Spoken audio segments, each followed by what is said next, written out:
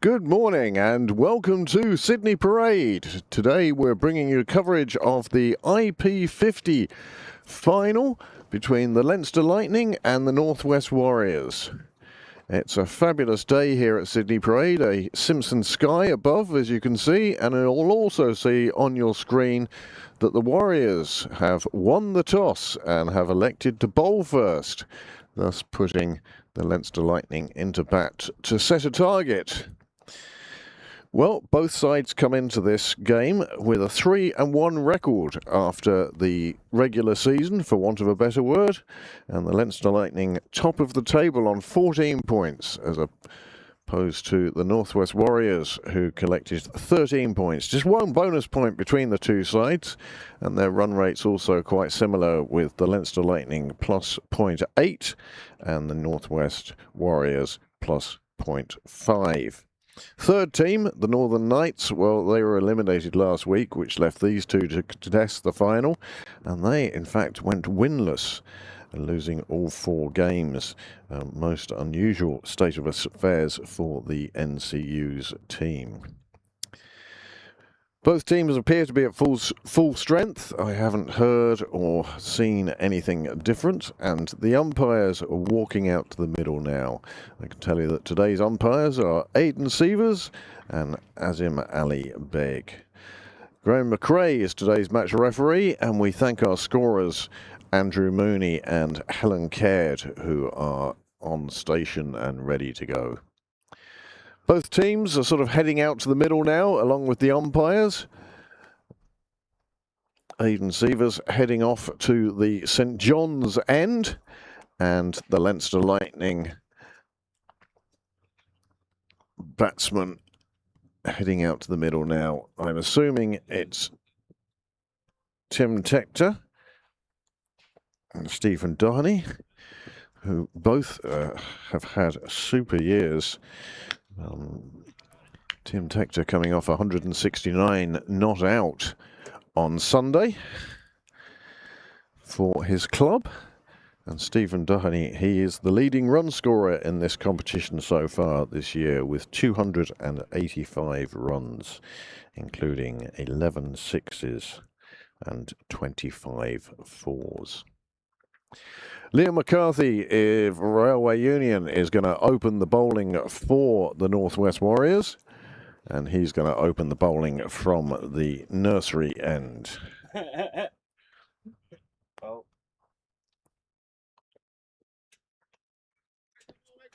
They're removing signs.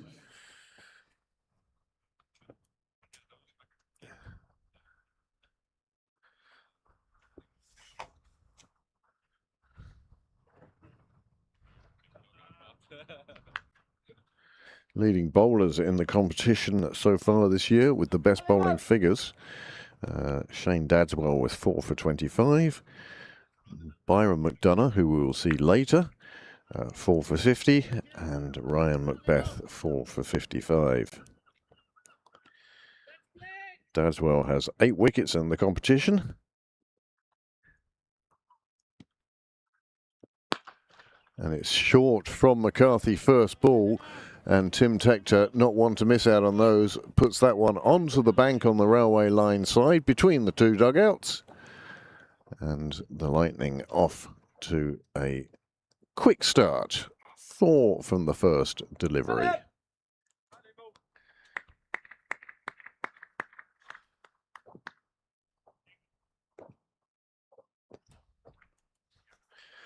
This, of course,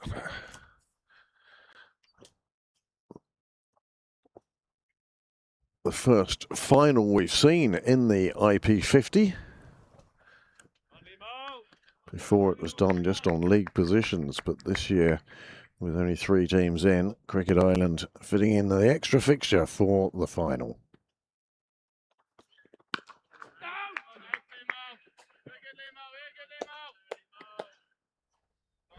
Better delivery from McCarthy, more pitched up on this occasion. Tim Tector just keeping that one out.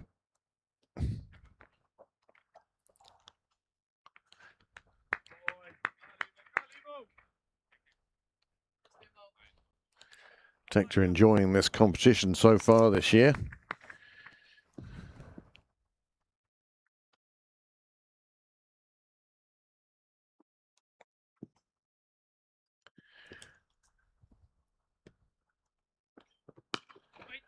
has a score of 84 under his belt in the IP50 this season.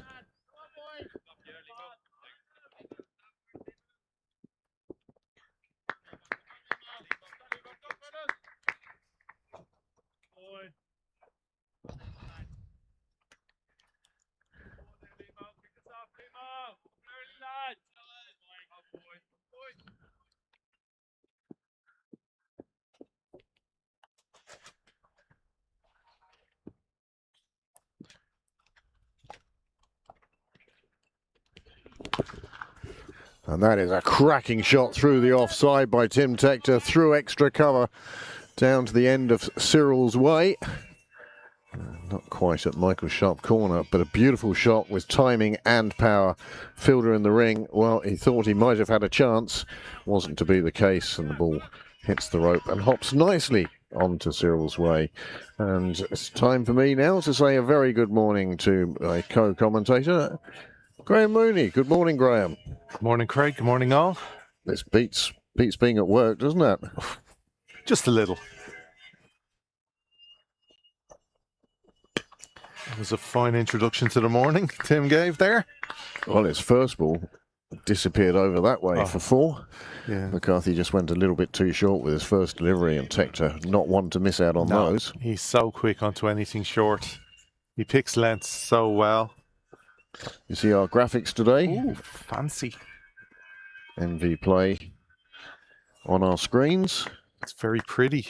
Well, Colours and all. It's prettier than Yes, what the we little were black. dealing with. Yeah.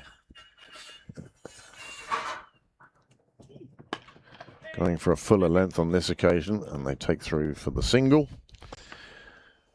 Another beautiful day here at Sydney Parades. Yes, fluffy white clouds everywhere. I mean, it is quite overcast, Bit of a but breeze. it is lots of separate clouds, not just one blanket of clouds. So we'll see the sun peeking through at various different times of the morning. We'll take it for what we can normally expect. Now, NV Play just a little bit behind on its scoring there. Let's hope it works.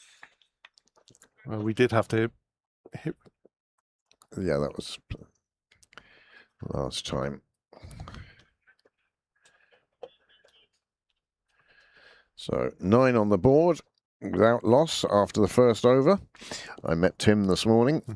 I said to him many congratulations on his magnificent 169 not out that he scored on at the weekend for his club side. Yeah, no, it was a magnificent knock. His second 150 plus in the competition. It was beautiful and beautifully backed up by his opposition today.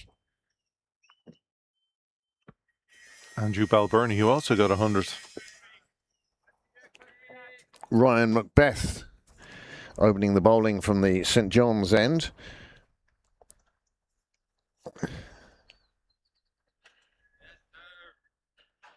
Ryan Macbeth with 7 wickets in his 4 games thus far.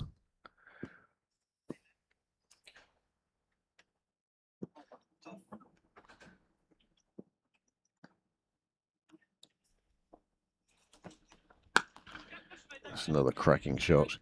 But this time the Northwest have decided to have a boundary rider out there. Usually we see third man and fine leg, so going square of the wicket on this occasion. But you know, these sides play each other enough that they know where Tim Tector likes to play. Yeah, we saw that field utilised at the weekend also, actually, by Malahide, starting off with a boundary rider instead of, as you say, the normal third man fine leg that every side seems to have their 2 outside in the power play. It's nice to see something different.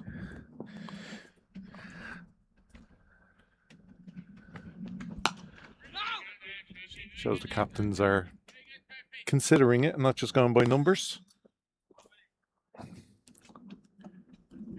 Stephen Doherty has the highest score in the IP50 this year. He scored 128 in one of the earlier games. In fact, only 2 centuries scored in the IP50 so far this year. Surprising. Which is very surprising. Now, we've had a couple of scores in the 90s as well, but Krista Frazier's and Stephen Doheny, the only century scorers. That's nicely slapped away through the offside for a single by Doheny. Good use of his feet there. Just getting out to the ball. Yeah, no, with all the talent on display and etc., a lot of these players are used to the grounds they play on. That is a surprising stat. And it's only 2 Leinster boys. But seeing De Freitas back a few times this year, you're not surprised with him. He's a fine batsman.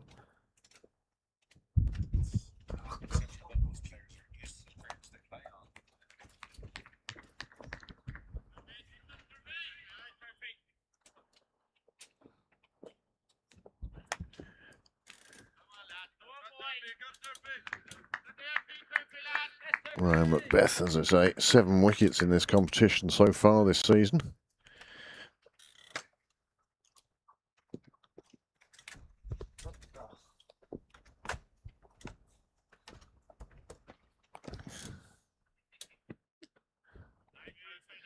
One player I'm delighted to see on the field today. I've seen him before in the Interprovincials and he's impressed me on those occasions. Trent McKeegan. He's into the side today. The Leinster Lightning have named an unchanged team, I think, from that was up in Lisbon last week, where the final was decided when the Northern Knights were eliminated from the competition. It's such a strong team, and names that people around, well, Leinster anyway, certainly know a lot.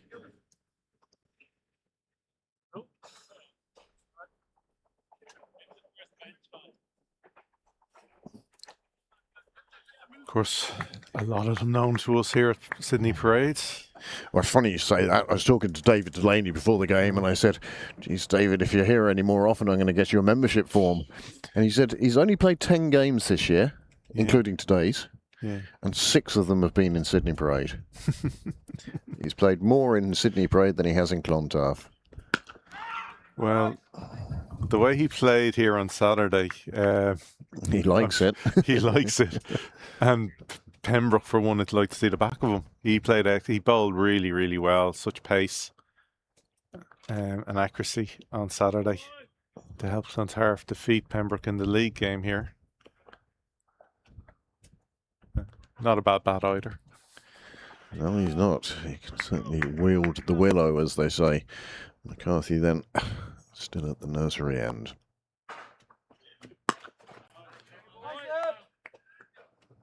Well directed shorter ball from McCarthy on this occasion. Keeps Doheny quiet.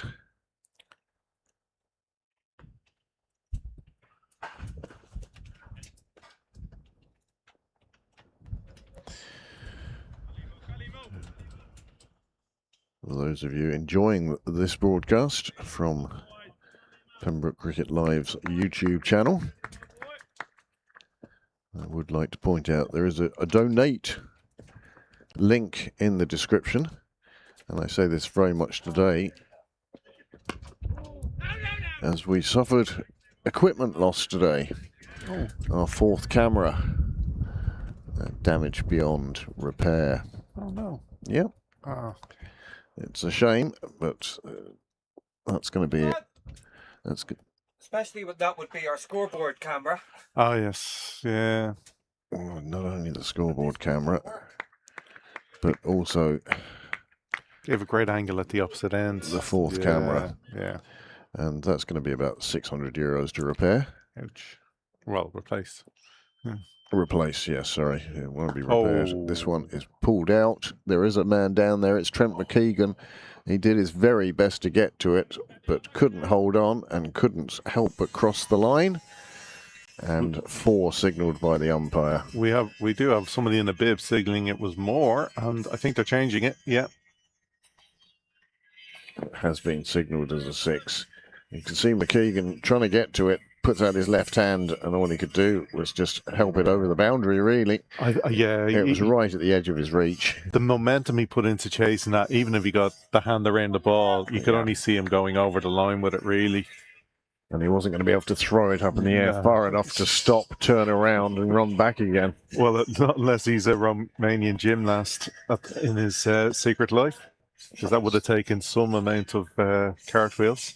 Some building work going on nearby, as you can hear. Not disturbing the players at the moment, though.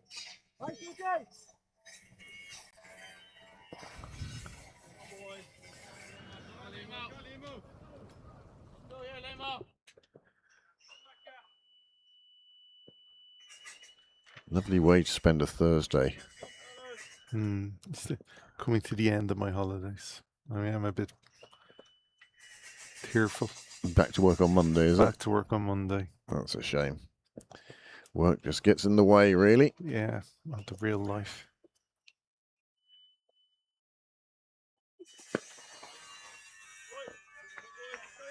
Well, another decent over from McCarthy.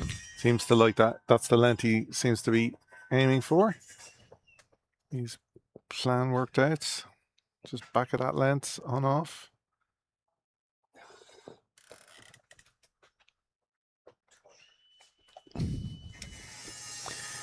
$17 without loss after 3 overs.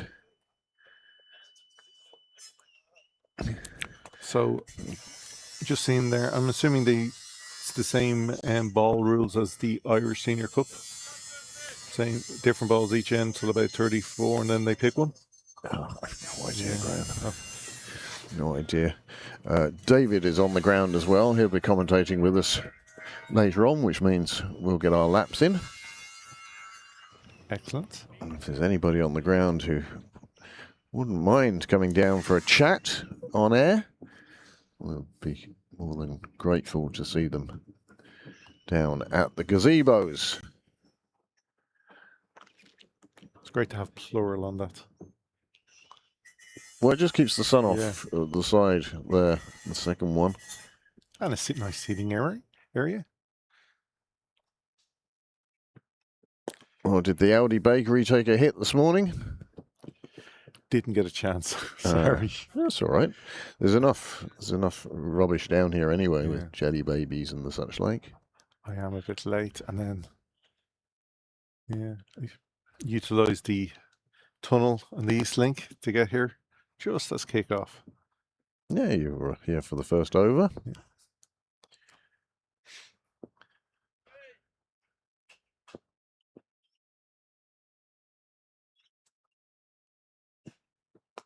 Nice bit of swing and movement that Macbeth is getting from this St John's end.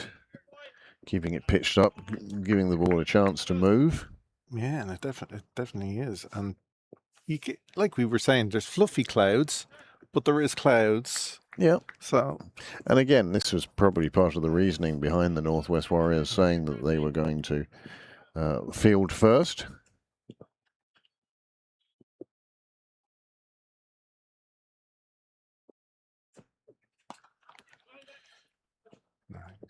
Played on top. Beautifully played, isn't it? Yeah, on top of the bounce. He almost got onto his tippy toes to make sure that he was on top of that one, and Tector picks up another boundary. And again, you could see that bit of movement from Macbeth, but he got on top of it so well, and the placement was perfect.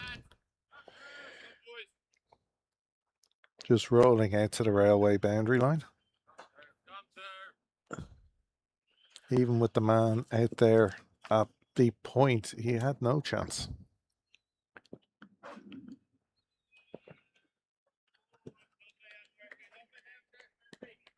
Does that one go through to the keeper?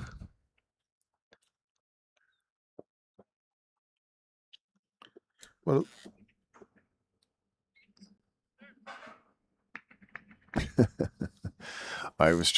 we just flicked between two different screens there. I wanted to see what number jersey the wicketkeeper was wearing, and he's not. Yeah. I'm presuming it's Gavin Ralston, but that is a big assumption. That is a delicious delivery this early in the morning. Just getting enough movement off the seam, take it away from the edge of the bat. And sometimes as a batsman, you just have to say, well bowled. And thank the Lord I'm still here. That's just a beauty from from like that. It's a pity for a bowler. Sometimes you do too much.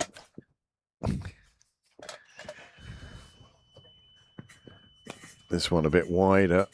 Let's take to put back to ball and get down to the non-striker's end.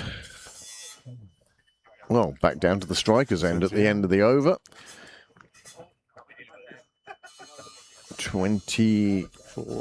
25 without loss from 4 overs. Morning.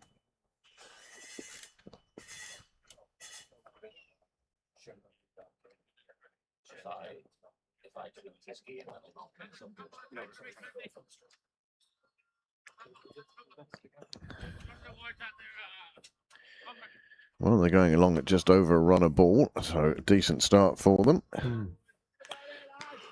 Do you wonder if any local knowledge, Andy Balburney, looking at how many runs have been scored here chasing in the last few games, meant they didn't worry also about having a ball first? Well, it's been such a good place to bat. Yeah.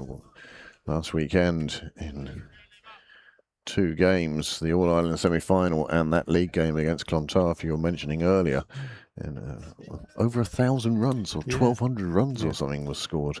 And An like incredible amount. In chasing, Pembroke scored over 300 on the Saturday and Malahide scored 270. Yep. So there were no demons in chasing seconds. If the batsmen applied themselves and got in, you can't score runs. So maybe that's also part of the thinking. Just straying onto the pads on this occasion. And the only fielder out there, Ashley Balburney. I fumbled it. Fine. But just slipping onto the pads there. Yeah. And as a result. Well, again, it's such a good outfield here. The batsman didn't even have to move. When did it last rain? Yeah, don't mention the R word. Well, Yeah. it's a fact. I mean, Yeah. the ground is looking bare and green and brown. Yeah. And the brown is coming through. And of course, there's a hose pipe ban in place, so you can't, not that we ever do, water the outfield.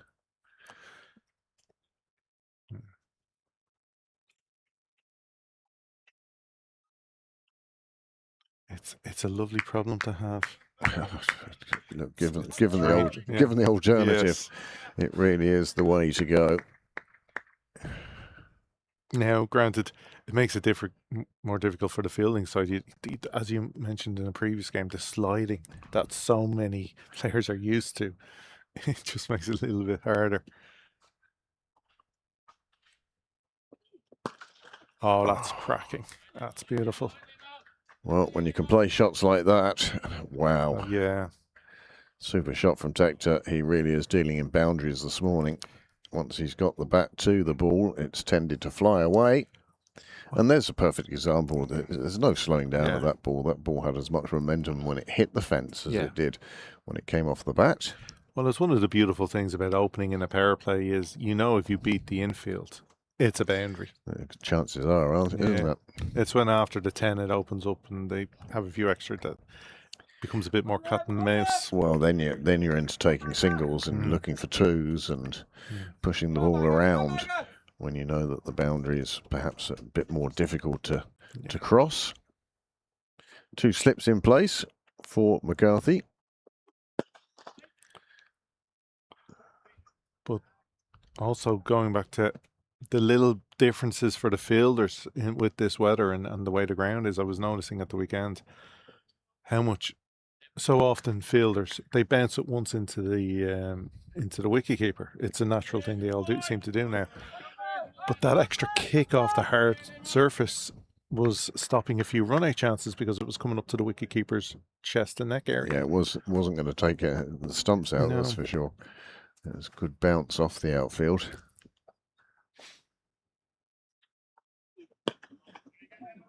Oh, he's taking on the fielder. And does so successfully. It's well spotted from Tector.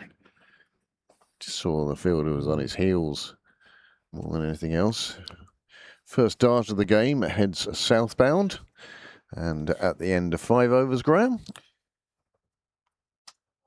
It is 34 without loss. 9 coming off that over from McCarthy. Not surprising with those two beautiful boundaries. One to the leg, one to the off. Just a Tector again showing his 360 capabilities early.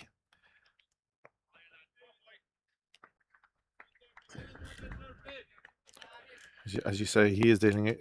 His 24 runs, 20 of them have come from boundaries. Donny, 8 runs, and 6 of them have come from a boundary.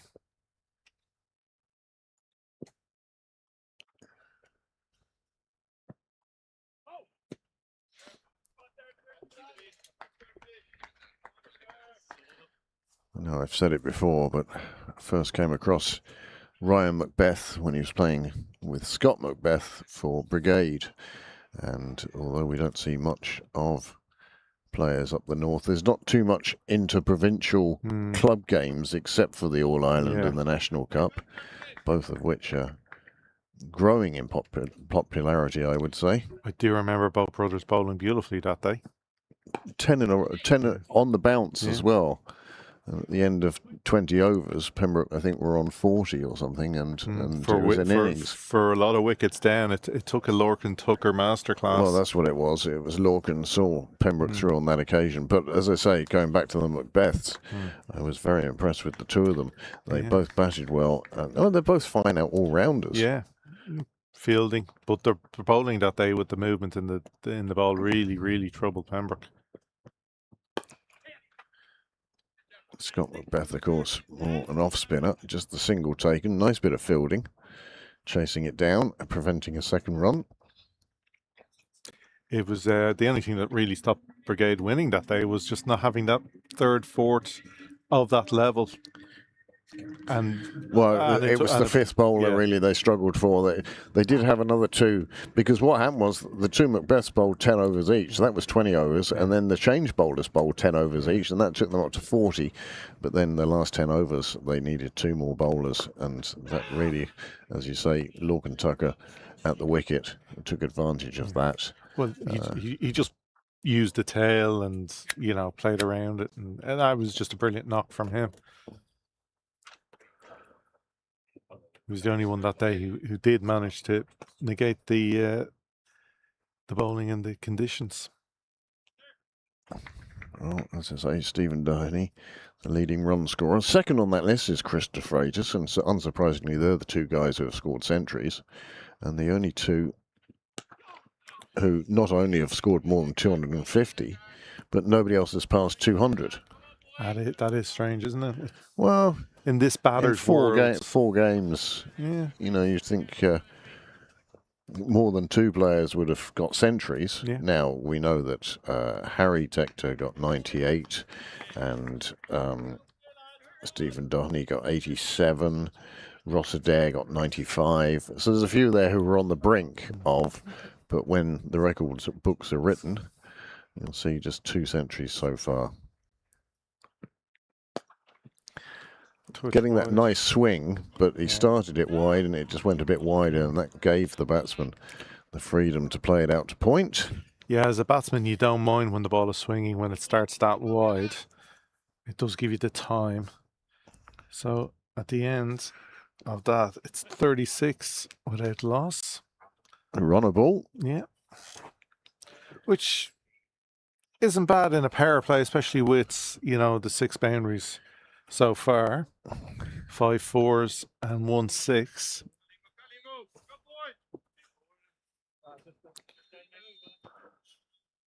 So going to 1 slip now, McCarthy, and we're just an extra fielder in the offside ring. The 2 men out are still deep fine and deep third.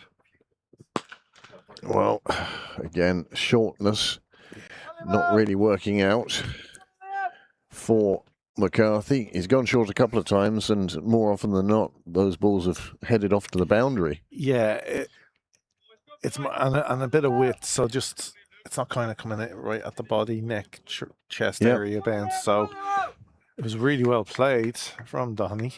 And again, talking to that, I felt a big kick of dust when it landed.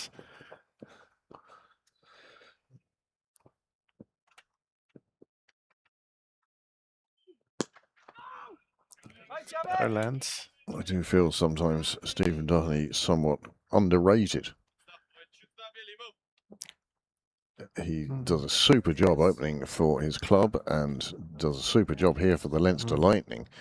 And but there's so many openers around, especially in white ball cricket, with your Ross Adair's, your Tim Tectors, Paul Sterling, Andrew Balbirnie. You know, all these guys are good at the top of the order. And as a result, sometimes I feel that Stephen Doherty is overlooked. Not by the selectors. They've named him in plenty of Irish squads over the years. Again, you're going for 2 spots between, as you said, a fair few talented players. It can often, well, with any selection, when you're going to the top of the pyramid, it's a flip of a coin. It really is. I mean, you look at Christopher Fraser's, who's been batting in the middle order brilliantly for the Leinster Lightning, has played well for Balbriggan this year as well. But he's an opener. Yeah.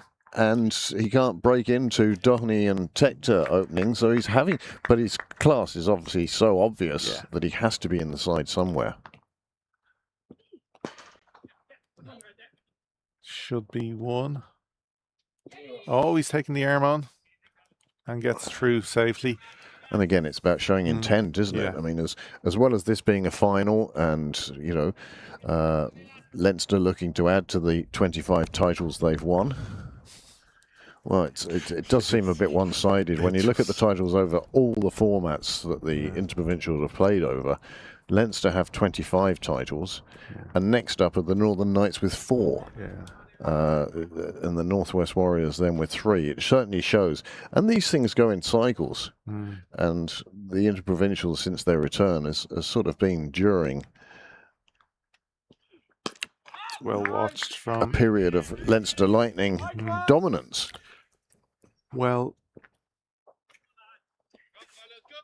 having a great discussion at the weekend on Pembroke Cricket Live, and I'd definitely be in favour of bringing a 4th side back into the competition as an under-23s. Perhaps a development side is the way to go there.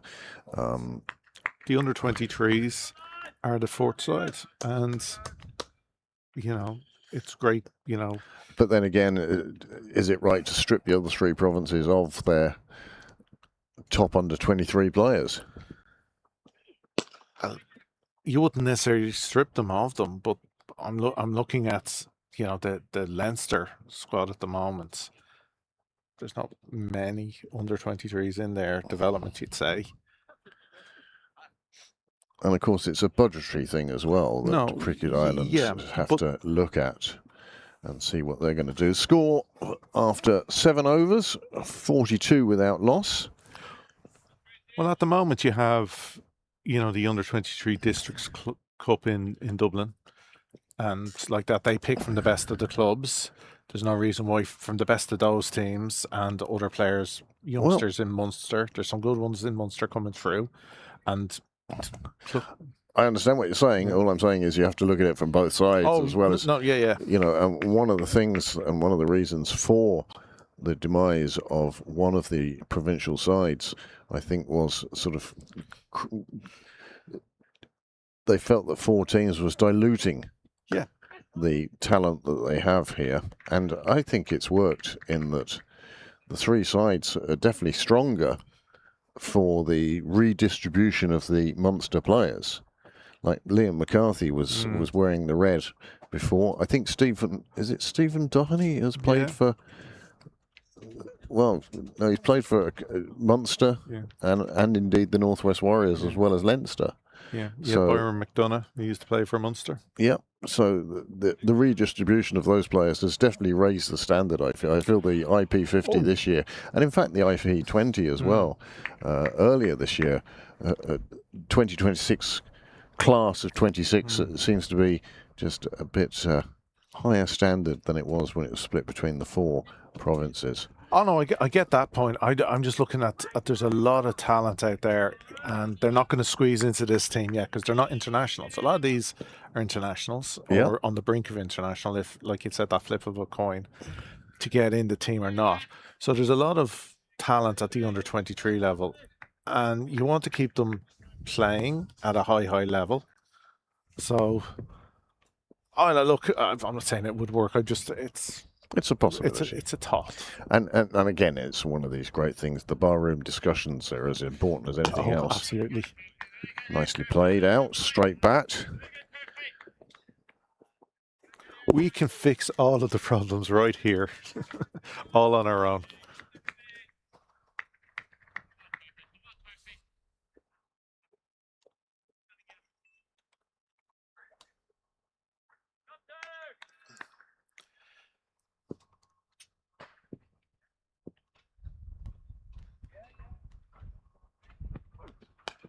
Macbeth in.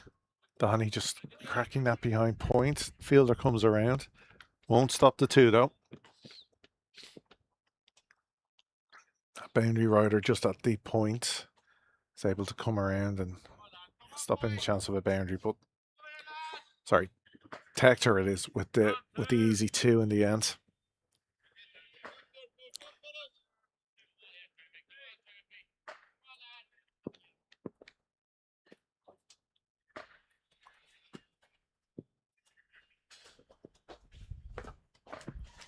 Again, Tector happy to watch that through. Bit of movement from Macbeth. We have had to go to our roll graphics. Sure, no harm. No harm. Still given the important information.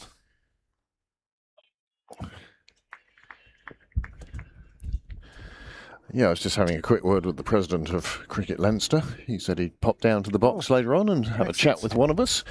And also I spoke to Dave and told him to come over to us at 10 overs. Super. And one of us will stay and the other one will go and use the facilities. I'd love to get a coffee. Sure you would. You can wait. Seniority rules. I need to get rid of a coffee first. Okay. But I'll get you one in the bar while I'm up there. Just milk. 8 overs gone then, 46 without loss. Good over for the Northwest Warriors, and we're approaching just 2 overs left now till the end of the power play. And then, as you said, Graham, the field will spread and things will start to settle down then. But it's a good run rate for the Lightning thus far. Both of these batsmen are, by nature, very positive batsmen. I know there's the different words: aggressive, positive, front foot. But what Leinster will be happy with after being put in, as you say, 8 overs, run a ball pretty much, and both batsmen still there, getting their eye in. Well, that's it. That's the important thing, and that's the thing that Tim Tector suffered from when the IP50 came to Sydney Parade earlier in the month. Yeah. Within the last 4 weeks anyway. It may have been June. But he was getting into trouble squared up and edging off, and he's avoided that. Yeah, especially the first over. But then again, I'd take his slumps if I got the few of the runs he gets outside of them. Well, he probably scores more in my... Well, we were only talking... My best ever year would be worse than his worst ever year, I suspect. That's the level of talent that Tim Tector certainly has. Well, he probably... His worst... Change of bowling? Yeah. Trent McKeegan coming in. Yeah, my best ever year is probably one game for him.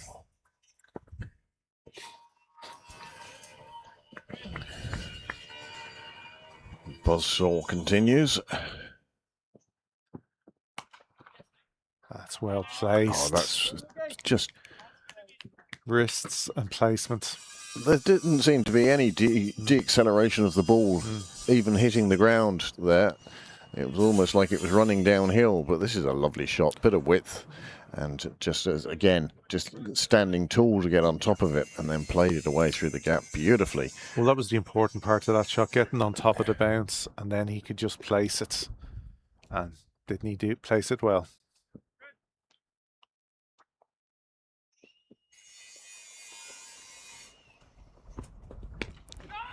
course, we got the lovely stats at the weekend from Ger Siggins that likely Tim Tector is the highest run scorer in the Irish Senior Cup in a single season now. In a single campaign. And of course, he'll have the final of that against CSNI in Castle Avenue.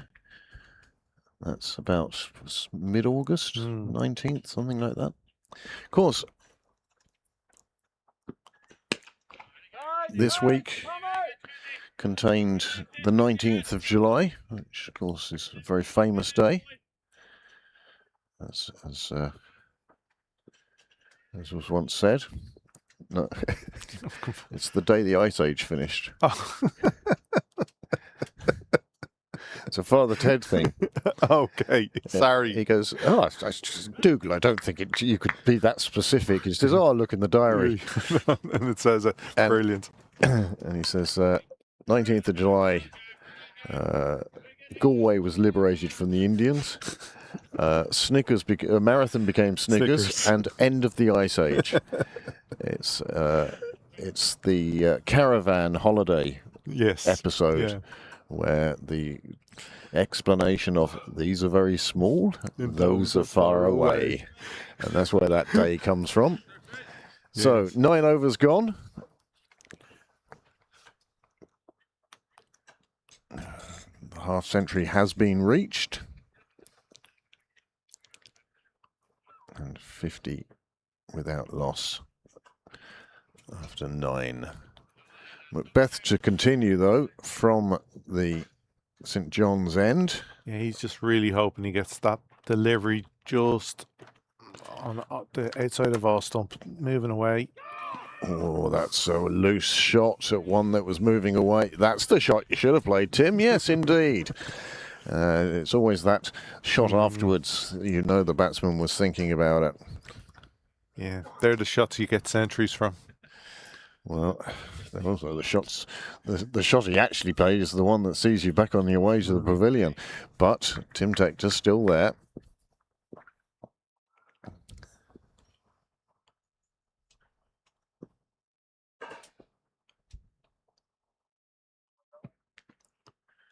Touch wide. I think that's our first extra of the day. Second. Did you see a wide earlier on? Yes. I missed that. 51 for none of 9.1.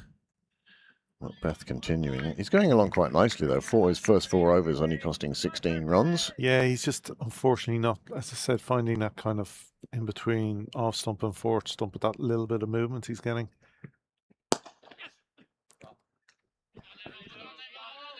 Nice bit of fielding by Liam McCarthy.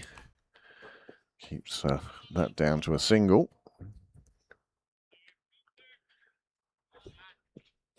Never easy after a spell of bowling, tend to be diving around. Oh, I don't know. On the other hand, you're feeling good and loose after a bit of bowling. Yeah. What he will have noticed is with his short sleeves and no arm guards, that's the firmness of the ground. Well, he launched into that one, did Doheny. Straight over extra cover. Runs away quite cleanly. Saw the space he had and went after it. Width. Again, he was just afforded a little too much width there. And again, he's making the most out of this final few deliveries of the power play. And with nobody in the deep in front of kind of pointish area, it's kind of... Oh, that was always going to fly away, wasn't it?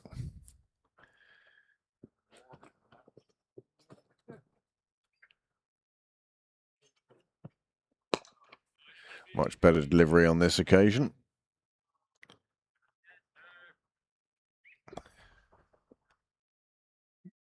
He's bowled well, but again, it's when he's strayed with that kind of length and width is where he's getting punished.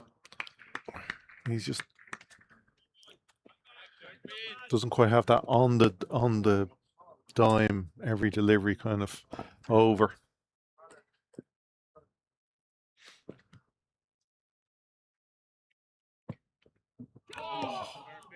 That's the line he's looking for. That's that full stump line you're talking about, drawing the batsman into a shot on this occasion. not working out. So you know how I do this. Yeah. I'll Yeah, leave that with you. It's kind of one of those things you kind of go, just ball that every ball. Yeah. It's easy. Sitting here. And those are my notes. You're more than welcome. These are the people who've scored 50s.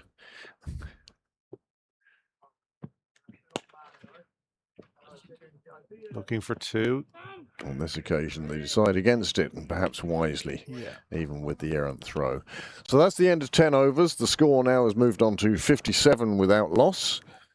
Stephen Doheny is on 25 and Tim Tector on 30. The scoreboard will catch up to us very shortly. And You're going to take I'm going to take a short break, and I shall let our third commentator, Dave, come in. And I'll see you in 10 overs. Sweet. So that is the end of the player play. As Trent McKeegan goes back to his mark, and we welcome Dave for the first time this morning. Thank you very much. Great to be on. Great to have a grand final for the IP50. Isn't it, though?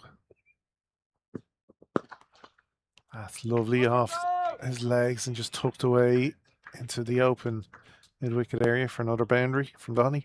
Yeah, it's hard to kind of manufacture a final in when you have this kind of format, but it's worked out. Yeah, it certainly has. I mean, it's just great to have. Obviously, you got your top 2 sides that move forward. We've had some good contests throughout the competition this year, but I think last year would have been fantastic, wouldn't it have? Went to the last day, I believe. Leinster Lightning winning the trophy in the end, but Munster Reds were in with a sniff. Yeah.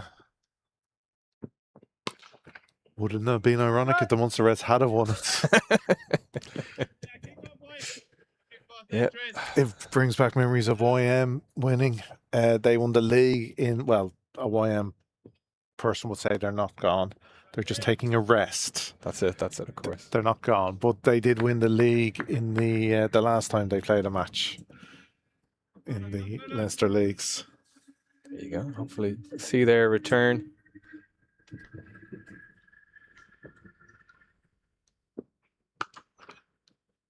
Again, Donny just nicely played out. There is the fielder now, though. Now we're outside of that power play. We have seen a change in the field. Yeah, lovely shot there. Very well picked up. Quite a few very nicely picked up today. Doheny with that incredible shot over cover in the previous over. Yeah, it was a sweet strike. Again, he's anything wide, he is latching onto very quickly. So the bowler strays kind of 5th, 6th stump. He's jumping on it.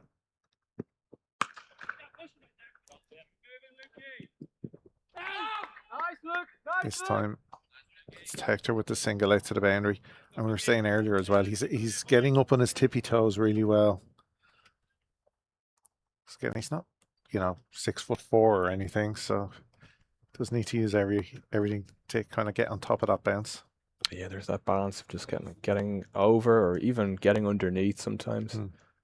Past the power play now, so yeah, more likely to get over it.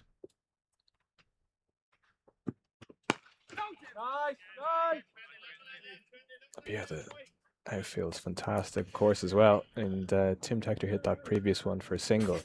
They looked to push for 2. I think that was more optimistic, really. Yeah. It was pretty much the fielder there, and with we say it every week here on Pembroke Cricket Live, watching the fielding in the Premiership here in Leinster, and it's the butted arms and so accurate. That's the other thing too.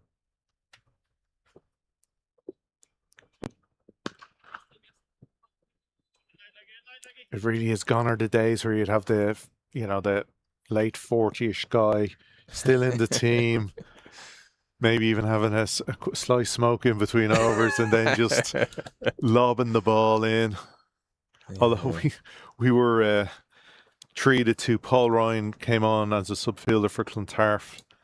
Sorry, at the end of that, 64 without loss as they march on. And he came on as a subfielder for Clontarf. And Paul Ryan has this way, he only flicks an underarm. Yeah. But it's so accurate and goes further than I can throw it over arm, but just it's a different view than what we normally see any given Sunday or Saturday. Yeah, it's just doing just enough. Wise old fox. Yes. Oh, the noise levels raised when he came onto the field. There should be subfielders can't bat, can't bowl, and can't speak.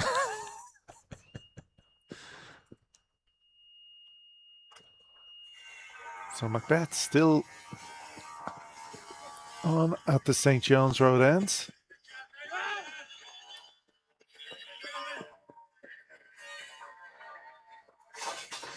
Yeah, continuing on. Into his 6th over. 4.6 economy. One thing is this wicket, I suppose, it's just this angle that we have with the camera maybe. You get less of a sense of it when you're looking across the ground just in the boundary, but how green that looks is actually incredible. Yeah. It's that oasis in the outfield. Yeah, like you said, from this angle, we see a lovely, lovely bit of green. But that's just, of course, the square getting an extra bit of water during this really dry period. Without hoses. Oh, yeah? Hoses are allowed for the square.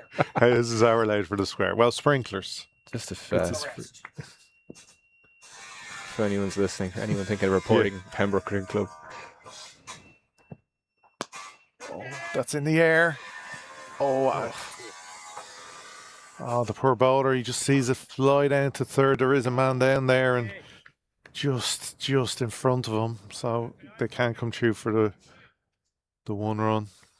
It was just such a thick outside edge as well from Don. He kind of really gave it everything. The old thing of if you're going to flash really, really hard, which is exactly what Doheny did. But he nearly cooked it too much that it nearly carried, but of course it just didn't. Just died.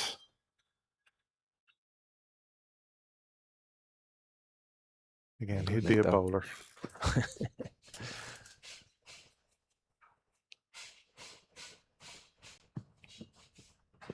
Again, just a little too much from Macbeth. Getting the movement, but it just started too wide. And that is the 3rd wide from him this morning. Seemed to put a little bit more effort into that one. Yeah, could be getting a bit tired now after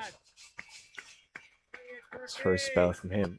Yeah, we were speaking earlier. He has bowled 10 in a row here at Sydney Parade in a Irish Senior Cup game before, so maybe he is looking at one spell. You just don't know what the skipper will be wanting from him.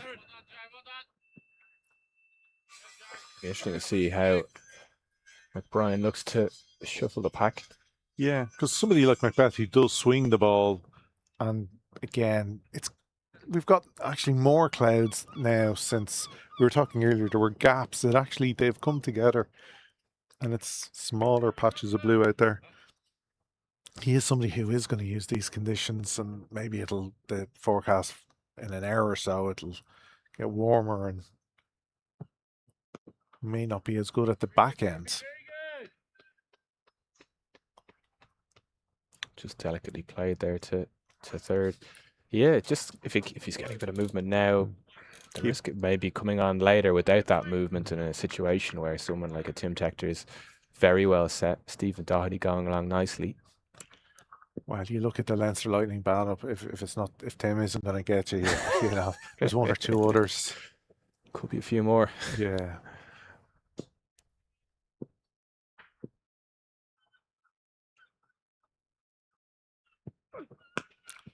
Pembroke certainly enjoyed that here on Sunday in the Irish Senior Cup semi against Malahide, where, you know, obviously Tim's 150 plus and Andy Balburney's 100. But then you're looking at poor Malahide in the hot sun, and you're kind of going, well, if you get these out, you've got Harry, followed by Lorcan. Alison Sheriff, who's Pembroke's pro, has done well this year. So you sometimes get, when you're a bowler, do I want a wicket? Yeah. You got to manage the game, maybe. Yeah. Who do you want at the crease? Yeah. That's tricky enough, all right. He's only scoring 8 and over. The next guy might do 10 to 12. It can be tricky. So at the end of 12, we've moved to 70 without loss.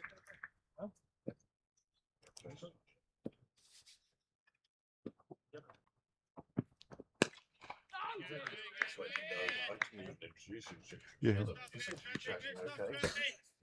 Yeah. Who is this strange person beside me?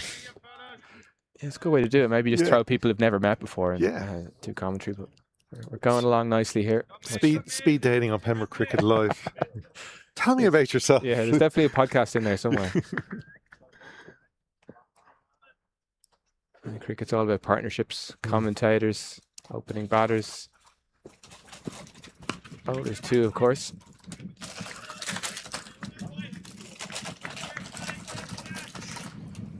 Yeah, anyone who's played cricket, I'm sure, has had that moment. You walk out and you've never played with the guy before, and it's like, Well, I trust his call. Send him back. Yes, no, maybe. Yeah. Do I trust it in that split second?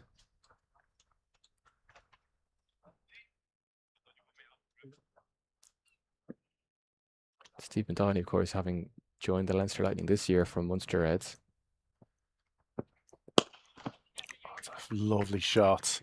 Straight down the ground. Barely has to move. That's 4 all the way.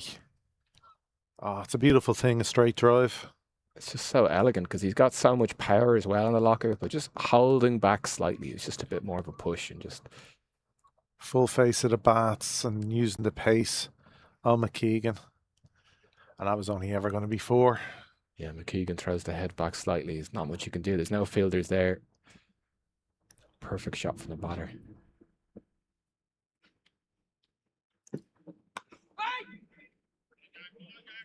Just definitely looking to play that down to third. Yeah, there is that gap between point and wicketkeeper. No slips in. There is a man at deep third. Macbeth having a little sip of water. Having a little chat. Yeah. Barry McCarthy in the house. Who's giving advice to who?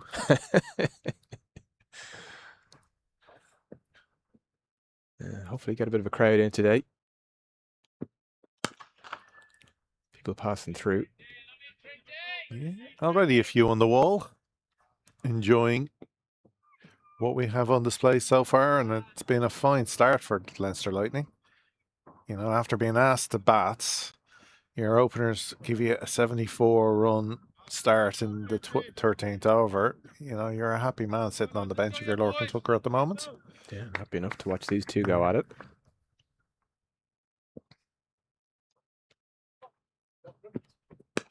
We often say here, like, you know, the first 10 is your amuse-bouche.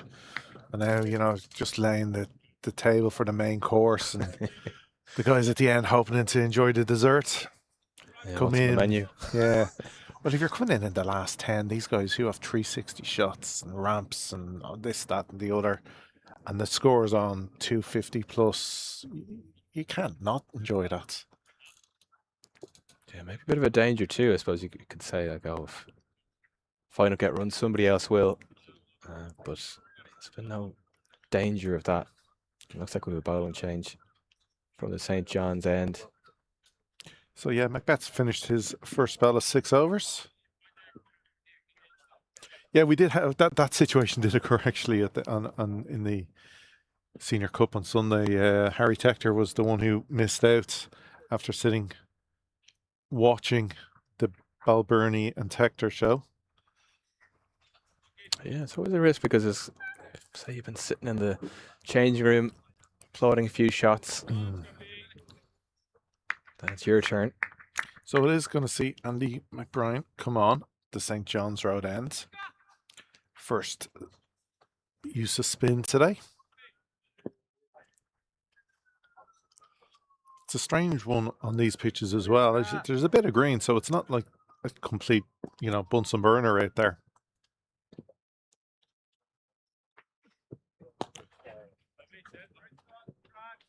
Tector happy just to get a single off the first ball.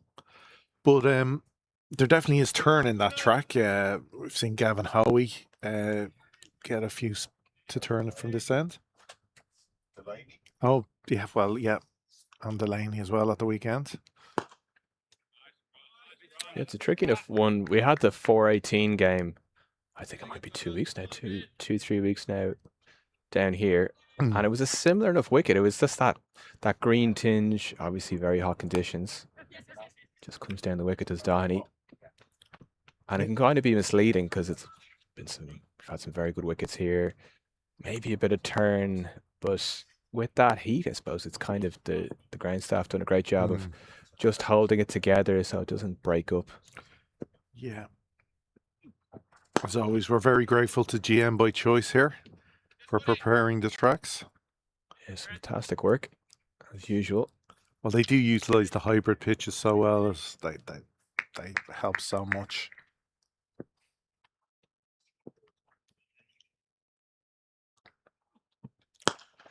And thankfully, they changed the rules so you could use them in first-class games. So that made life a bit easier.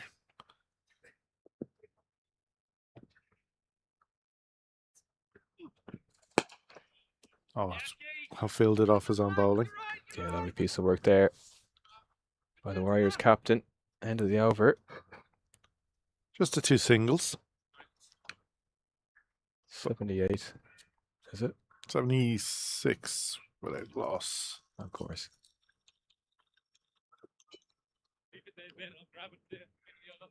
Yeah, it's a tricky one.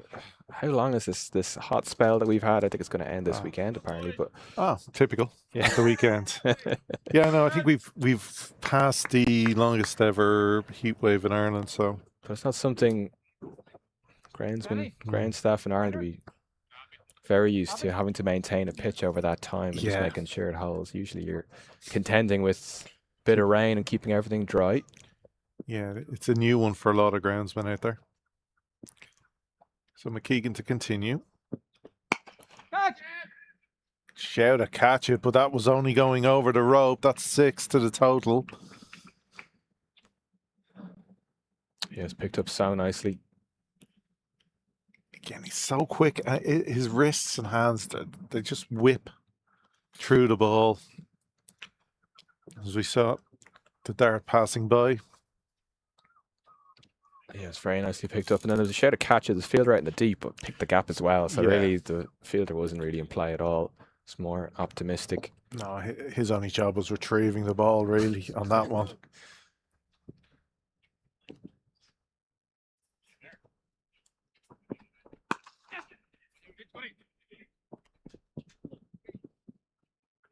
Lovely bit of cricket there. Take the single. Oh, it's bobbled through. Not quite for a boundary, though. It's just pulled up inside. First little misfield of the day. Just a little bobble. It is tough out there. Yeah, at least they don't have to contend with some serious heat. That's something at least the Warriors would be thankful for. That's the worst thing you can have is ball disappearing to all parts, heat coming down, fielders having to move. Maybe you throw in Chris DeFreitas, left-hander. Oh yeah, that's always going to be a difficult one, yeah. A few extra yards to be running.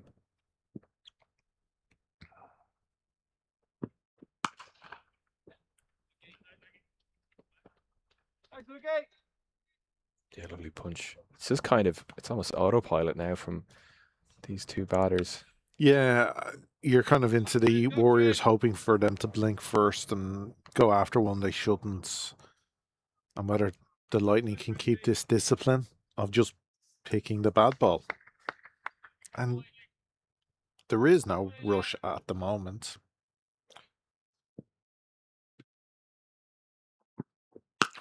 Oh, that is out of here.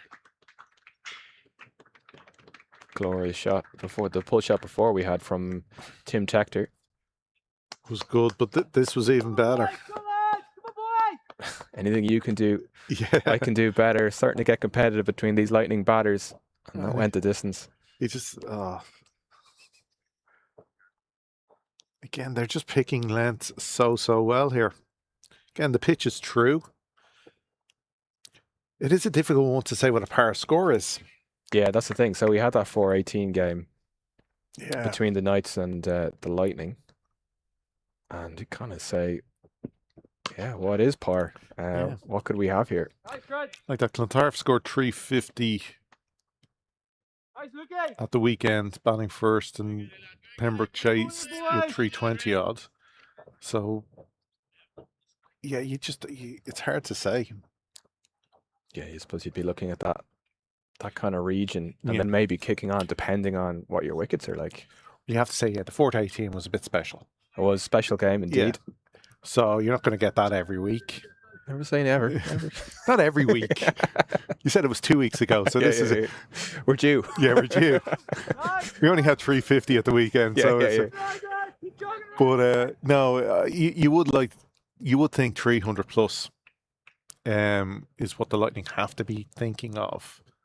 But yeah, conditions, obviously if a bowler gets a spell going, but with the lineup to come, who's sitting on the bench, they've been given a platform to chase anything they want, really.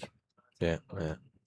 It's a tricky one. It's kind of, you got these two very good, quite technically correct batters, you'd say. Obviously on that occasion, the Knights set 4-14, and Rossiter, in true Rossiter fashion, just went at it. Lost a few balls in the process, as he's wont to do.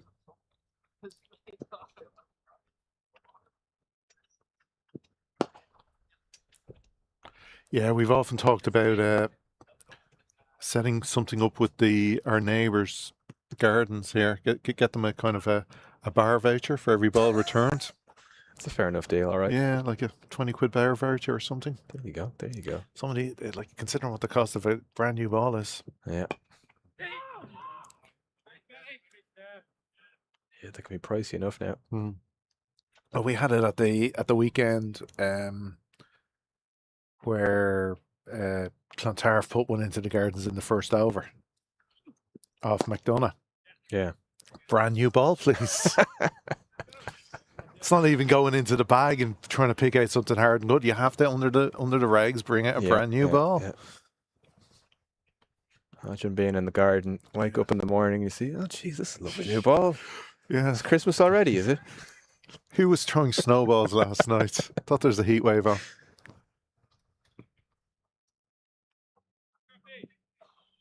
So what do you make of this decision by the Warriors to bowl first? Well, again, they probably were hoping maybe to nick 2 out in that power play with the overhead and the way Macbeth does move the ball.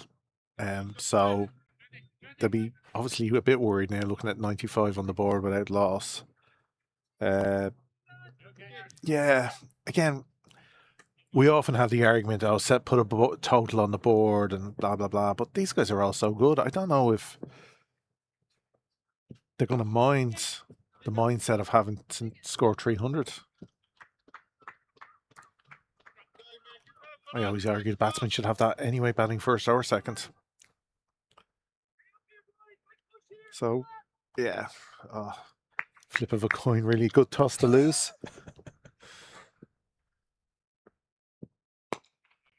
Yeah, how do you beat this Leinster Lightning side? They look so formidable in so many areas. But again, another good over for McBride. He is finding a way to just negate these boundaries and pull it back. Just 2 from that. Yeah, the joys of if you captained at the lower levels and you'd come back in and say, did you win the toss? No. Just in case whatever happened. You always say you didn't. So you're never wrong. Good position to be in. Little chat there happening just before between McBride and Callets. McBride's so handy in these. He'd pride himself almost to find a way of going at a lesser rate than everybody else. Oh, absolutely, and he so often does. Water. He probably treats every time he bowls like the opposition. It's a T10 or a T20, whether it be T50 or whatever. He's always going to want dot balls. While still he's attacking those stumps. Yeah. Just incredible accuracy from the Warriors captain. Nice start. So we have a change of bowling at the nursery end. Jared Wilson on for the first time today. Yeah, we'll see if he can prize out a wicket for his skipper. McKeegan maybe just was a little expensive. Just trying something different again. Trying to get that breakthrough.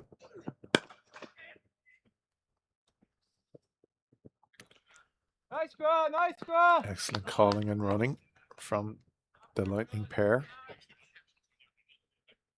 Yeah, we've got McBride. We've got some of the other spinners as well. We've got Scott McBeth. And we've got Garrett Delaney, of course, as well. So it's fascinating to see how they're used, how McBride uses himself as well.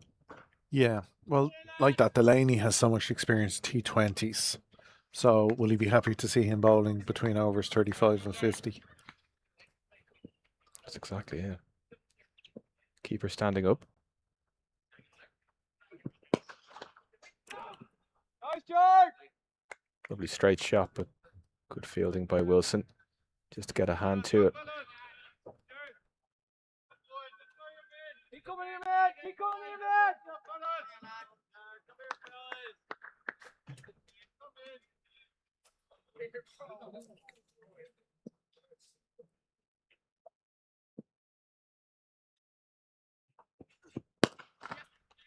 Oh, that's well placed.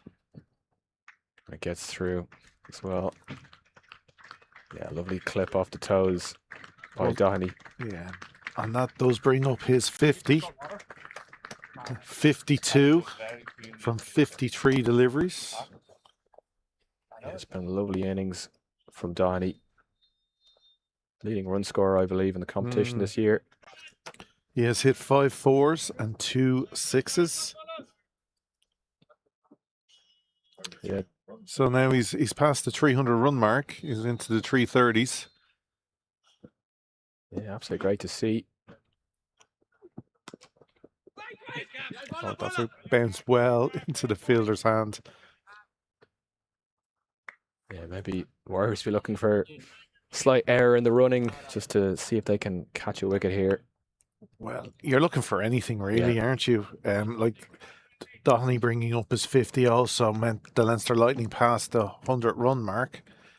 It moved to 102 in the 17th over.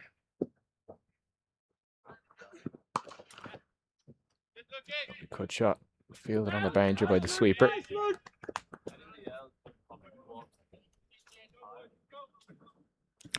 So, end of the 17th, the Lightning have moved to 103 without loss.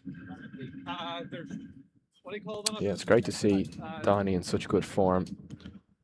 Really staking a claim. Got runs too last year as well for the Munster Reds, and runs as well in the Emerald Challenge. Yeah, it's we were only saying it's so hard when you're trying to pick 2 openers. What 2 do you pick? Like when you have an Adair, a Sterling, a Tector, and a Dohney, just to name 4. Like there are other good openers out there. But even picking 2 from those 4, you know, that's fantastic to have that competition. Something they've always been crying out for. And then having, I suppose, a batter who can fill in those different spots you suspect. They've utilized Tim Tector in different positions. We're also only saying Christopheridis also could be an opener, but he seems to have moved down the order. Well, he has to with the Lightning, but also in Balbriggan. So the way he bats, I think he's such a proper batsman, to use a phrase. Yeah, DeFreitas is fantastic to watch, man. He's in full flow, which he seems to be at the moment.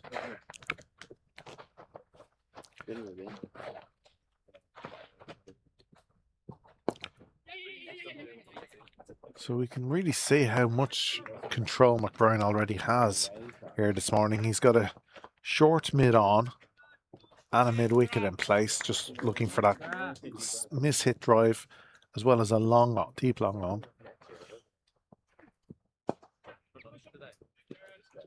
Just angling it into the body.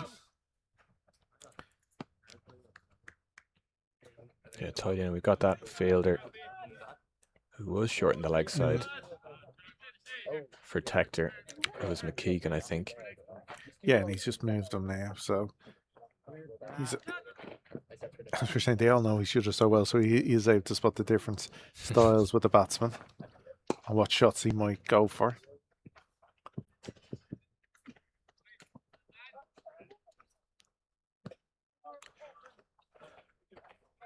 So we hit the end of the 18th. Another over with just 2 singles from it. Yeah, just keeping it very quiet, Andy McBride. You start to build a bit of pressure there, and then if you get another bowler at the other end to That's the key, isn't it? to support that, then all of a sudden you can turn the screw a little bit. Very 50 over cricket, just kind of the quiet middle overs that we used to have. Don't have them too often now. He'll just be desperate for that bowler at the other end. You know, he'll just tie up an end with him and create that because if the Lightning know, right, we'll see out McBride, go to the other end, get our 6, 7 runs, 8 possibly more, then yeah, they'll be happy to do that. I don't know, maybe another bit of spin. I know they've got Wilson, he's only bowled one over, but another little bit of spin at both ends in these middle overs. Yeah, spin at both ends. Maybe the nursery end. Yeah, could be tricky, but Garrett Delaney. Yeah, could be tricky enough for your spinners, but we'll just have to see how Wilson goes. Just the 6 so far from his first over. But yeah, our leading run scorers so far, Stephen Doherty went into this game with 285 runs to his name in the competition. He's moved past 300, 258 for Chris DeFreitas, 193 Jake Egan, who isn't in the team today, which is interesting. Yeah, again, we're not privy to all the reasons why. There could be niggles, there could be little tweaks and etc. with players. Maybe it's just a selection, maybe it's an injury. We actually wouldn't know. So, yeah, it's a pity. Maybe he's on his holidays. You don't know. You never know. Yeah. You really never know. If you're watching from a beach somewhere, hello. But yeah, Jake Egan, he's had a wonderful summer. He got some runs in that Emerald Challenge 4-day game, was included in the test squad. So, and then it's fantastic to see him kick on as well into the IP50. Yeah. For me, I've been saying the last few weeks, we're talking about DeFreitas. I'm looking at him bat now. I've seen it a few times with Balbriggan and the IP, obviously. I think he'd slot into a test team beautifully. I just think he can bat long and multiple sessions the way he sets up. If only Ireland were playing multiple tests and you get the opportunity. Like by the time we get our next test, he could have retired 5 years.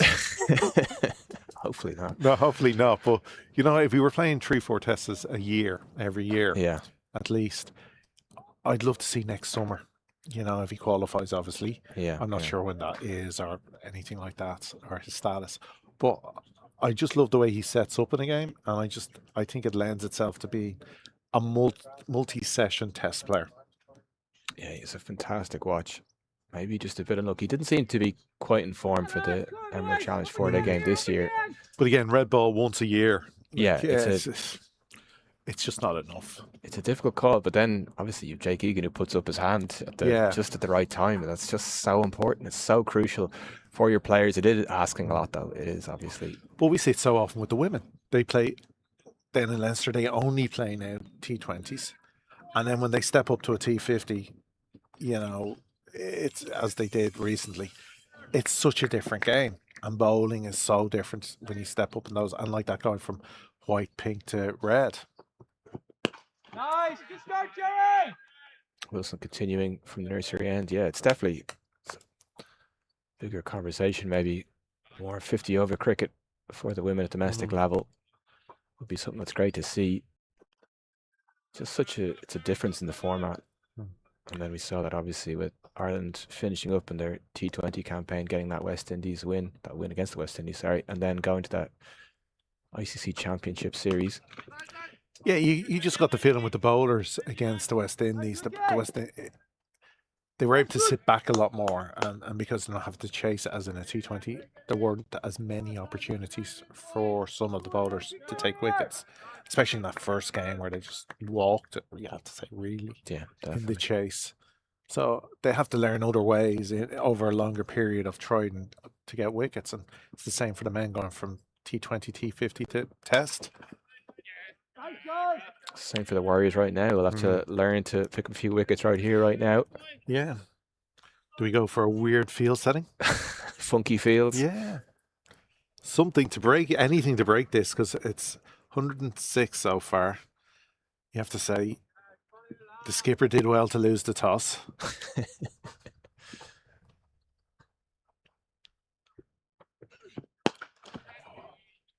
Again, that's picked the length beautifully and just pulled into the very vacant cow corner, right in front of the Northwest Warriors changing rooms, per se, for another 4. Yeah, let's move Tim Tector to his half century. He's joined his partner. Hasn't got too many runs actually in this IP50 Cup this year. Yeah, he's moved it. 52 came from just 48 deliveries. And he straight away follows it with another. He had scored 6 fours and 1 6 to get to that 52. Yeah, 2 glorious shots. Pull shot just before and just clipping this one. Keep coming, 2 full from Wilson. Yeah, and into the legs. You really can't bowl there to somebody who's seen the ball this well and is in this form.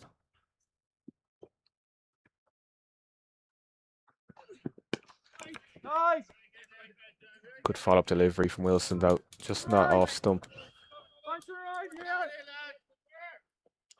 We were just saying that Wilson was doing a bit of a job for his skipper, trying to keep things quiet now. It wasn't a gigantic sample size. But that, after McBride's 2 runs the previous over, that just broke the, the little grip that over. 2 boundaries from it. So they're moving nicely. Watchful, but calmly along, say 3rd gear. That's it, definitely. Keegan, your picture there. Included again. Filling it off.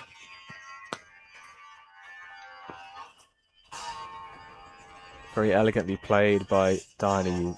He makes a bit of room off the back foot and just opens the face slightly. Practices that shot again from the non-striker's end.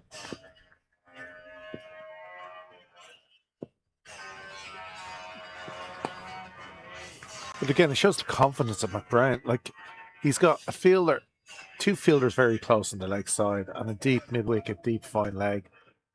But he's willing to, he's leaving Cow very open because with deep mid on as well, it's a big space. Question is, does the batsman feel comfortable going outside and trying to sweep him onto this big vacant area? And that's the battle. Yeah, it's what Brian's saying. Shot that he wants the batters to be playing.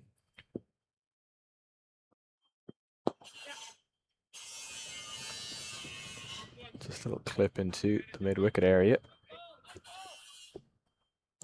Balburney tidying that one up. Yeah, you get these lovely games of cat and mouse always with McBride. He's just always fascinating to watch. You get these little mini contests. Doesn't really matter what's happening in the game. It's just what's happening with McBride and the batter. Just blots everything out. That must make it extra hard to be the skipper then, because he does have to, in some ways, worry what's happening at the other end. He wants that other bowler just to match him a little. Yeah. He's the man who seems to have put his hand up anyway for the captaincy. Seems to have been comfortable with it anyway for the last few years. Oh no, and he's done a great job. I just mean, he does. He's, like you said, he's in his own battle here, and he's doing brilliantly.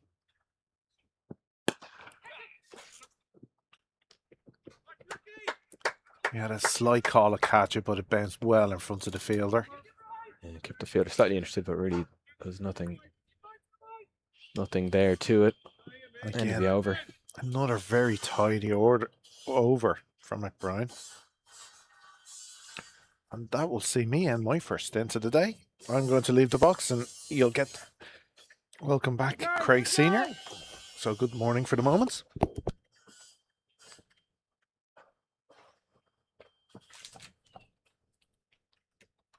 Yeah, like a slight shift in configuration. A few options today. Now Andy McBride considering his options while he's continuing with Wilson. It's just slightly more expensive in that second over.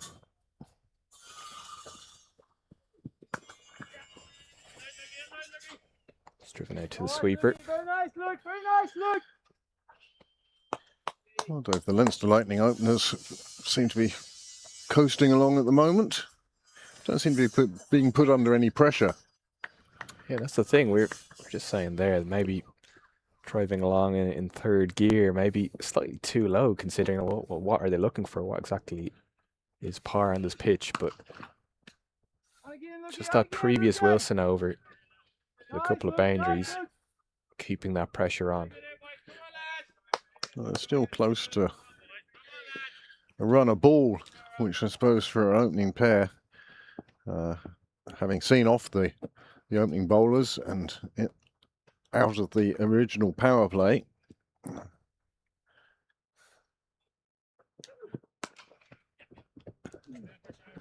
Played nicely away down to third, and it does make the boundary despite the best efforts of Macbeth, who has caught his shoulder a little bit there.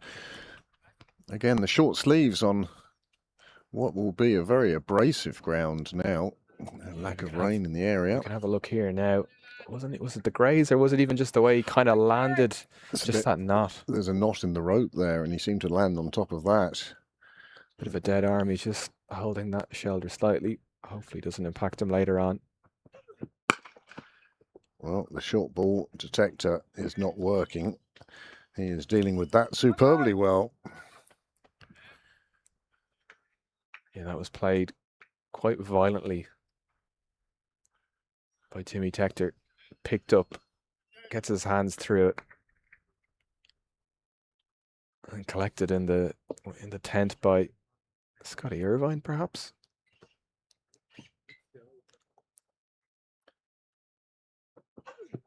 Nice yard, nice yard. Good follow-up delivery from Wilson. Yeah, it's the sort of delivery that you really need after having been taken for such a big boundary. Just make you feel a bit better that you're not conceding it everywhere and all over the place.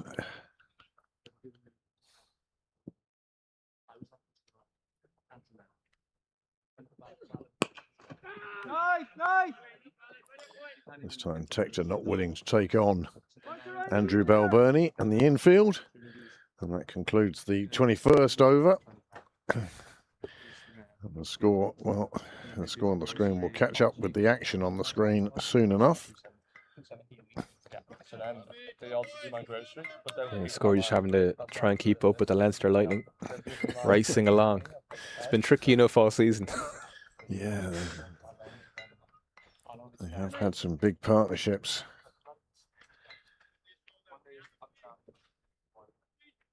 But Stephen Downey continuing his good form. Tim Tector, maybe hasn't had the runs that he would have hoped in the competition. Yeah, just the 1/2 century before today.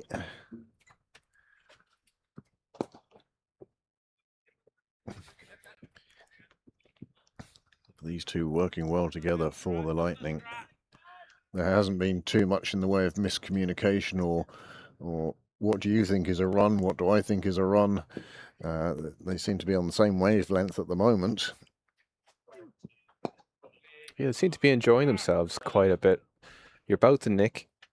Good wicket. If no wickets down, it's a good place to be for two batters in the middle.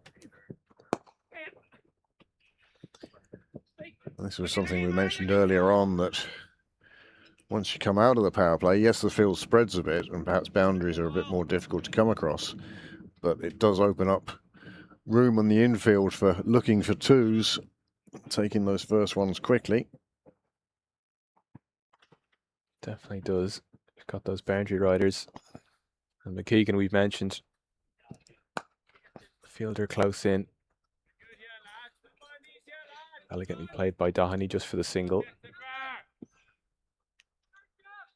Just moves so nicely on that back foot. Punches it. Not a huge amount of turn for McBride.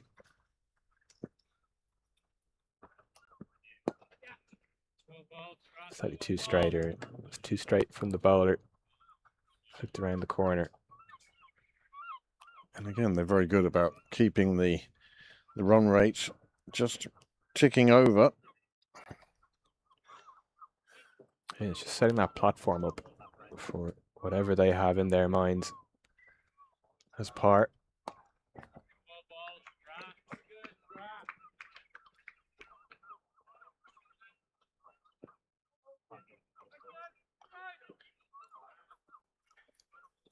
Really good over from Andy McBride.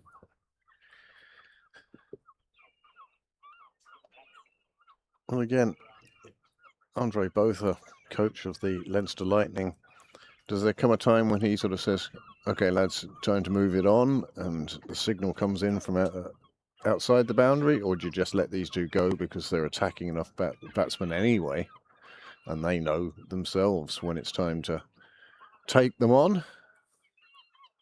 Yeah, you'd wonder how those conversations happened. I suppose you just want to give them the freedom. Or maybe that was the conversation before, just play your game and trust the pitch, play each ball on its merits, which is arguably what they've done.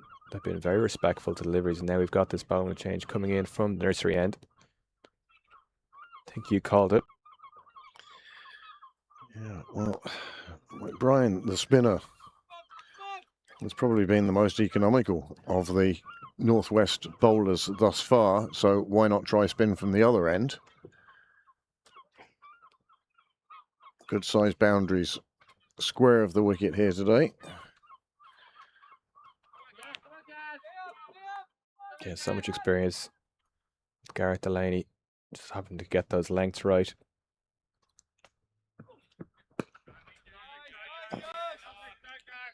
Very full with that first delivery. May want to pull that length back a little bit.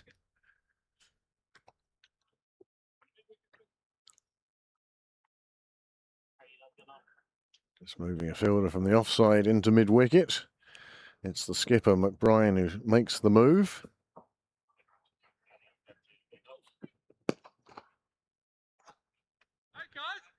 Yeah, pulls it back slightly. Push down to long on.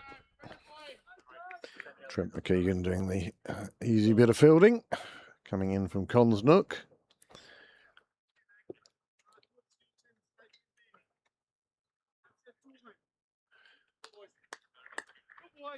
Tim Tector facing the leg spinner for the first time.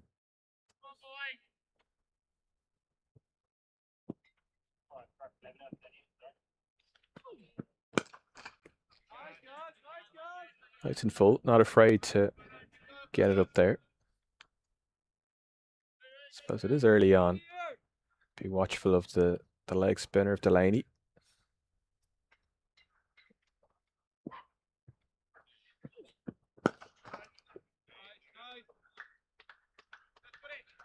Well, today we will see two of the three premier leg spinners in Irish cricket with Delaney and Hoey. Ben White not here today.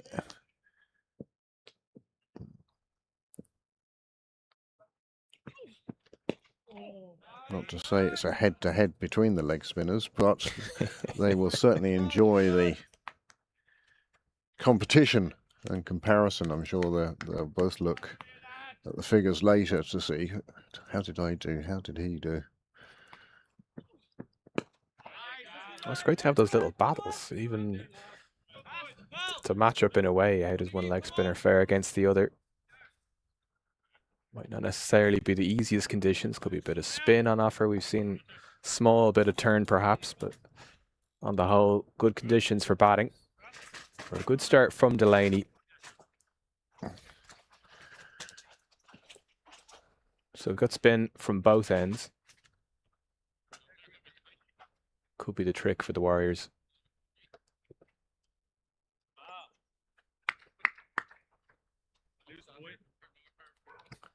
McBride into his 6th over now.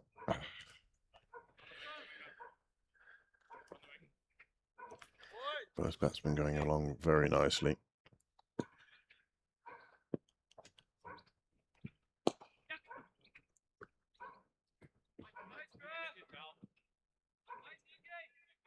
Fielded in the deep.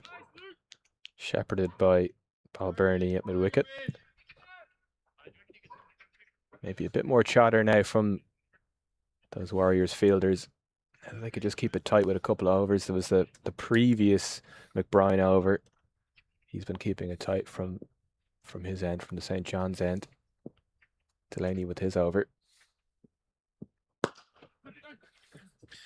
Well, I think it's an important stage of the game, not only for the Leinster Lightning, but also for the Warriors. You know, you've got your two spinners on at the same time. You're really looking to make a breakthrough here. I don't think neither bowler would mind going for a run or two if it results in a wicket. I mean, it's the old story of what price are you willing to pay for a wicket, and at the moment, you get the feeling the Northwest Warriors would actually be very happy to pay expensively, but just to break this partnership. Yeah, definitely be the case, because there's a lot of overs to come. Keeping it tight, it's not really what the Warriors want at this point. You don't want to keep these two batters ticking along as they've been going. You need a wicket, you never know. One brings another.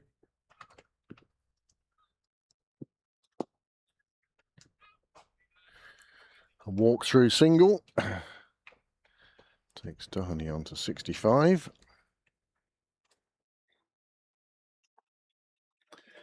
Yeah, a bit cooler today. It's not the heat wave of recent weeks. Yeah, just dying slightly. Weather a bit. Temperature getting much cooler, tied up by Balbirnie at mid-wicket. That's the end of the over.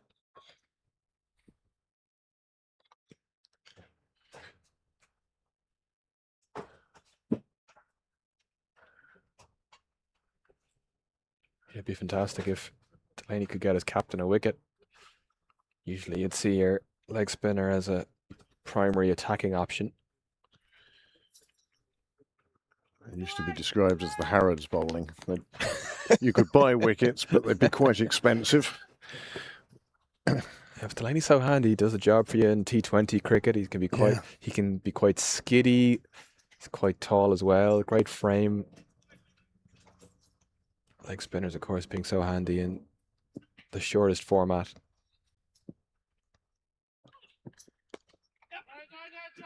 Just getting past the diving Wilson. And the throw in was enthusiastic. Yeah, very enthusiastic. Slightly too much on it. Doesn't know his own strength, sort of thing.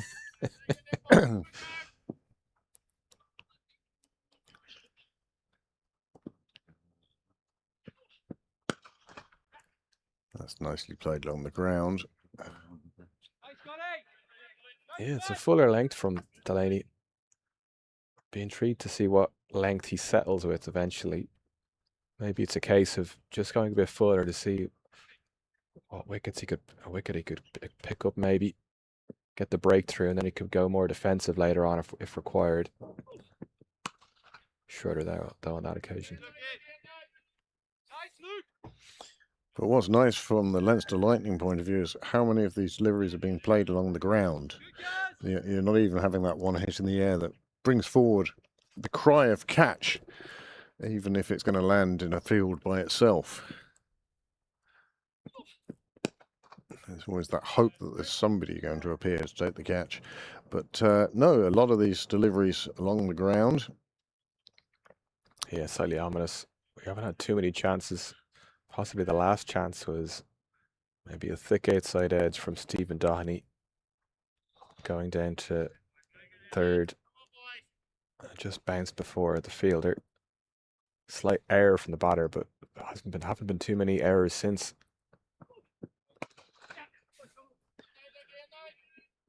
Oh, and the fielder has missed one that he'll feel he should have taken.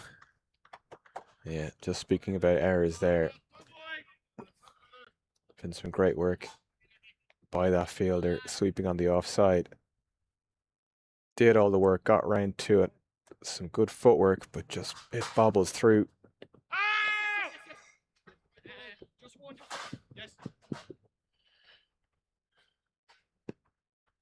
Called wide by umpire Azam Ali Beg. There's a little bit of a LBW shape. Not very enthusiastic, but It's a bit of drift actually from Delaney, which caused that delivery to move leg stump, maybe just outside leg stump.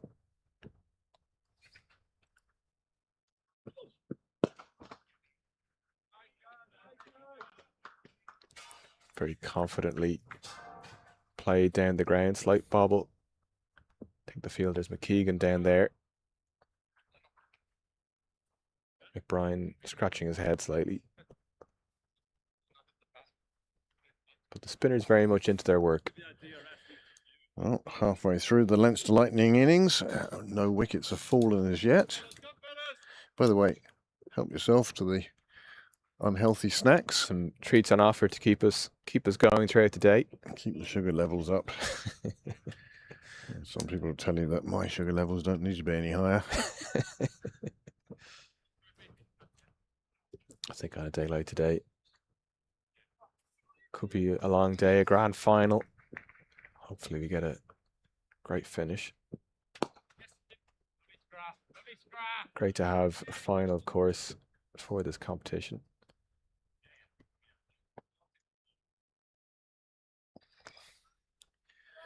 It looks like McBride is going to bowl his 10 straight through. Can't see him holding back 2 or 3, especially as he's the one who does have some control here, going at 4 and over. Yeah, it definitely seems to be his plan.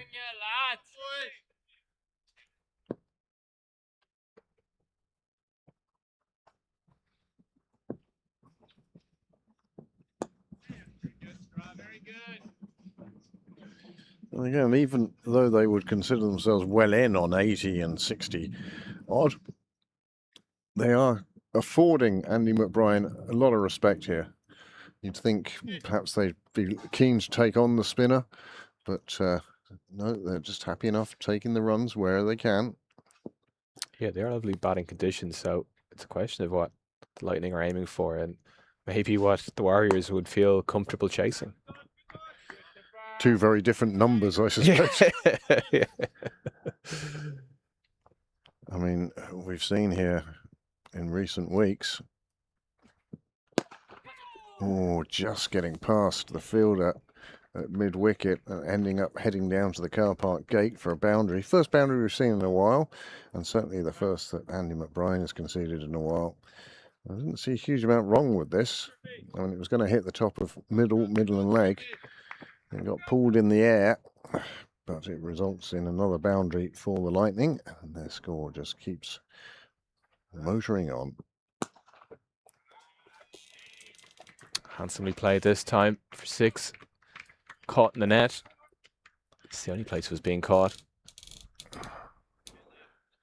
Well, so they're showing him respect, and it shows how much I know, because then they hit a 4 and a 6. And there'll be a short break as the third umpire, A. Sharma, comes out with the collection of balls. A collection of remaining balls. I wonder what that number is. Does anyone know out there? Be fascinating to know how many balls they've brought to this IP final. I think they've learnt their lesson, and Pembroke not big enough to contain some of these interprovincial players. That was very unlucky though, because it did hit the netting that's over there, but then went down, bounced on the wall and went through into the garden. So a shame, but that's another 120 quid disappearing into the gardens. Can we do a little graphic on screen of the cost of this IP? Yeah, one batsman score, the other batsman score, the bowler's figures, and number of balls lost into the gardens times however much they cost. Yeah. But yeah, some disrespect shown to Andy McBride in that. Just at the tail end of that over. 164 for no wicket after 26. It ended up being a very good over for the Lightning. Yeah, there was the boundary just before, which was just 4 along the ground, but it was played uppishly past Balbirnie. It was just in the wrong area. It was either you're there or you're not. Wasn't going to get a hand to it. And maybe you would have said it bounced a bit, maybe slightly, and Dohney, I think, couldn't quite keep it down. But that's the sort of error that the Northwest are looking for at the moment. Yeah, you needed to go to hand desperately. Take two with a nice shot down the ground again.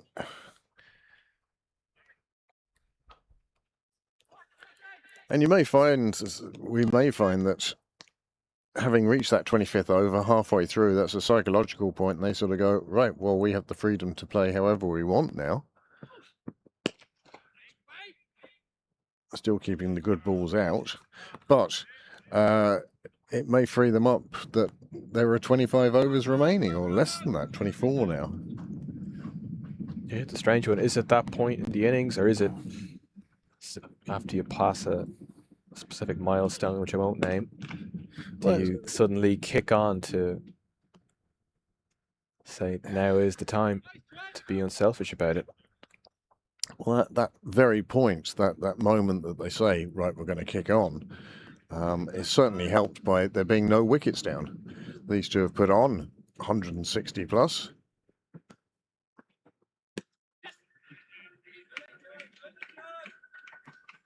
You know, if you were 6 or 7 down now, you'd say, well, let's get to 35, 40 overs before we see where we are and push on from there. But there's no wickets down after 26 and a half.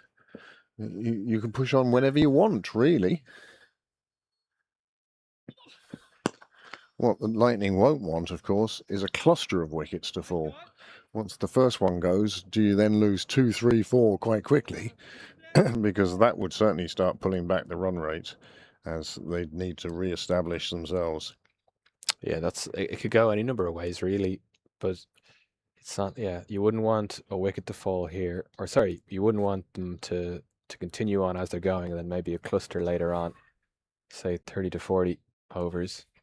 But then maybe if they lost a wicket here, and then the next batter, Chris DeFreitas, could just pick up exactly where the dismissed batter is left off. It looks like we've a bowling change. Both bats now into the 80s. They'll both now start thinking about the possibility of 3 figures, as Scott Macbeth now makes his first appearance bowling. The third spinner to be used. I think that Brian has realised that perhaps spin is the way to go. Not a huge amount in it for the seamers today. Well, there is a man watching that one go over his head. It reaches the boundary, and Tector picks up another 6, and that takes him on to 89. Just for a second, you maybe would have thought, did he quite get all of it? Of course he did. The fielder was slightly interested, and then less so.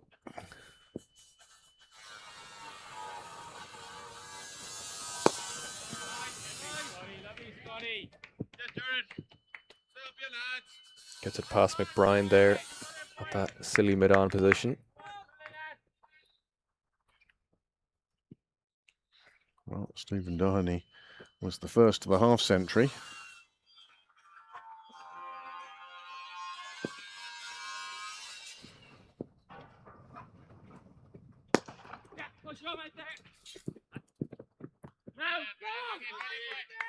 This time the fielder has time to get down the Cyril's way to collect that one.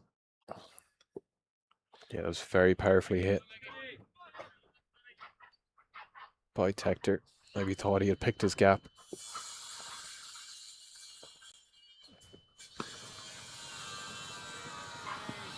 Nicely played to the deep on the offside. Just a single. Now, if you'd been the Warriors captain and you won the toss, would you have bowled first, or it being a final, do you try and set a target and let scoreboard pressure build later? I suspect they were thinking about that previous game that was here about 2 weeks ago between the Warriors and the Lightning, and the Warriors set a total. I think Jake Egan top scored maybe with 83 or 85 to my memory. But it wasn't enough because they're just such a powerful side. So maybe the the Warriors today said, "We'll chase whatever you give us." How do you beat this Lightning side? Well, that's it, isn't it? As I say, a bit one-sided when it comes to titles across all formats. Northwest Warriors, 3 titles to their name. And the Leinster Lightning, 25 to their name. 25 versus 8 for the other 3 provinces put together. Munster no longer with us, but it just shows the dominance of this period, this era. Yeah, extremely dominant. So much depth in their ranks, which is incredible. They've more depth, of course, because of the demise of the Munster Reds.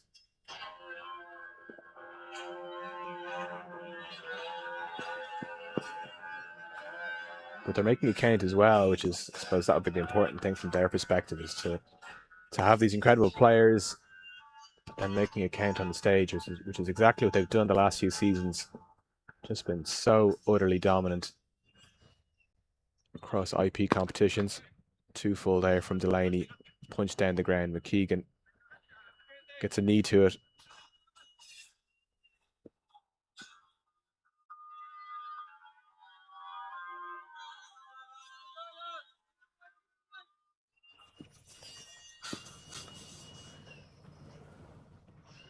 Leinster players taking on laps now. So he's not feeling the need to stick around with the pads on at the moment. Ooh, well, if you can't bowl him out, hobble him out. Tim Tector hobbling. Hopefully he's all right. That looks like it was straight onto the ankle. Some concern there from Gareth Lane. He gives him a pat on the back, says, "You'll be all right, son." We can have a look back at it here. They ran through straight away. Throw comes in. Just the back of the leg, really. Seems okay to continue.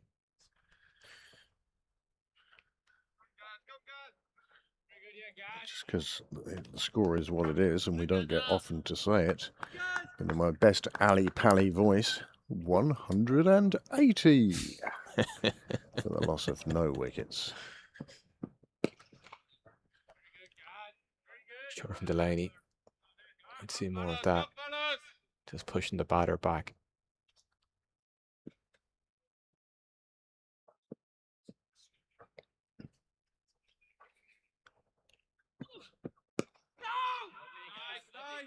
Fuller played to the offside.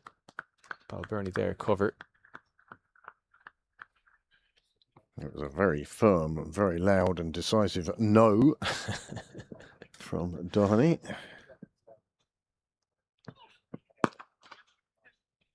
This time the full toss is just pushed away. A bit too much flight on that occasion. But you could see he was trying something as well. Trying something new.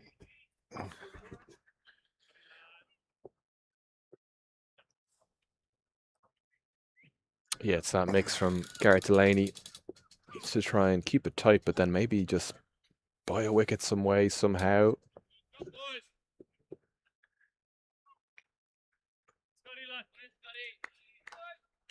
Scotty McBeth to continue. Went for 11 in his first over.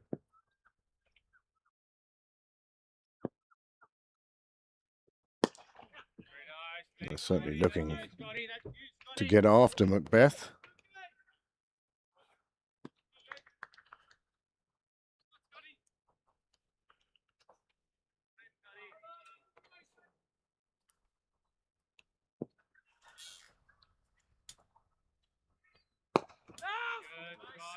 Shahid there at silly mid-on, sorry.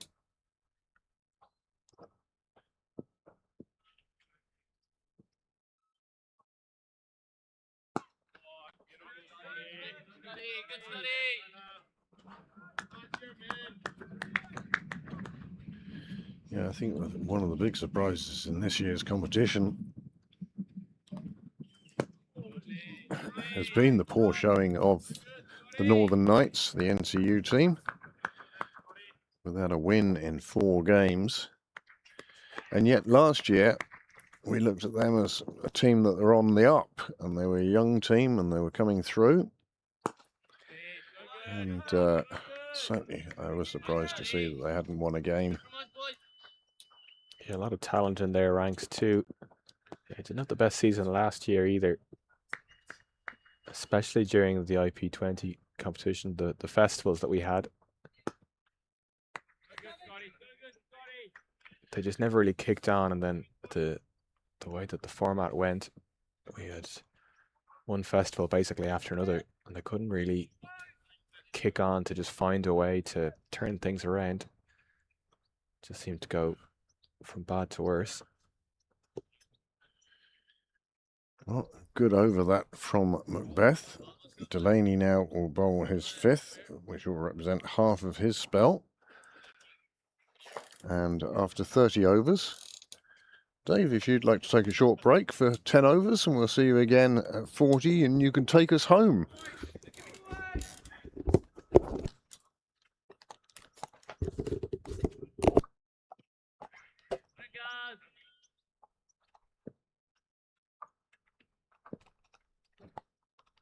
Delaney continues from the nursery end. Welcome back, Graham. Good to be back. Nice coffee, was it? Very nice. Well, there you go. You see, oat milk. That's not milk. It's not oat either. Yeah. But it works. It worked. It did the trick. It was breakfast. Delaney just redoing his run up. Going at less than a runner ball, which is exactly what his skipper wants at the moment. Again, he's so used to bowling in that kind of T20 type scenario for his club and his country, and his and province. And his province. So, and probably against his family. Yes. And going into the future, the new competition in September. So, you know, it's... Yes, the EPTL. He is a wise head on young shoulders. Yeah, very, very experienced player. But this partnership, like I've obviously been away for the last 10 hours, it just keeps going on and on. Well, I mean, I think if you'd asked the Leinster Lightning Brains Trust before the game, you know, would you be happy with 185 off 30? I think yeah, we'll take that as a start. It's a start. Well, they always say double from 30 because we're into T20 now, and it's double. This would be what 370. 370. Yeah, which isn't too unreasonable, and especially as you've got 10 wickets in hand. Well, it's because of the 10 wickets. It's literally starting at T20. They're coming out to bat. There is. You know, Niall's never happy. He wants 450. Double at 30. He's a double at 35, man. But you were literally walking out to the crease with 20 overs, no wickets down. Yeah. And this is how Leinster are starting now. We always say week in, week out, a fall of a wicket. Fall, add 2, add 3. They will lower the rates somewhat. But they're all shot makers to come. And again, the Leinster Lightning will be picking up lessons from this innings as to how they attack the second innings. Yes. And you could find that they're sort of saying, yeah, the spinners. Early. Spinners early. Take the pace off the ball. Could be a day for your part-time bowlers. Yeah, no, absolutely. I hope that bowlers are sitting there and watching this and learning. Like since I was last with you, the cloud has come together. It's a sort of... It's one cloud now. Still lots of little clouds, but with very little gap between them, I would say. You can see the edges. There's nothing worse than just a white sky. That's nicely cut away on the offside by Dohney. But I've been a big advocate of liking to see a spinner in the power play. Going back to club, Pembroke used to utilise it a lot the previous couple of seasons. They haven't this year. Nicely cut away. The fielder in gully Ryan Macbeth gets half a hand to it and stops it crossing the boundary and ends up having to climb back to his feet and head off in pursuit of it. He does. Nothing worse. He couldn't point to another fielder to go get it after the dive went in. So helping his brother out. But yeah, it just squeaked through his fingers. They've had very little to appeal about in these first 32 overs. I would So say finally a missed. that's the first. Yep, first appeal, and it's a leg bye. That almost is a case of wake the umpires up. That's in the 30. Here it is again.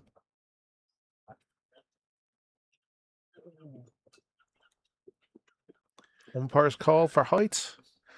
Well, the umpire said not out, so there is no DRS. You suspect that would be possibly. He seemed to be in line. Well, Oh, well fielded. he's kept it inside the rope. Doheny decides to take the second anyway. But there was a fine bit of fielding on the sideline. No, not And finding enough. oh, he's gone for 4. And fair play to the fielder out there. He's the one who signalled it to the umpire. And again, this means that this over now, 8 have come from it. It's amazing to be in the 32nd over in your first appeal of the day. Shows how well these guys batting. Well, there you have it. Stephen Doheny makes his way to another century, leading run scorer in this competition, and now owns 2 of the 3 biggest scores in this year's IP50. And if you're going to score a century, then the final's the place to do it, Graham. It's a beautiful place to do it, isn't it? So his 100 coming off 104? 105. Sorry, 105 with the boundary, yeah. So he really has kept his head down, just batting nicely, picking the bad ball. When he hits it, he does hit it big. He's had some big sixes out to the railway boundary. He's used his wrist really well, placing it. Some beautiful straight drive early in his knock. It has really been a classy opening knock and partnership from this pair. 8 4s and 4 6s from Doheny in that 100. So the majority of his runs coming in boundaries, but he still has run really well with Tector.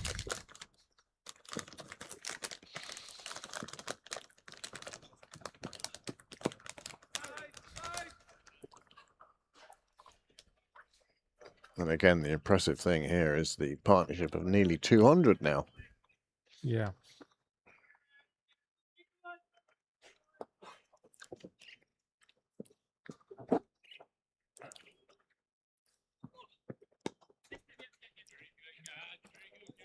Doheny's next target, of course, is that 128, which is the highest score in the competition this year.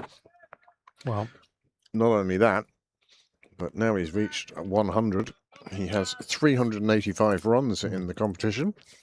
And next highest is 258.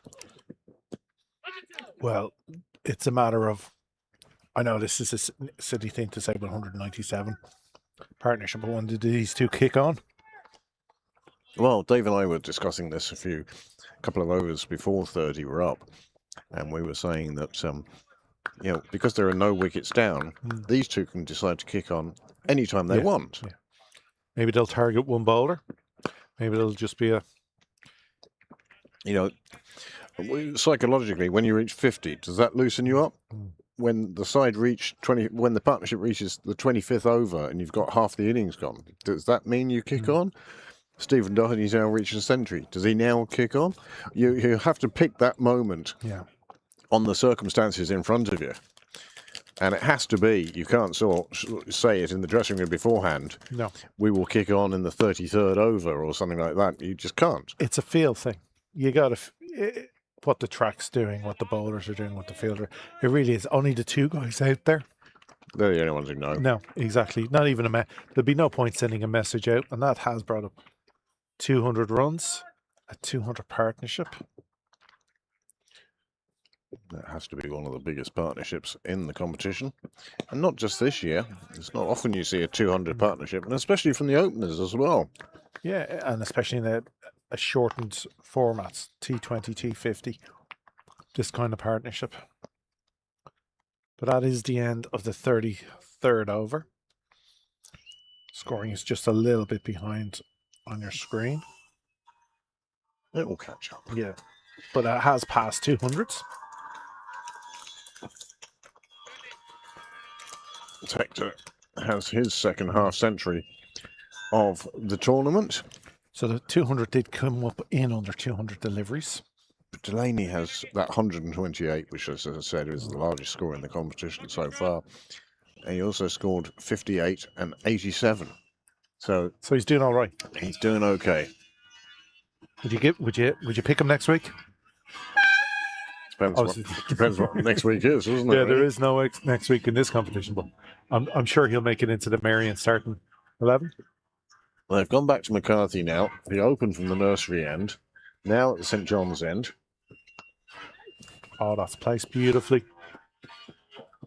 There's no stopping that on its way to the boundary. And Doherty, I think, has now decided he can release the handbrake, I think is the expression.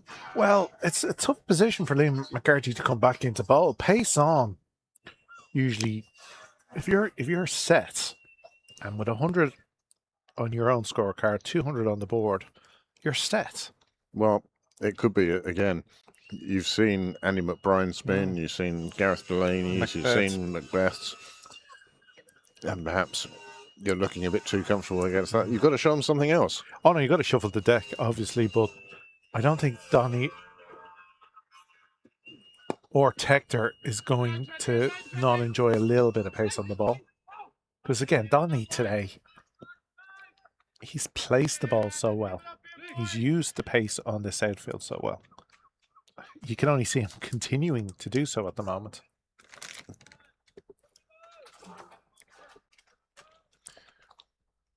The Warriors just desperate for a breakthrough. Breakthrough of any sort, really. We've had one LBW appeal. That's and it. no drop catches. There's been nothing going to hands, yeah. Anything in the air has tended to cross the boundary, still in the air. Yeah. That's a nice shot, just clipped away. There is a fielder there on Cyril's way. Doing a super job. Like Ryan Macbeth earlier this morning with his use of swing was a bit unlucky a couple of times beating the edge with some real jaffas. But you have to say there hasn't been a chance. It's been faultless pretty much from both batsmen. But I also think there's a lesson there for batsmen of all levels is these two don't get panicked when there's a good ball that nearly takes an edge. Yeah. If anything, they turn around and go, well, that was a good ball. Yeah, and I'm still here. It's a top ball. Well, that was just powered away. That's the second time today we've seen that shot from Dohney. It just seems to decide that's for me. And the bottom hand comes through quite beautifully and it disappears over extra cover. That's the first bounce, and there it is over the rope. I mean, and that's not a short boundary out to that corner. No. Super shot, that's corner. But again, that was in the way. I think we're going to have to start calling that the Andy Arnott corner. He's been he's been so much apart. Plus, it would be nice to name a part of the ground after somebody who's living. Yes. And isn't like a chair in the bar.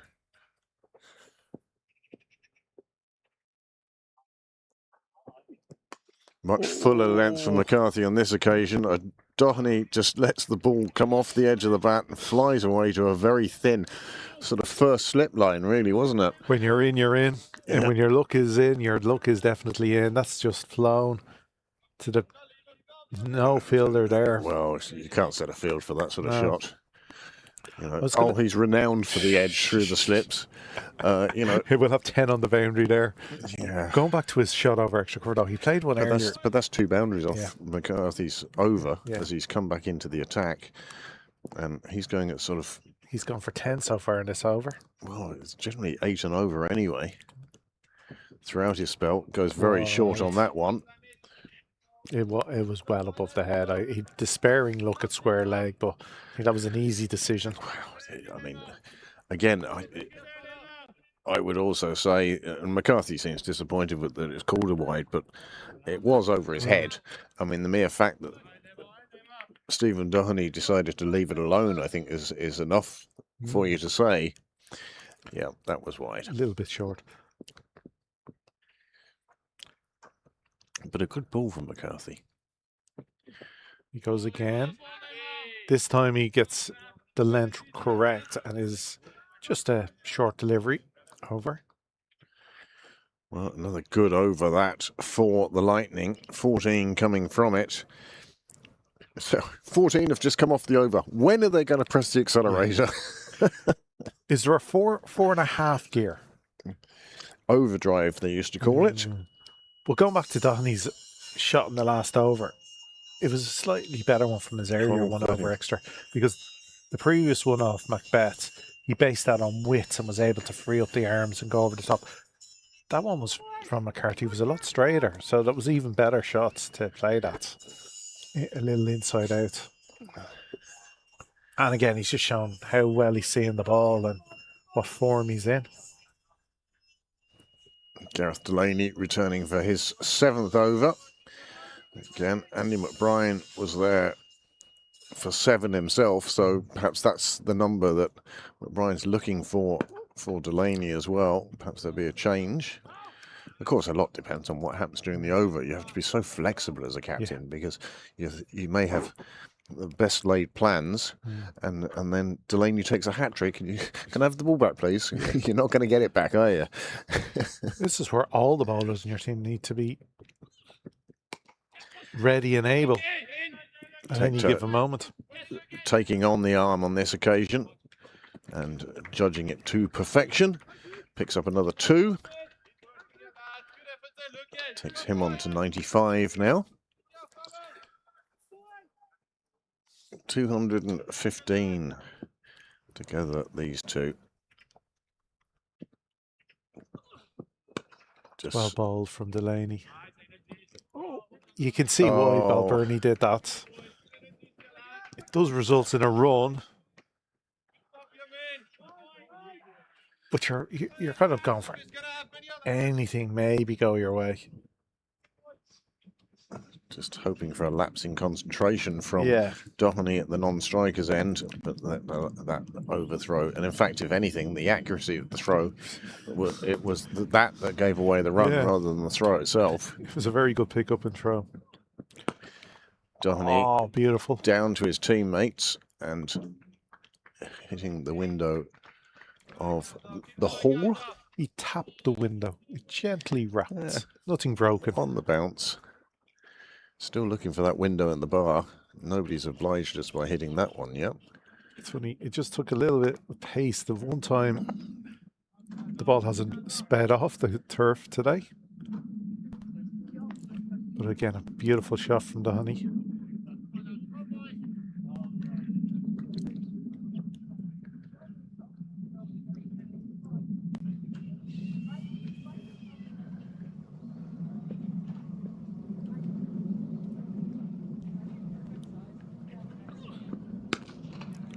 What will be interesting, and I have no doubt it will happen at some stage, I can't believe these two are going to see it through for 50 overs, but a wicket will fall, and it'll be interesting to see the reaction of the Northwest players, whether it's a, yes, right, come on, or whether it's a, there's one gone. I think it'll be that second reaction, really, with 200 on the board. I can't see them trying to over-celebrate it. No. Unless it's something spectacular and that G's them up. But they need something, don't they? This is where you almost want not just a wicket, but one of those amazing moments, like a triple diving Tim catch. Textor's catch at the weekend down in Andiana Corner. Yeah. Where that one, it seemed to be swerving because he ended up taking it sideways on. Went under him. Yeah, but he took it anyway. Super catch it was too, and needed at the time. Oh, it was it was a moment. Because Malahide were coasting at that stage. Well, they were going along very nicely anyway. So, 2-2-4 of 35. So if Niall gets his wish, we're looking at 4-4-6. Niall is a double from 35. 448. Oh, sorry, I was looking at the Yeah, three. you Sorry. can't 2-2-4. see the Yeah, one run. 0.5 there. Okay. But yeah, 4-4-8. That be a decent 400, I think, must be in the minds especially for the Lightning. especially if you're hitting the ball like that. Well, that is a century for Tim Tector, and what a way to bring it up with a beautiful 6 cross to mid-wicket. Gets a polite round of applause from the crowd and a standing ovation from his teammates. He'll be delighted with that. My goodness, he may have been in a little bit of poor form earlier, but the last week has seen, well, the last couple of weeks, because he did score that 84 up in Lisbon to help the Lightning reach this final. And then he scored 169 not out for his club side, and now he has another century, this time for his province. Yeah, that 100 came in 96 deliveries, 103, 10 fours and 2 sixes. Going along quite nicely at over a runner ball. Yeah, both batsmen are. They're over, like, obviously it's not a spectacular 140, 150 strike rate from either, but it's a perfect But they're foil. openers. And they're up. But also the fact that it's happening at both ends, there's no relief for the Warriors. It's a case of if Tector doesn't get Who do we bowl to? Yeah. Oh, let's give them the singles like a bowl to the other guy who's also got a century. Yeah. You know, where is the hiding place? There is none. There's none. There is none. McCarthy now. This one is carved away down towards a wide third where Boyd Rankin will fetch it. But my golly, these two are batting so beautifully at the moment. It's a masterclass in opening. Oh, isn't it just? Now, like that, they had a little bit of luck with the odd unbeaten the bat, but as we've said, we've had no chances, no catches, Nothing. and just one appeal. So there's one miss of a delivery. Yeah. So other than that, it all seems to be coming off the middle of the bat. Absolutely.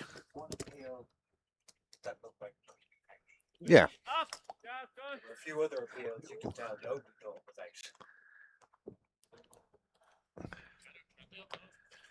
But you get the feeling now with 35 overs gone that these two, we were talking about the acceleration point. I think they're doing. Yeah, they're probably fine. It's funny they've accelerated without accelerating. If that. Oh. And finally, that is the end of Stephen Doheny. He went for one cut too many. They changed the field after the first delivery, one. Yeah.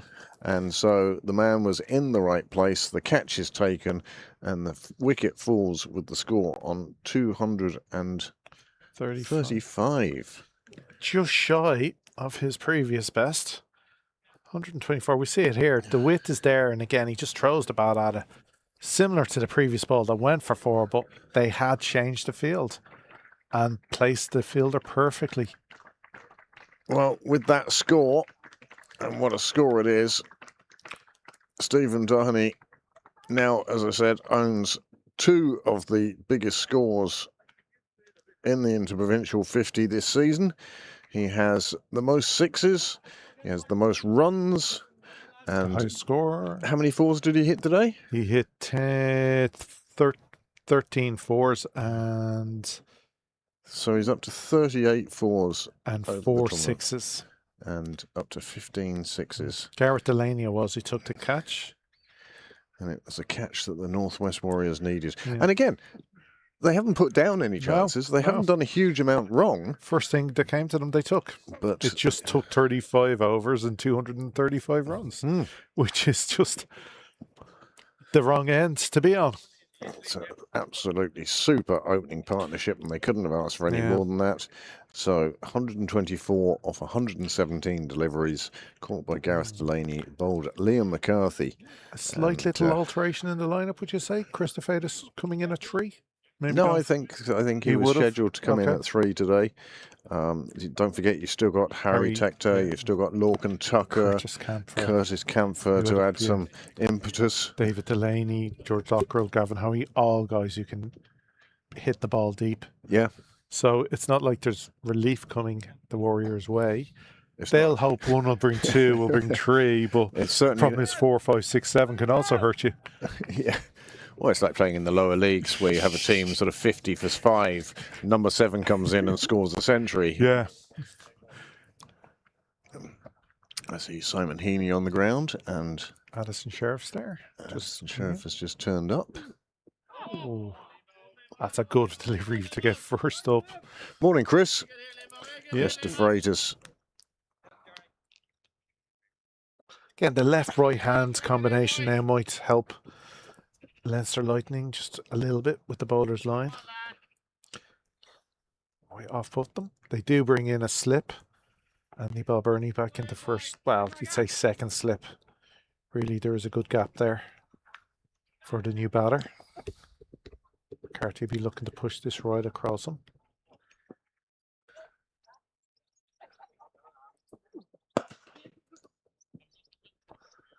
And tough for de Freitas to come in such a situation. I mean,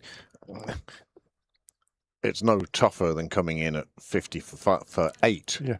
But you come in, and if you're not scoring at a runner ball, then the people on the sideline are saying, well, the run rate's slowing now. You know, and the Northwest say, oh, perhaps we've got a chance here. But of all the batsmen to come in at number 3, I think Chris de Freitas is absolutely the right call. He's well capable of scoring runs, as we see the celebration of Tim Tector. When he brought up his 100 with that 6. Yeah, it's the And thing then is he's this is the dismissal. It's a wide ball. yeah, flash hard. And it was helicopter shot. Yeah. And on this occasion, it found the fielder's hands, and the first wicket fell with the score on 235. But then again, I think with that brilliant partnership, it actually is a brilliant time over-wise for de Freitas to come in, because with 14 overs, you've got enough time to give yourself a sider, to play yourself in a little, and still have enough overs to go big. You give yourself an over or so. I know Niall scoffs at this sort of thing. Yeah, don't forget we're dinosaurs. Yes.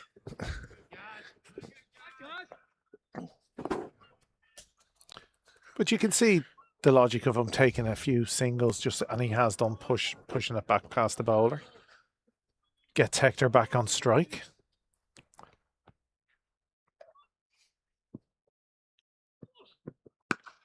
So often we see one bring 2, especially after a big partnership.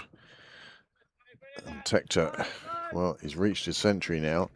One suspects he'll be the aggressor, and that will give de Freitas a ball or 2 or an over or 2, just to see the ball onto the middle of the bat. It's good to see the Leinster side all standing and appreciating this batting display from their teammates. Delaney just a little fuller this time, and Hector with the push down to long on. Brings de Freitas back on strike.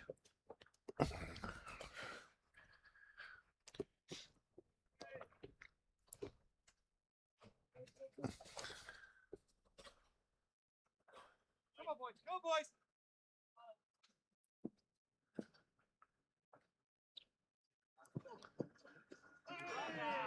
Fraser's trying to cut that one and nearly succeeded in only cutting it to the keeper. Ben Calitz, the man with the gloves. Yeah, obviously. And there's a guy who can bat as well. Yeah. I mean, as many as the Leinster Lightning are putting up, it's people like Ben Calitz that will make him feel that he can get away with it. That's a fine shot from de Freitas. It seemed to be a bit manufactured. He seemed to be looking to be positive no matter the delivery. But again, he just straight bats, full face. It Through wasn't the quite line. off the middle. It went a bit further to the offside than I suspect he was looking for. He was looking for it to go straight, I think. But the fielder was in off the ring or off the rope anyway, so he felt a little bit comfortable in playing it. But we're talking about a guy who's also had scored runs at this ground this season. So in a league match earlier this year. So they're taking a slight drinks break. Funny No, lost ball. Oh, lost ball. Okay. So they're going to take drinks while they Okay, replace the first ball. yeah. But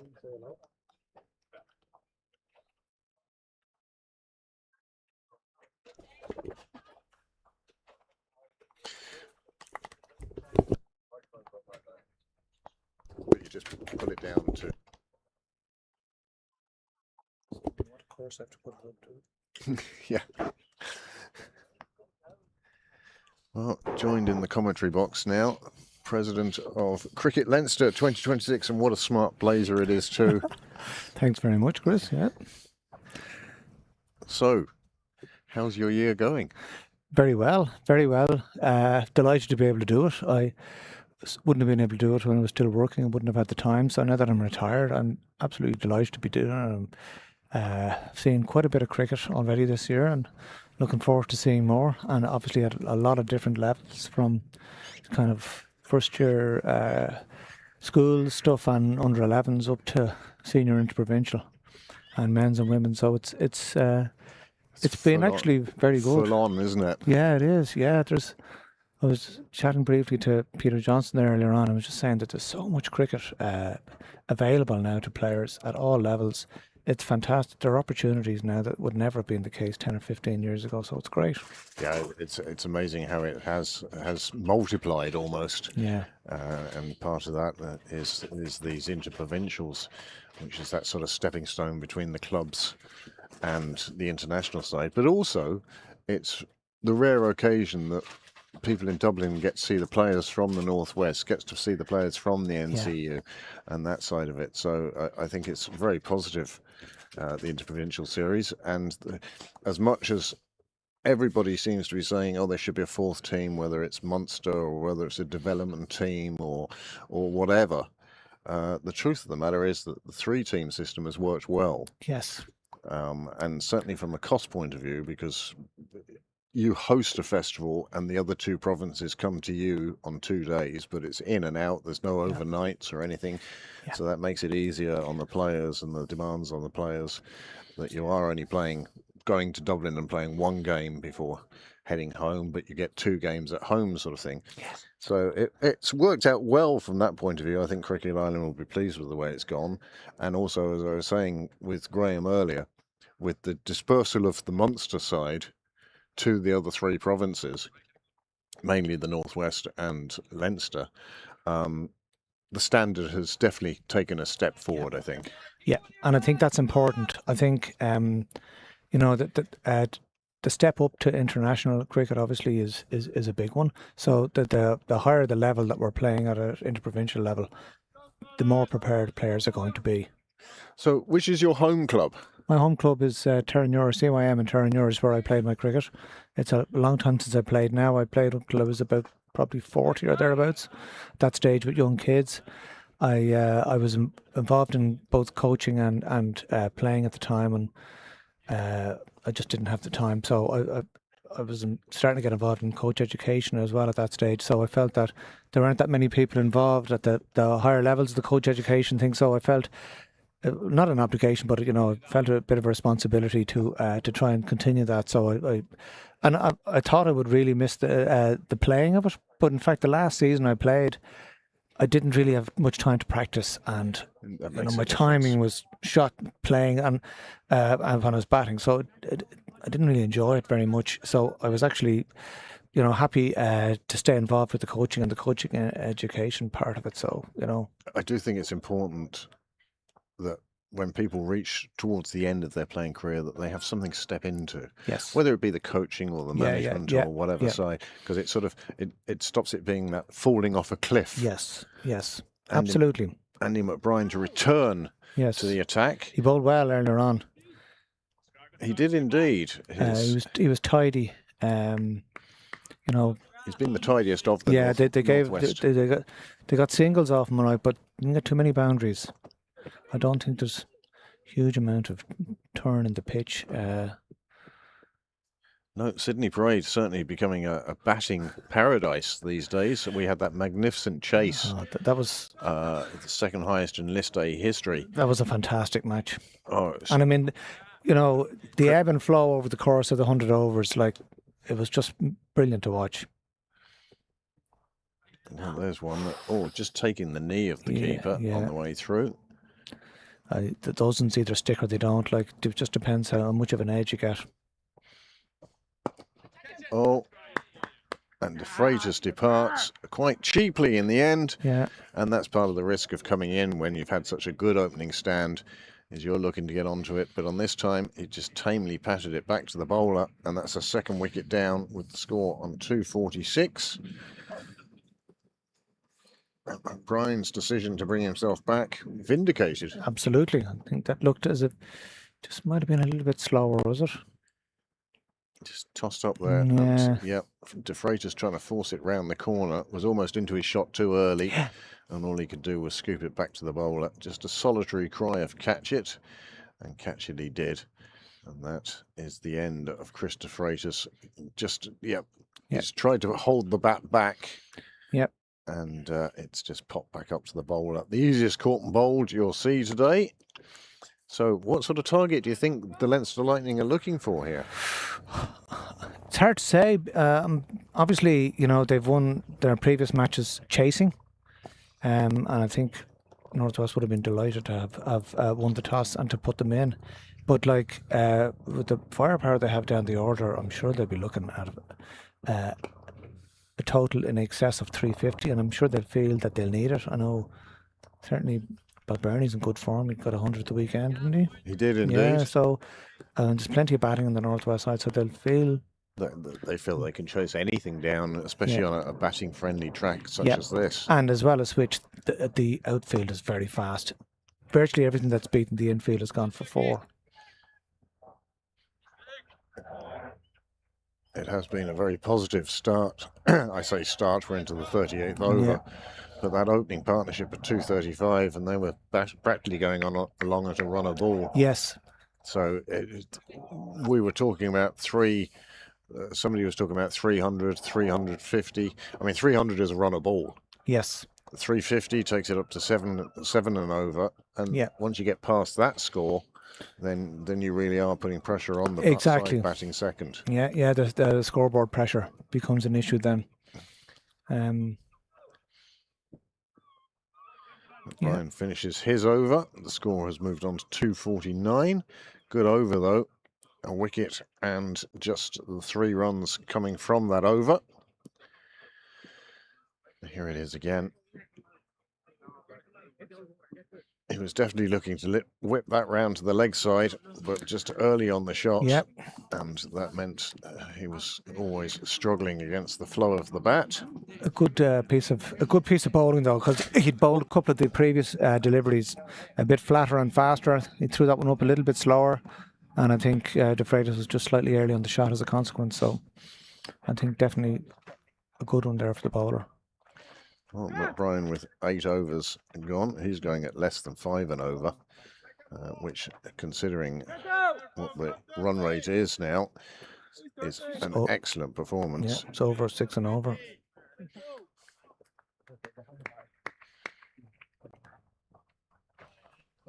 Last 5 overs have seen 50 runs and 2 wickets. And the current run rate now 6.58. Harry Tector is the new man to the middle, and he's off the mark. So it's HT Tector and TH Tector.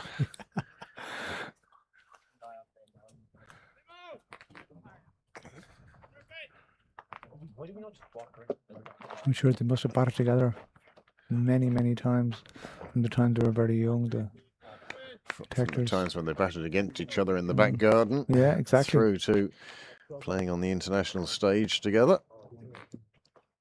250 on the board for the Lightning now. Trent McKeegan.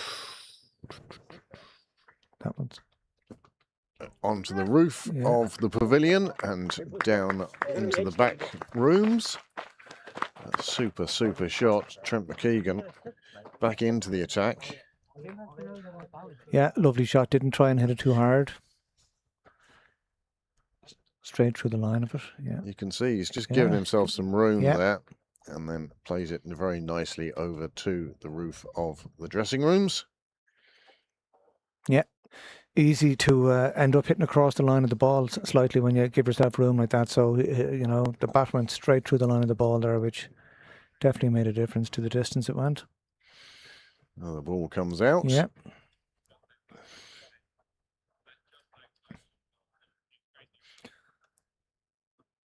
And as we say, it's been pretty chanceless. I mean, the one chance of a catch Andy McBride took, we haven't seen anything else in the air to a fielder. There's only been one appeal that might have been close. It could have gone their way on another day. Yes. But really, it's been a chanceless innings from the Lightning.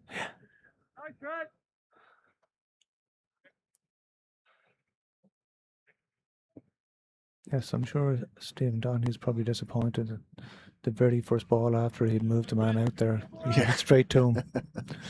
So often the way. Yeah. He's now over 400 runs in the competition this year. Great return for him. And you can only send reminders to the selectors so often. Yep. That 5-game series coming up with Afghanistan. That's the next assignment for the senior men's international side. And I read a thing online. Now, it's because it's online. I haven't verified it like you should do with everything. But if they were to beat Afghanistan 5-0, then they would qualify for the next World Cup just on ranking. So there's certainly something for Ireland to be looking for in that. Yes, and it's good to have those kind of goals available. I think there's a greater awareness now among all the top test playing nations that is a thing now, because once or twice some of the top teams have come towards the end of that competition and realised actually they were in trouble unless they knuckled down and won matches. So I think it makes those more competitive, which can only be a good thing. Well, that's a lovely shot from Tector. He adjusted his shot. You could see he's looking to play down the ground, but on this occasion realised the ball was there just to be played round the corner. Took his boundary. Here it is. Just realised how far down leg that was, and a lovely leg glance, for want of a better word. And that goes down to Andy Arnott, corner. So you've seen the new nets. Yes, very nice. The redevelopment and the movement of the media centre round the corner. Everybody can see the scoreboard again now. Yeah. But the new nets have gone in. They look very well. And I believe they're playing quite well as well. Good. I've only heard good things about it. And 4 bays they have there, isn't it? yes. Yeah, which is great. Yeah, 3 bays set, and then one that I think has to come down during the winter. The 4th bay, I think, might encroach onto a rugby pitch. Yeah. So that will be removed for the rugby season here. Very good.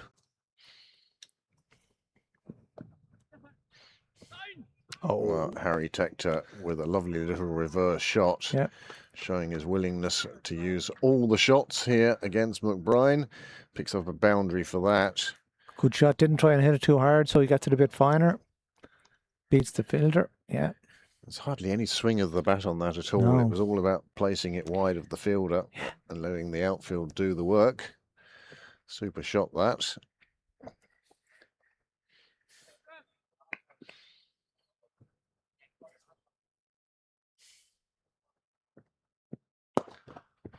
Well, the assault has begun. There's no doubt about that now. Super shot down the ground. 6 runs. Another 6 for Harry. And he's come out with, well, I don't like to use the word, but murderous intent.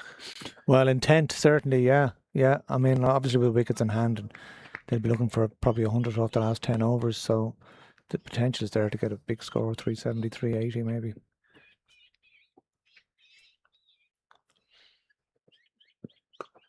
From a northwest point of view, anything under 350, I think, would be a win from this point of view to keep them below 350. Yeah. Well, Harry has looked good. His timing has looked good from the very first ball he's faced, so that's ominous from the northwest perspective. And as for Tim, he's on 122. 11 fours, 3 sixes.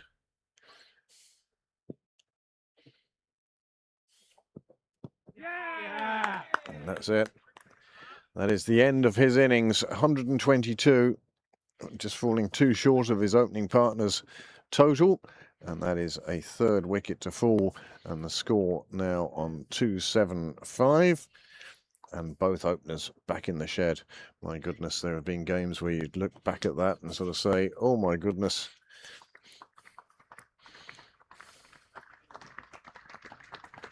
And there we go. That is the end of Tim Tector. Great innings, yeah.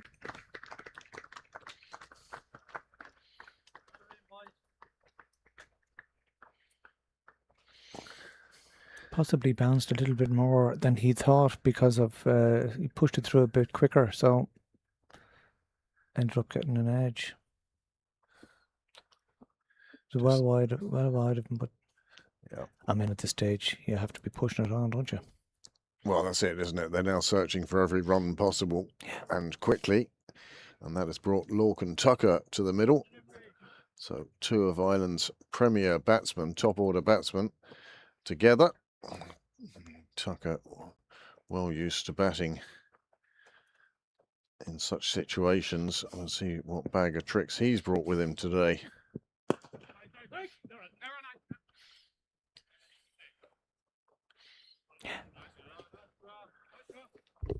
Davis Graham round that corner there. Yeah, he's there. Well, he's due back on. At the end of this over, you and I will take our leave, and we'll let the professionals in. So, with 40 overs gone, then a 3rd wicket has fallen. In fact, you've seen a couple of wickets where you've been sat I have here. indeed, yes. Leinster team will be having words with you. So, here is the demise of Tim Tector. It was wide there for him. He swung the bat at it, but it just took the edge with a little bit of bounce. And that was the 3rd wicket to fall. And with 10 overs remaining now, the Lightning have gone past 276 for 2. Thank you very much for joining us. And thank you very much for having me. Absolute pleasure to meet and greet. And we'll hand over to Graham Mooney and to Dave.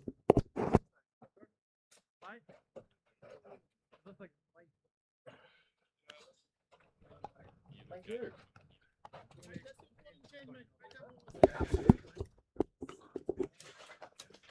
Welcome back, Dave. Welcome back. So we're here for the final 10. It's dessert time. We've had our 3 wickets. Yeah, Well. well, like that. Put a knock from Tim and Stephen.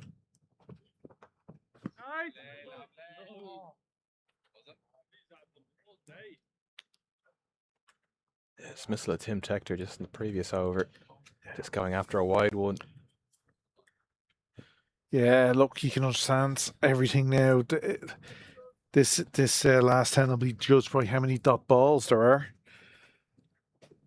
So 60 deliveries, and if the Leinster Lightning have less than 5 dot balls, they will be looking at 350 plus, probably, with a few boundaries thrown in.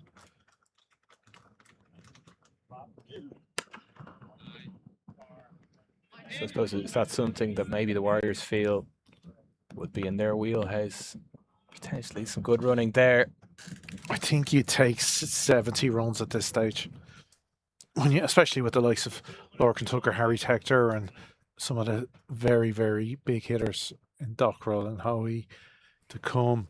I think 60, 70 runs would be a good out, in a sense, with this setup. Now, unless something really, if the bowlers really click on and take a few here, and that's obviously possible. New batsmen at the crease throwing the bat around, they're just as likely to get out. No, it's the art of your death bowling. So important. I suppose you see it in T20 cricket, but having those death bowlers, those death bowling plans in 50 over cricket is just so crucial. Being able to go wide, be able to have your slower balls, your variations, have your fields just right. Yeah, your finishing bowler's just as important as your finishing batsman.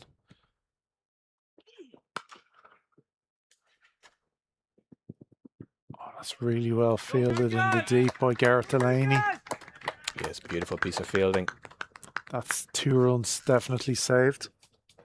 Yeah, it's just a little thing like that can really kick on a side. We'll have a look here. Fantastic shot. Yeah, again, good use of the hands. Placed it really well, but that's a superb piece of fielding. Just a little slide in the knee. Not easy. Very dry surface out there, but got the right mitt to it. Great awareness in the line.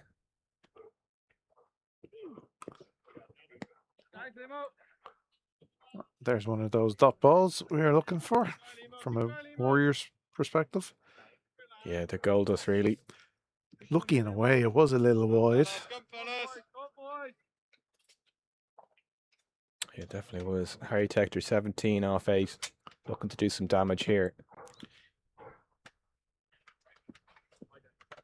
Lorcan Tucker at the non-striker's end, just getting himself set. Yeah.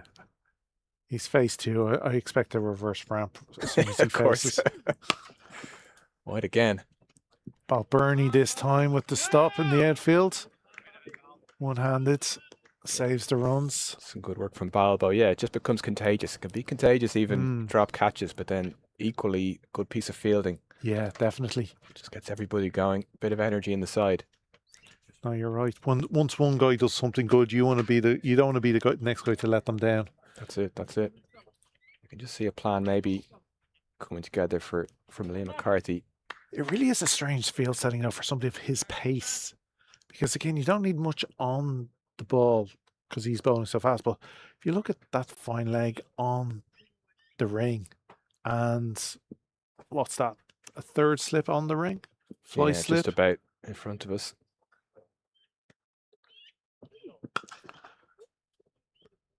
So obviously he's looking to keep, because he has to have 4 in, he's looking to keep them in as they hit the ring and try to keep everyone else on the leg side offside boundary. You've got a cow, deep long on, mid long off, extra cover. It'll be fascinating to see how Lorcan Tucker, for example, looks to counteract that with all his experience and his innovation. There's a change in the field to him. Just a drive. Happy to take the one. Yeah, they just dropped the deep square leg outs and brought in points inside the ring for Tucker. So obviously, yeah, different plans, different batsmen. But he can go seriously funky, can Lorcan Tucker. Yeah. Can scoop a ball outside off stump over. Sure, fine. I've seen it before. Scooping it over the keeper. He's done it all. Might not do that just yet, though. Just a one-off. 3 deliveries faced so far. It's coming to that point in his innings.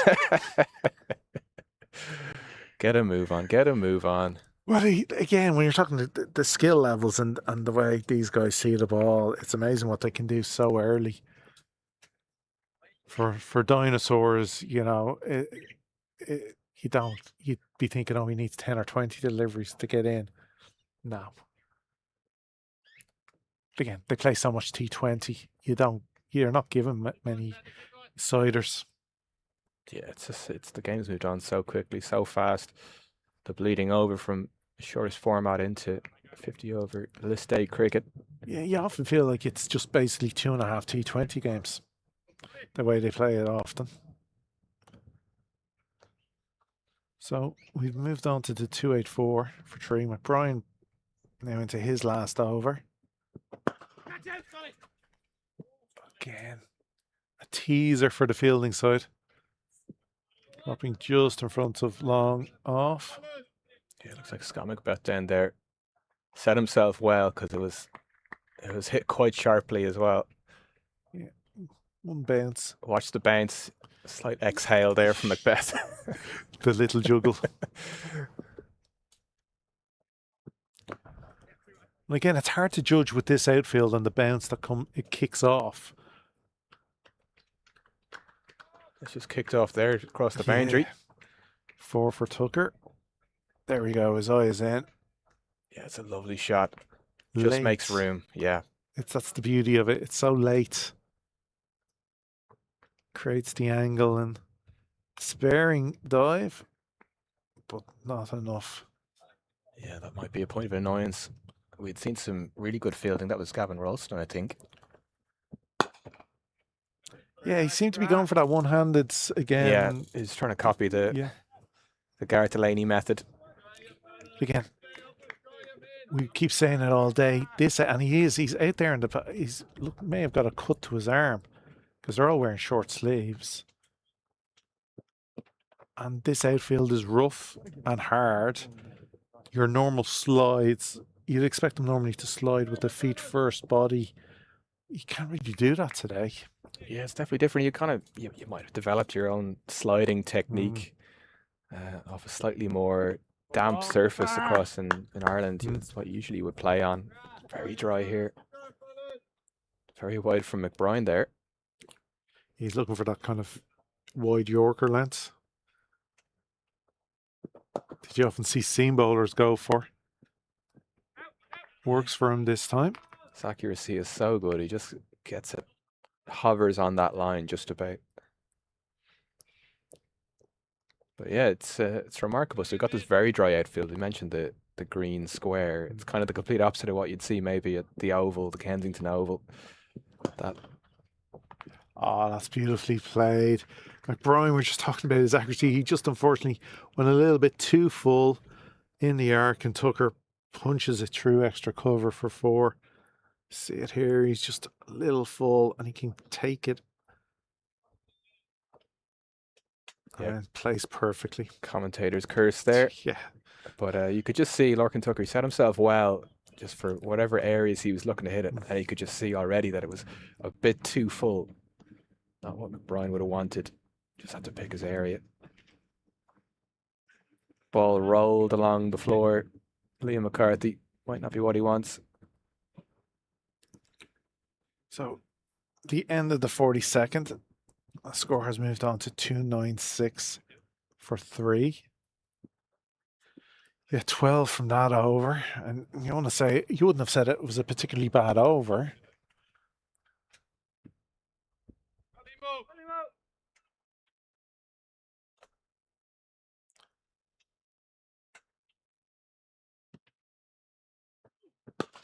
Oh, that's smashed. Just over to Michael Sharp corner. They hits the wall hard. With another 4 to the total. Yeah, remarkable shot. Remarkable sound actually straight off the bat. Moved in slightly, but he was just so well placed with Harry Tector. Just a gunshot almost off that bat.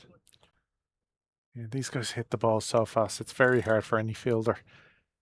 Your reaction time to moving to try and stop it is so small.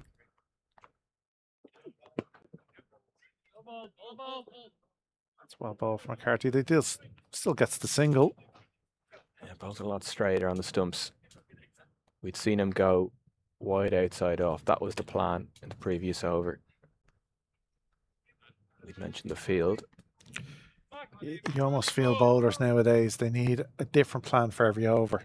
Because if you have one plan, the batters cop onto it so quickly. And then, well, he's going wide. So ground was set for that.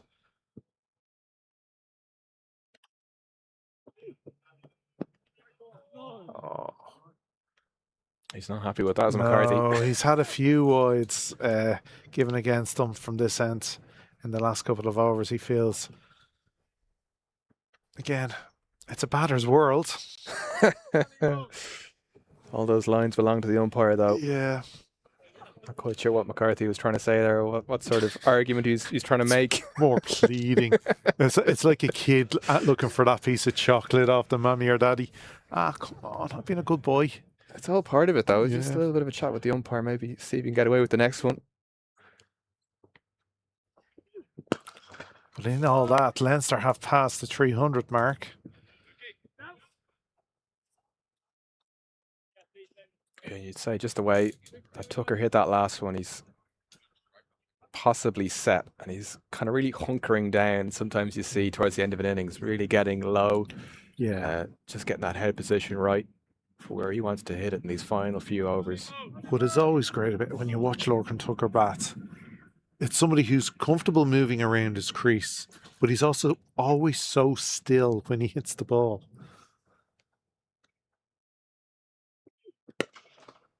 Very full. Driven straight into the fielder though. That's definitely what you think of when you think of Lorcan Tucker. A lot of movement. Of course, he's a wicket keeper, so he's used to that movement. It moves very well as a wicket keeper. Great footwork, but I suppose it's moving at the right time. Maybe not moving too late, getting that movement in early, but then keeping his head nice and still. Yeah, which is absolutely, it's easier said than done anyway. Oh, absolutely. No, I can't. Pew can. Here he is though. Oh, that should be, is it? No ball given. It has cut down to third man for 4. So 5 from that ball with the free hit to come.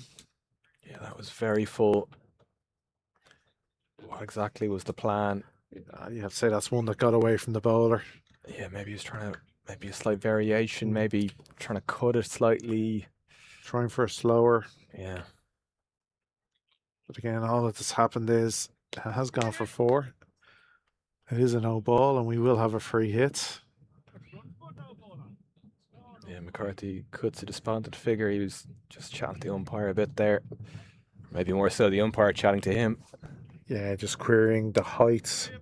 Again, it is very hard to judge. So much so now you can review them at the higher levels.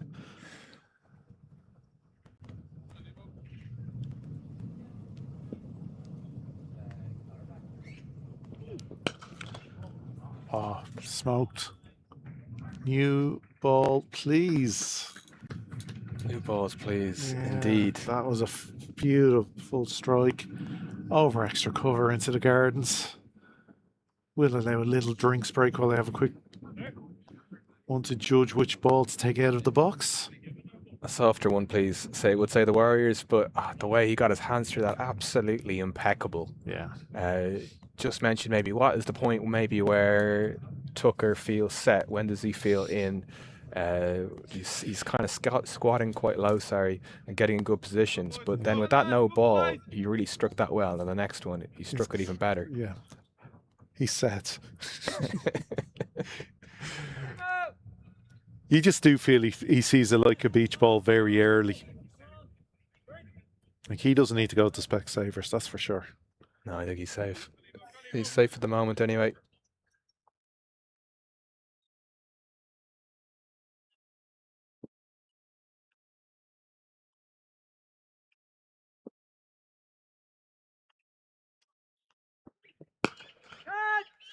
Chance.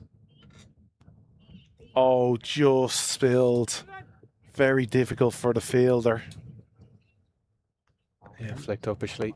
He may have hurt himself as well going for that catch, or it's just disappointment in not taking it. But he needed to put in a dive at the last moment and just spilled out of the hands. See it here. Yeah, you could see him getting set, but then at the very last second, he just had to move forward. So it obviously died on him quickly. Yeah, he seemed to get there, seemed to judge it quite well, but then hadn't judged it quite well enough in terms of that extra little dive that he tried to make. And then we mentioned head movement with batting, but again, it's the same with fielding, just get those positions with your feet and when you're taking high catches. Yeah, it certainly was high. It went high. That was very, very high. Tucker got right under it. And again, there isn't much breeze here today, but there's a tiny bit. You don't know if it swirled a little, but yeah, never easy. And all it means is that the Lightning have moved to 317 off 43. 21 runs coming from that McCarthy over. Yeah. So McBride turning to, looks like Garrett Delaney. Yeah, Garrett Delaney from the St. John's end, who I believe had bowled mostly from the nursery end. Yeah, his first spell was all from the nursery end. So it'll be interesting to see maybe if there's some extra turn on offer for Delaney. Straight at the bowler. Tidied up by Macbeth. In fact, they're happy to take the one. It's funny, we hadn't seen much of him in the last couple of overs. It's been the Lorcan Tucker show for a little period. And again, the batsmen get this feel. Sometimes it's give it to the other guy. And why not when he can hit the ball like that? That's 6 again from Tucker. Just beautifully over. Long off, just a spectator, really. Yeah, it's a fantastic shot. Scott Macbeth, sorry, the right man maybe to be there, one of your taller fielders, but it just sailed over his head past those new nets being developed here at Pembroke Cricket Club. Yes, we're calling it Andy Arnott corner. Oh, there we go. It's already been christened. Yeah. Well, Craig christens and I'll just repeat. There you go. It's already happened. Yeah. He names the babies. Nicely cut away. Lurkin Tucker, though, he's hitting them really well through the offside. Again, that shot, he's just so still, and it's just hands through the ball. It's so easy, really, or it makes it look easy, and that's what good players do. Yeah, flicks it so nicely. Turns those wrists. Oh, despairing lunge from the fielder, can't stop the 4. Yeah. Full-blooded pull shot from Tector. The fielder can't get to it. There was a cry catch it, which is very optimistic, considering found the gap. Yeah, bounced about 20 yards in front of the fielder. Despairing call. Well, ball from Delaney. Back to the bowler. Good contest, this. That one right in the block hole. Just looked to give himself some room there. Strong hand from Delaney.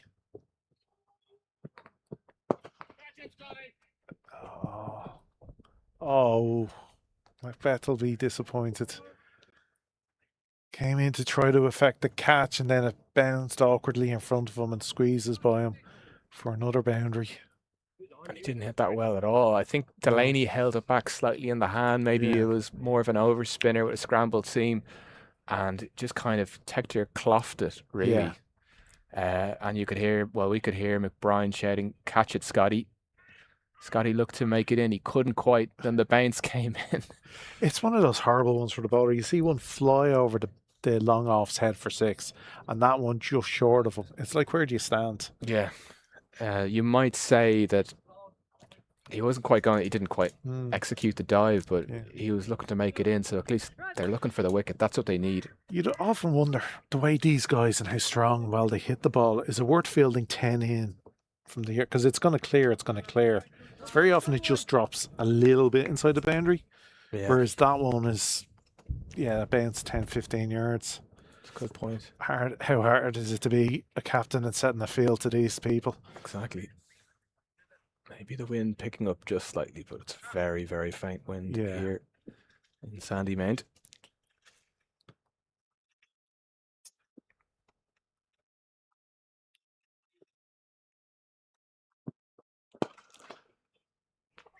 Oh, that's placed brilliantly.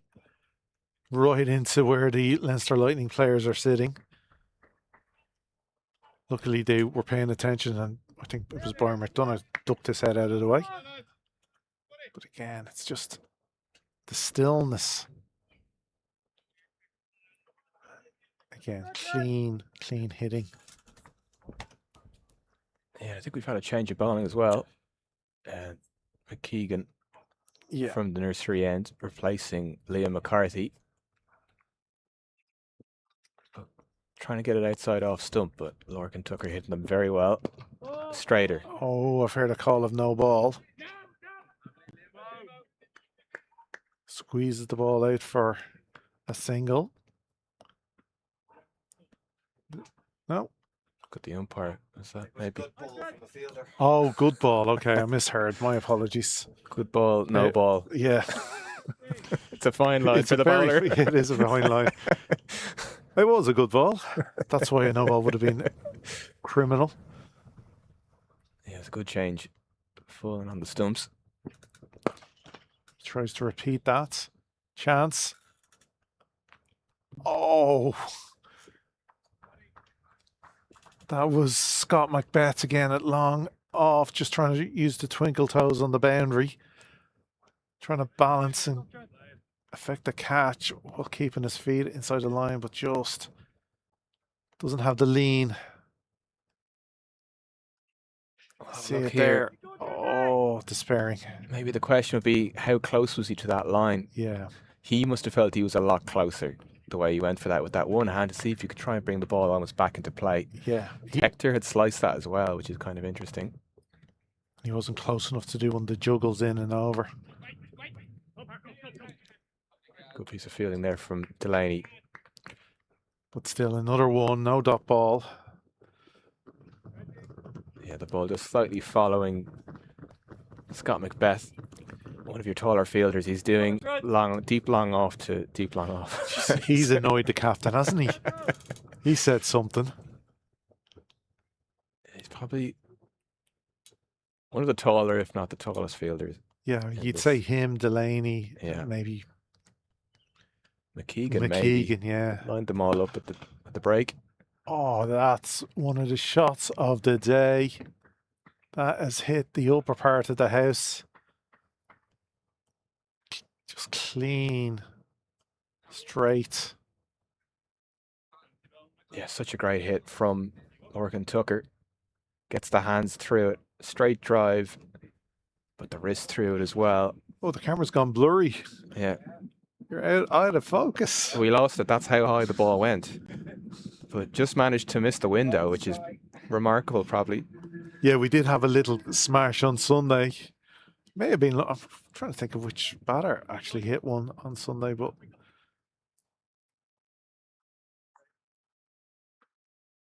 unfortunately for those houses, the cricket ground was here first. There's a reason why that's called the nursery ends. There used to be a little, nursery gardens and stuff along there before the Very nice. houses. Yeah. Not the nursery ground in Lords. Yeah. They named it after us. Yeah, they got the idea. They copied. St. John's Wood. We're on to you. St. John's End, the Yeah, St. yeah, John's yeah. End. Yeah, they're copying us. There you go. Infringement rights. Again, heavy bats. Yeah, it's a bit shorter from McKeegan. Still hits straight. He's just got this brilliant range of strokes, does Lorcan Tucker. Yeah. The 350 has come up with the 6 as well. 350 inside 45 overs. So at the end of 45, the score has moved to 352 for 3. So the key question, how many is enough? Yeah, no, but we honestly, again, that's a lovely track. No demons at all today. You get set. Tucker has moved amazingly to 42 from just 16. Yeah, it's absolutely remarkable. 4 4s and 3 6s. Not long ago, he was a single off 3 deliveries. You were asking, was he set? Literally an hour and a half ago. Feels like a long time ago now. It is for the bowling units. I think your question has been answered. Yeah. What do they say? A week is a long time in politics. Yeah. And over here at Pembroke Cricket Club is a long time ago.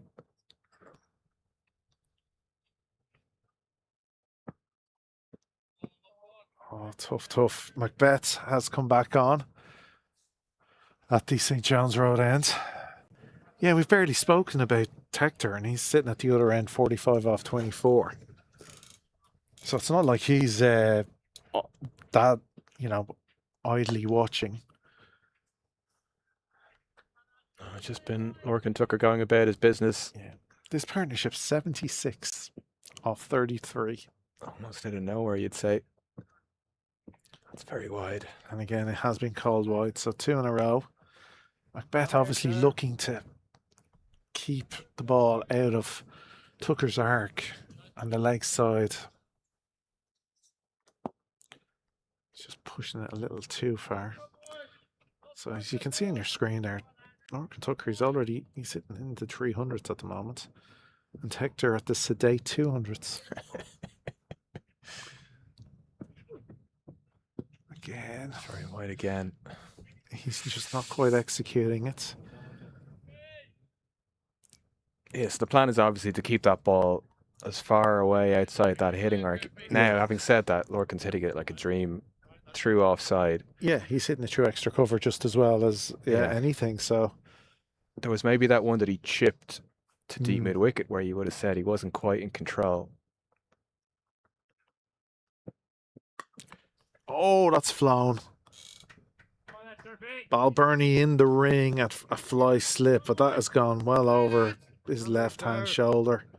Flown for 4. And so we've just had the one delivery and it's 7 runs in the over. Again, going wide, it does get the edge, but Balbirnie's in the ring and there is no third man. Just past the left mid. Balbirnie looks back to his bowler to say, what was I meant to do? Not much he could do. Again, he's gone wide, but that is sumptuous to say the least. That's a 6 over extra cover. So, and that is his 50. That is 50 runs, or 50, he moves to 52 from 17 deliveries. Absolutely remarkable stuff. 5 4s and 4 6s. Did we mention that he's hitting them like a dream? An absolute bullet through the offside. So 44 from boundaries in his 52. Doesn't feel like running today. Wide call there by the umpire. Again, yeah. Just maybe past the outside edge. Not much of an argument from the bowler though. Resigned kind of look of Macbeth at the moment. He's into his 7th over and he's gone for more than 40.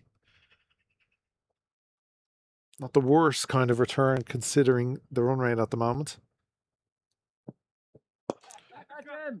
Here is a chance. And that is the end of Tucker. Macbeth, after toiling away all day, finally gets a reward. You have to say the simplest of catches in the end for the skipper, McBride. See it here. Just gets completely under it. Yeah, that's a little slower. Yeah, I think he just kind of got his wrist over, his fingers over slightly the off break, went upishly in the air, and you thought maybe. Tucker's just found a bit of space, a bit of real estate, but he finds the opposition skipper. You fancy he wasn't going to drop that. Oh God, you'd want shooting if you know that's when you know you're having a bad day. People of this level, if they drop something like that, that's yeah. So, what's your reward for getting out Lorcan Tucker?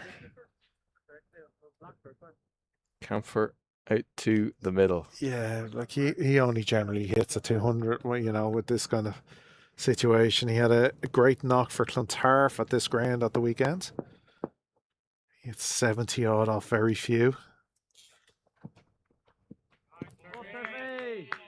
Wide outside off, that ball vital. A few wides though in the over.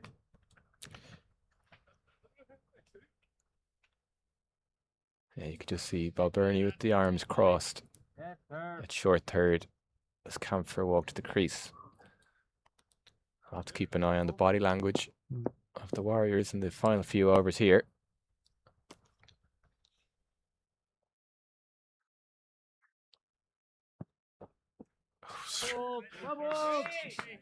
He didn't wait long. No, didn't wait at all. Straight away look to manoeuvre that into a scoop. Well, again, Balbirnie is in the ring. They're trying to keep fielders deep in other areas. It's a vital dot ball though.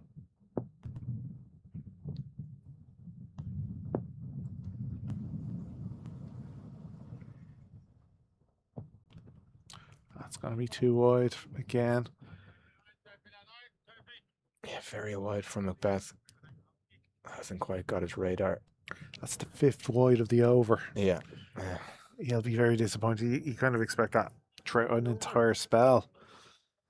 Possibly, and you'd say you're having a bad day, but in 1 over, you'd be unhappy.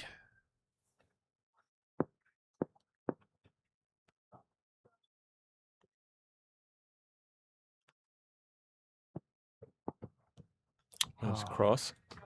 Lovely shot for a boundary. Great use of the angle, because that's one of the shortest parts of the ground. Going to the clubhouse door. Yeah, he gets right across, seeing the width that he's been trying to bowl. We see it there just flying along. So, an excellent over for the Lightning. They moved the score to 370 for 4. 18 runs from that over. Did include the wicket of Lorcan Tucker. Yeah, and all those wides. That's really going to hurt the Warriors. I think we had that conversation much earlier in the day. Was Macbeth maybe going to bowl out? He was getting a little bit of nibble, a bit of movement. Yeah. Just keeping things reasonably quiet. You know, it may have been better just to bowl him in one spell, like Exactly. he often does, because he's come back here for some punishment. But again, you could say that about most of the bowlers at the moment. And like that, McCarthy goes for a boundary off his first delivery. Yeah, it's a very strong hit from Harry Tector. Wasn't the cleanest of hits. The back kind of turned, but he got it where he wanted it. No fielders there. Right down to the CJK hoardings.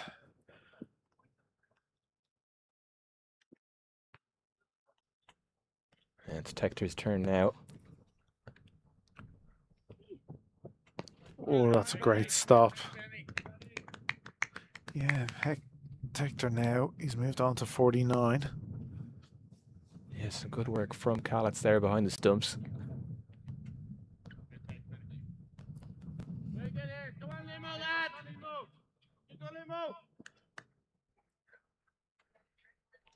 Wow. The last 5 overs have gone for 90 for 1. Absolutely remarkable. How much is enough? 17.42. Oh, wow. That has gone into the bushes at the railroad track. They'll do well to find that. That went over the rugby ground barriers. Has brought up 52. Dug in. That just sounded like he hit that so hard. When he met the ball, he almost got his head down because it was coming towards his eyes. It's actually very well placed, but then it's just extremely well struck by Harry Tector to bring up his half century. Yeah, he moves to 55 from just 26 deliveries, 5 fours, 3 sixes, and that's one of the best of the day. Yeah, phenomenal shot. Sometimes you might see Harry Tector at a training session. Sometimes with someone pinging down tennis balls, maybe hitting them with a tennis racket and pinging them at his head, and he'll be working on his pull shot. Yeah. And pinging those into the net. They'll just be tennis balls now, mind you. It's just to make sure he's getting in a good position. That was just like in training. Pinging those tennis balls. Yeah. The way he hit that, it stayed hits is the easiest way to say it. And they are going for a new ball. New balls, please. So what's our count now? It's definitely 3, I believe. Oh, I'd say at least 5. At least 5 in the...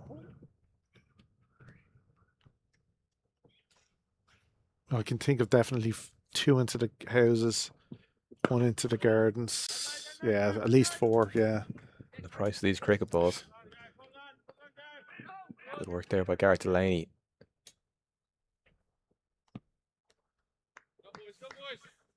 He's been working hard in the field.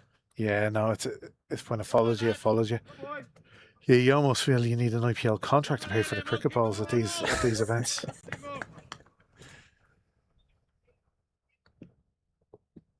You need a good deal, though. I think if you knew you were going to be spending this much on cricket balls, you'd want to buy in serious bulk.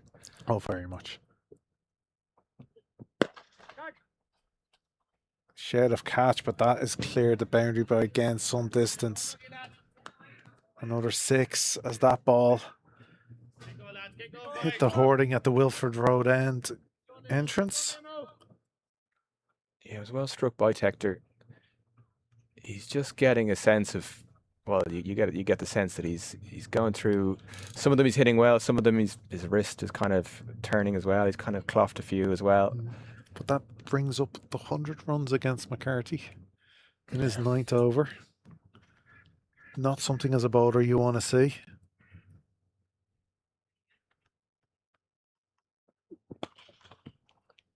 Oh, that's gone again. You don't know where to bowl really at the moment. That's gone down to third man for 4 off the outside of the bats. Yeah, it's disappointing to all parts really. Tough to be a bowler, tough to be Liam McCarthy right now because he just provides a little bit of extra pace, and when it's not doing enough, you're not getting any reverse. There's not much in that pitch. There's not many demons. Just swing your hands through. It really does feel that way, that they've got him sighted. Maybe he just needs a few slower ones dug into the pitch.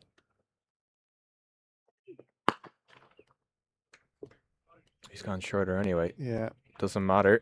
But the pace was there enough for, again, Hector just to pick the length. You almost feel like if he sets 2 fielders on that boundary and maybe slower ones into the pitch and half, hope he mishits. Yeah, I think something maybe you need to test out, because I think if you're bowling them outside off stump and you can just swing your hands through it, you can hit that wall basically. Yeah. So the end of the 47th, we've moved to 398 for 4. Oh, 400 in sight. 28 runs from that McCarthy over. And you really feel you want to hide as a bowler. Like the skipper's looking around, hit the ball, and you want to keep your head down. Yeah, Ryan Macbeth continuing. Maybe he wished he'd gotten his overs in earlier. Yeah. But again, he's bowled well. Oh, there is Camphor. He sighted it in the last over. That's gone for 6. That's out of the ground. Was it? Did it hit the netting? It did hit the netting. Yeah. We'll get the ball back. But Saved a few, Bob. That's 6. He hit that so well. He'd missed one in the previous over. Yeah. And then just seemed to have all the time in the world for that one. Yeah, it was like it was a sider in the first. Just needed the one. Yeah. Just needed the one sider. Okay, Macbeth is only going at 7 before that delivery. Oh, that's flown. That is a chance. Taken.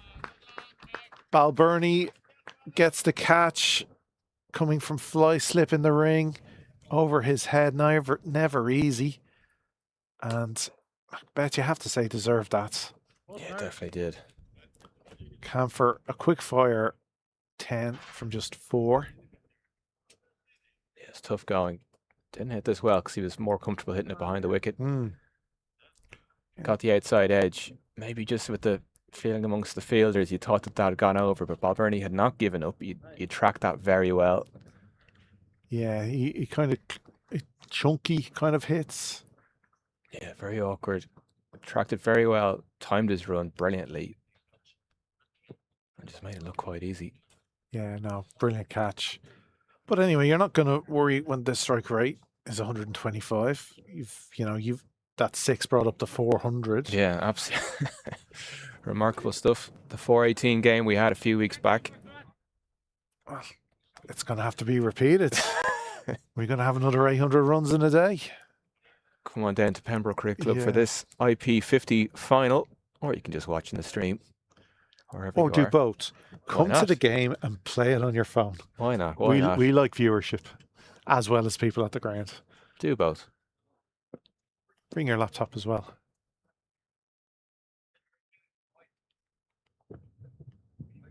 Pushes it wide. And it is called wide. Yeah, I'm not quite sure. They might let you work from home in the bar. I know there's a few staff in there. There's a few journalists whittling away. That's the dream, isn't it? Can call them out now if I wanted, but yeah, some staff in there working away as well. Well, So- we have the nice bench. You sit on the bench. Yeah. You have the parasol. We'll do table service. Yeah. Order a few drinks. And a bit of sun as well coming out. Another shed of catch.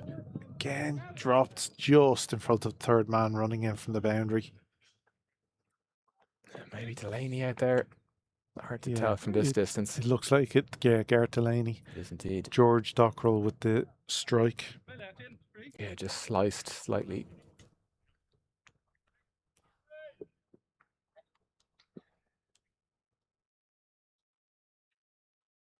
Protector facing. Down the track. Gives it a belt. One bounce. Bounces just inside. Gary Wilson, the fielder. Like the look of that, I'm sure. Didn't know you could do that without gloves on.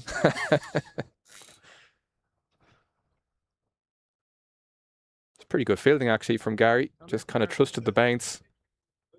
We'll have a look here. Nicely collected. Still got it.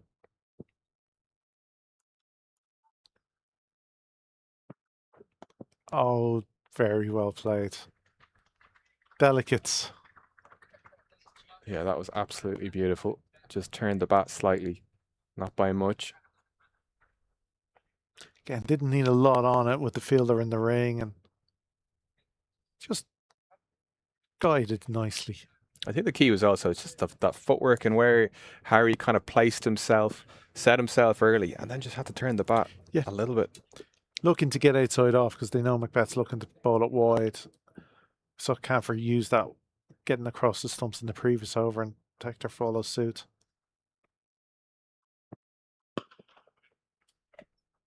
Yeah, that really is dangerous when you got a batter of Harry's class who can belt a ball, who can play down the ground, and then can also go behind the wicket. The 48 over has been completed. The score has moved to 411 for 5. Hector has moved on. Oh, sorry. They're 2 balls behind. There's actually 415 for 5. So at the moment we look on course to pass the highest total so far in this year's competition. Second highest list A chase, of course. That game when Leinster Lightning chased down 414 against the Northern Knights here a few weeks back. Yeah, Harry Hector has moved to 80 from just 33 deliveries. Yeah, absolutely remarkable. 9 fours, 4 sixes. And with 12 deliveries to go, and he has strike, you wouldn't say no to 3 figures. Nice and full. Oh, through the hands. It was high. Half a chance, quarter of a chance. Yeah, it definitely was. I think it was just slightly misread by the fielder. The fielder seemed to have come in a little bit. Of course, it was hit so well. Again, in the 49th over, you wouldn't you'd forgive a little tiredness chasing the ball all day, but well, he's one of the smaller of the fielders. Gavin Ralston. Yeah. But if he was just maybe a yard back, you'd suspect that he would have pouched that nicely in the bread basket. He has he's been on the boundary all day, whether it be on the off or the leg side. Yeah, of course, and he was on the run as well, so you've got to factor all these things in. It's about footwork, it's about keeping your head still. Not easy to make those calls. That's a finer shot, but it is the end of him. That was the better shot of the two, and he's gone.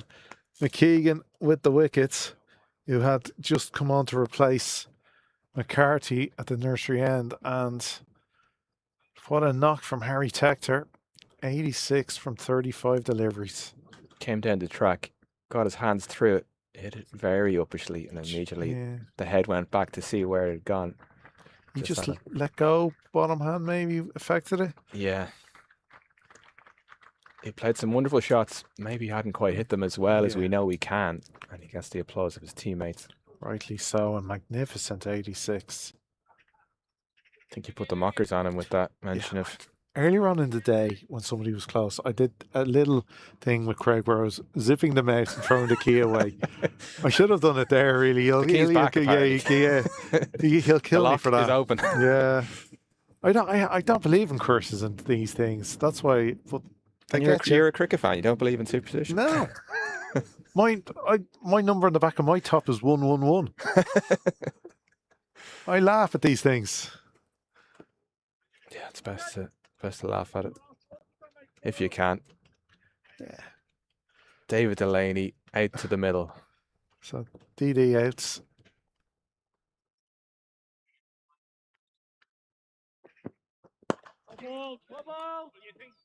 Again, a man who has big guns and can clear the boundary. We certainly can. To have that sort of firepower coming in late in the innings, absolutely incredible for the Lightning. Keegan look to keep that far outside off stump. Now the slight annoyance for the Warriors. Reward for that wicket is you've a left-hander at the crease. Yeah. At the end of a long stint in the field, not very long, but long enough. You got to change the sight screens. You've got your fielders moving around to different positions. Ben Callitz has come down for a little bit of a chat. I don't think we have too much of a problem with overrate. Not quite sure. We were doing quite well earlier. Yeah, but I would say that Macbeth over with the 5 wides was longish. Yeah, that's not going to help you at all. Now we're coming up on, it was a 10:45 start here today, so 3 hours and 3 hours 30. But with lost, Yeah, the lost balls as well, Yeah. of course. that is 6 from Dockrell. He hasn't taken long to get going. That's just his second delivery. And he's put that over K for 6. Yeah, just right in the slot. Got his hands through it. Great connection from George Dockrell. Down to the Warriors base. This is what he does. A finisher in T20 cricket for Ireland. Doing a job here for Leinster Lightning. Goes again. Fielder in the ring. Delaney with a brilliant quick call to get the single. Dockrell, of course, with 2 centuries in the semi-final and final of the T20 finals last year for Phoenix. Yeah, that was an absolutely remarkable performance from Dockrell at this ground. A very hot day as well, if I recall. But he definitely made the bowler sweat as he brought the title back to Phoenix. Yeah, he's an incredible player, is George Dockrell. Left-handed Delaney on strike.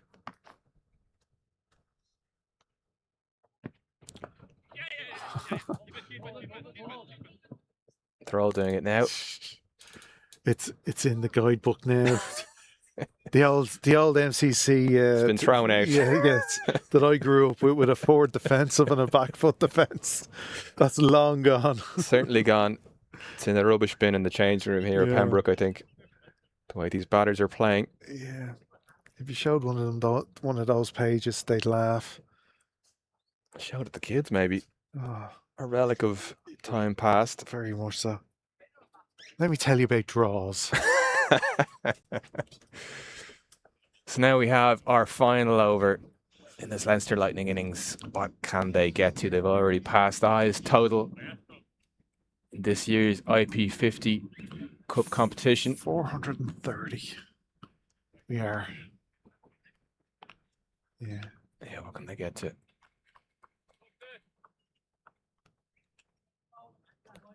We got Liam McCarthy to bowl this final over. He will want to finish strong, of course. He has been expensive. Yeah, a couple of wickets that helps somewhat. And that definitely does. I think so, Scrab. Like, I'm not entirely sure, but Yeah. don't ask Boydie. That ball's crucial. Bit of chat between the Warriors fielders, just trying to make it out. You've got Andrew Balburney right in front of us. Gives a wave. Gives a wave.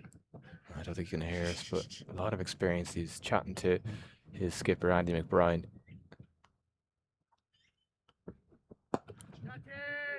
That's sliced, but it is over the infield.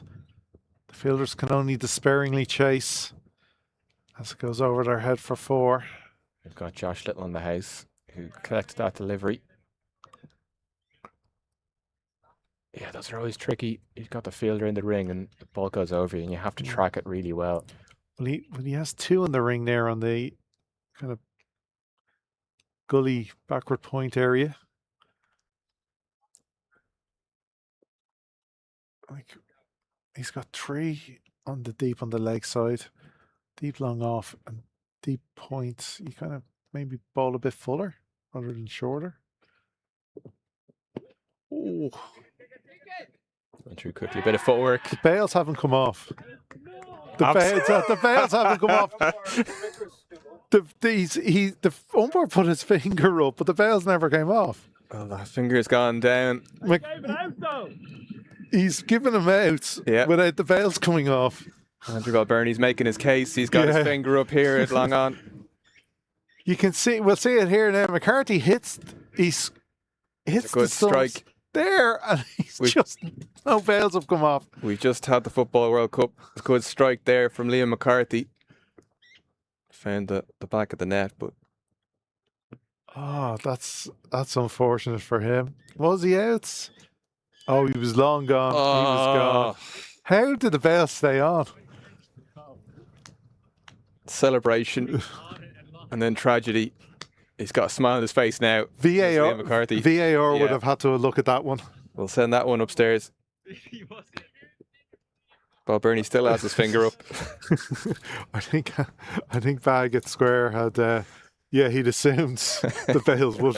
Who wouldn't have thought the bails had come off? Bit of comedy here in the final over.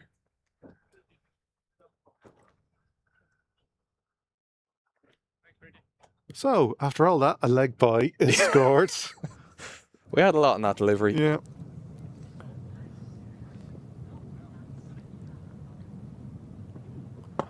Well balled from McCarthy. Just tailed in slightly as well. They will get two.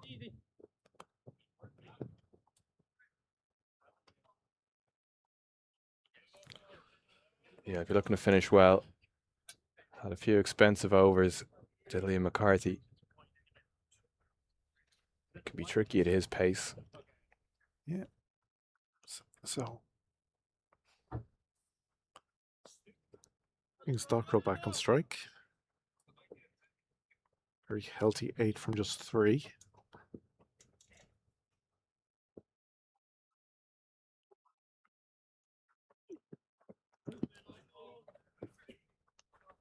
It's not where he wanted it. No, again, just going for that one really wide and full, but just too wide. Yeah, outside off from McCarthy. Too far outside off.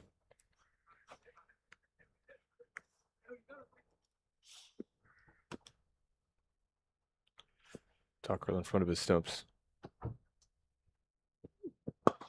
Moves across.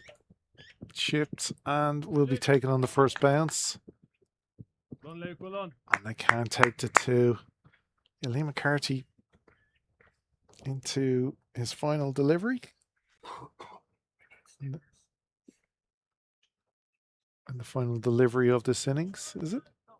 Sorry, just with the scorecard falling behind. I think it's 1 to come. He has unfortunately gone for 120 so far.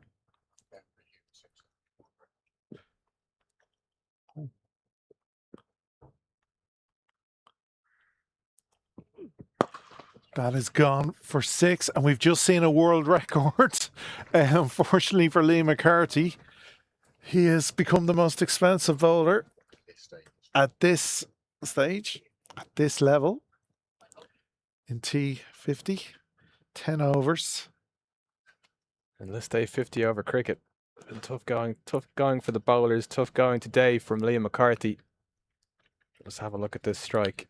It's clean from Dockrell. Absolutely wonderful hit. So that brings us to the end of, well, what you have to say, a magnificent 446 for 6 from the Leinster Lightning. Yeah, that's an absolutely remarkable total from the Leinster Lightning. Liam McCarthy finishes, unfortunately for him, 10 overs, 126 runs. So yeah, we've had that. And just the 1 wicket. We've had that confirmed to us that it's a record from Liam McCarthy. Well, it's a Jer Sigan stat, so I'd believe it. I'd put a mortgage payment on that one. So yeah, it's crazy. Yeah, You do remember famously the bull ring, where that Australian bowler was one of his one and only Mick Lewis. One of his one and only times playing for Australia, and the South African crowd stood to applaud his century when it came up. Who would be a bowler if you're a kid watching that? Yeah, that was absolutely remarkable. Mick Lewis from 10 overs, 113, no wickets, 1 wide and 1 no ball. Tough all day from Mr. Lewis, but a tough day as well from Mr. McCarthy. Yeah, it's To rub it in. yeah, but again, his worst moment of the day is probably this. Here we see him hits the bat full on middle stump, and he's celebrating. And the batsman was walking, the bowler was celebrating. Everyone thought it was a run out. The umpire had his finger up. The only thing that didn't oblige was the bails. And Balburney thought it was out as well from long on, and he had made the case that the umpire had given it out effectively. Batsman was gone. And I didn't see a reverse signal from the umpire, which they're allowed. So, but anyway. It's true. What a morning we've had so far in this IP final. The Leinster Lightning asked the bats after the Northwest Warriors won the toss. We had an opening partnership of 235 from Tim Tector and Stephen Doheney that absolutely set the table. And you have to say, just about all the Leinster Lightning batsmen got fed today. The only one really missing out, Chris Freitas, 8 from 7 deliveries. But Tim Tector, 122 from 107 deliveries. Stephen Doheney, 124 from 117 deliveries. Harry Tector, 86 from just 35 deliveries. Magnificent striking of the ball. Lorcan Tucker, 52 from just 19. And then Curtis Camper and George Dock were little cameos at the ends. You'd say the Warriors disappointing with 17 wides. Just the 1 no ball. 2 leg buys to give us a grand total of 446. 44s, 26s. That's going to be some total to chase. Yeah, absolutely remarkable. Just mentioned Christopher Freitas missing out. He's filled his boots in this competition. 258 runs across it, but 409. So Stephen Doheney has moved into the top position. We'd be getting the golden boot if we had a golden bat. Golden bat, yeah. The golden bat goes to Stephen Doheney. I started that right now. And just a quick look at the bowlers. Like two for 63 from Andy McBride. It was incredible at different points. Working hard to keep things tight. Yeah, he really did bowl well today. He kept them, like, again, you're looking at a run rate scored overall. You know, he's well under that at only going at, just over 6. So he's bowled brilliantly. I didn't think Macbeth bowled badly. Like, he's gone 8 over 6, 2 for 65. But again, you take out a few of those extras, and I think the second spell definitely hurt him more today. Yeah, we had that question about whether he was going to bowl out perhaps in that opening spell when you're just getting a little bit more nibble. Coming back for your second spell, perhaps maybe just a bit stiffer at running around the field, chasing balls. Yeah. And again, Gareth Delaney also did a job. 9 overs for 65. So, yeah, you just say a couple of the seamers, just a bad day at the office, really. But you can't argue with some of that hitting. Some incredible hitting. Not to forget, Lorcan Tucker, absolutely monsters hitting from him. There was that chance he had flicked it, I think, to deep mid wicket. It was dropped by... Feels like a long time ago now. I think it was it Hansen with the drop? I think it was. He's safe now anyway, whoever it is gone into memory, or gone out of memory anyway. It was a tough chance. Not many chances though in this innings. It's just how true this wicket really is. Yeah, we were waiting till the 31st, 32nd over till we had our first big appeal, and decision had to be made by the umpires, which just shows you there'd be no catches any chances given before that, and that was a LBW decision turned down. So it's not that you'd say they bowl badly. It's just, yeah, sometimes the batsmen, and definitely you have to say the batsmen today, it was their day. So I expect we'll take a little break. They'll be due back in about half an hour. So we hope you all will stay with us and join us for the second innings and what will be definitely a record breaker if the Northwest Warriors can lift the trophy today. But we hope to see you all back soon. Thank you.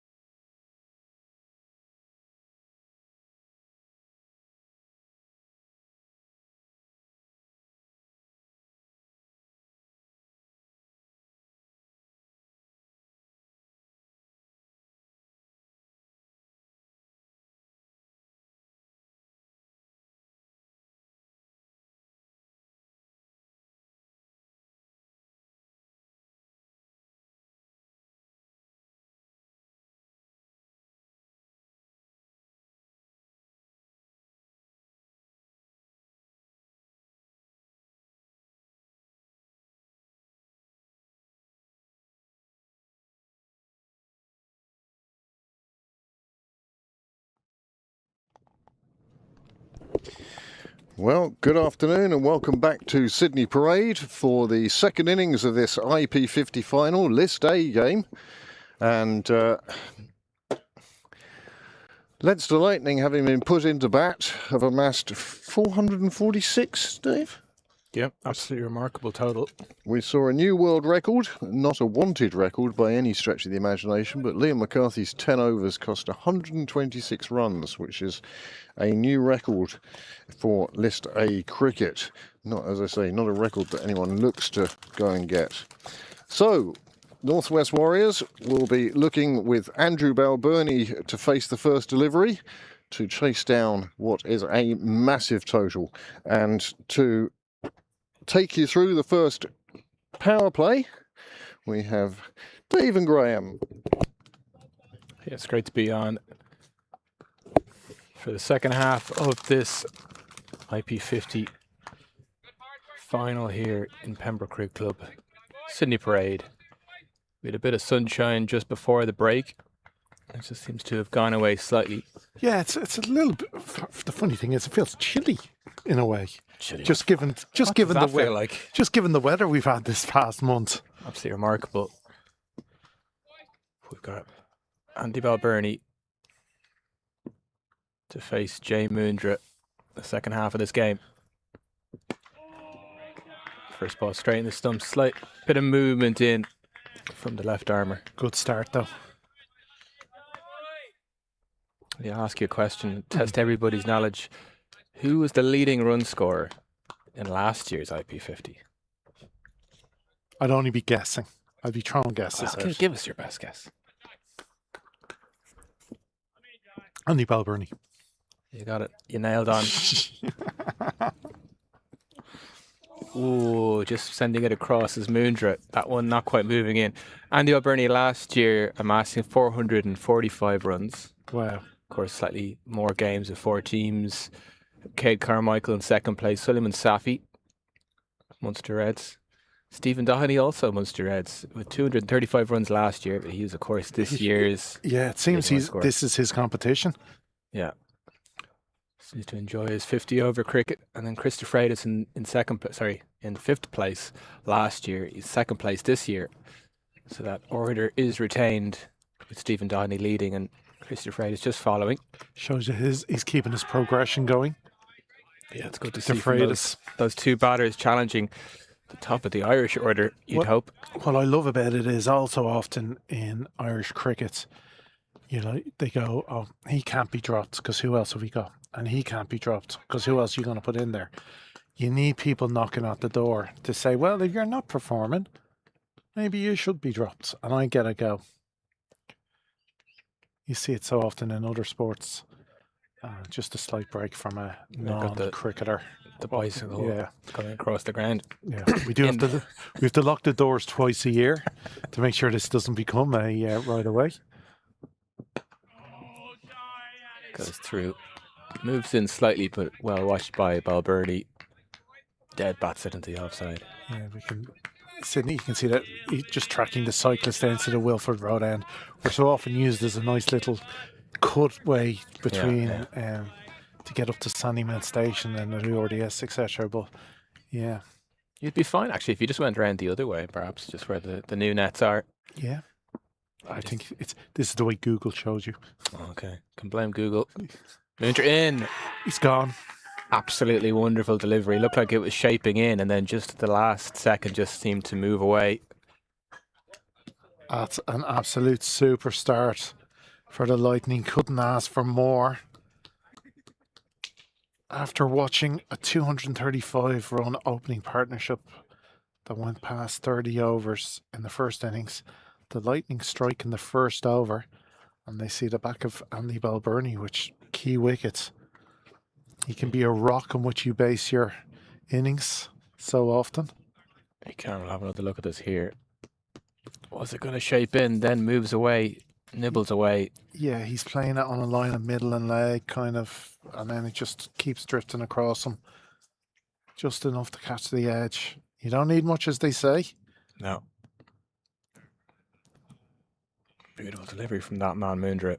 who hasn't had the best of times in the last few weeks after the highs of the India series. I believe he saves himself for international duty. Well, or IP finals. You know, a couple of expensive weekends recently. Well, this is it. Sometimes you can't bowl quick. Mhm. Every single juncture. You have to leave something in the locker sometimes. Gavin Ralston out to the crease. 1 wicket down, nothing on the board, and plenty to chase. Mundra in. Well, some are going to blame me again for you asking that question. Top run scorer, I answer Andy Balburney, and he gets out for a duck. I won't ask any more questions about leading run scorers, just in case. Just in case. But Ralston just backing away. Maybe it's not Ralston facing. No, Ralston was at the other end, yeah. course. So Left-handed Gavin Ralston.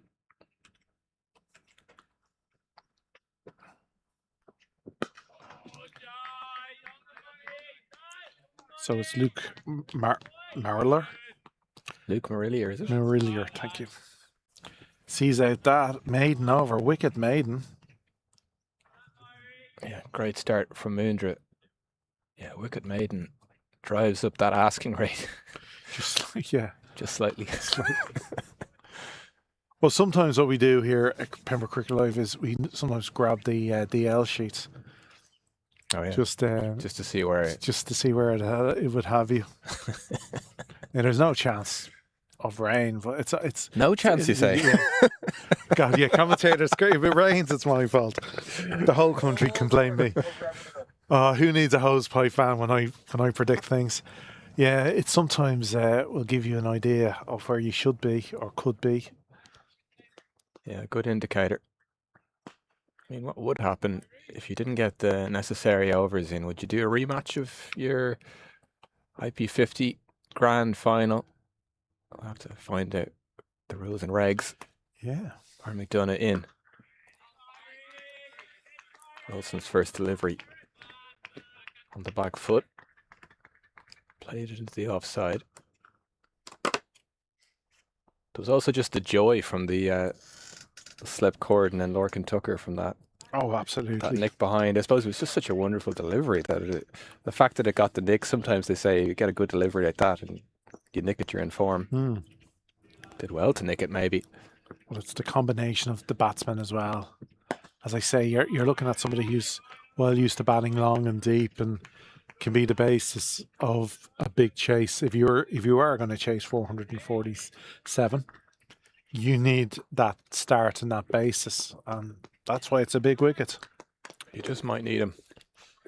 Andy Balburney, but he's back in the shed. With lots to think about, you'd think, but Yeah, tough day to be an opener. just outside off stump, nibbling away. Gets it into the surface, does McDonough from that height. McDonough, of course, does play his league cricket here at Sydney Parade for Pembroke, and this is his favourite end to bowl from, the St John's Road end. Yeah, knows a lot about the conditions. Does McDonough. Lovely delivery. That previous one.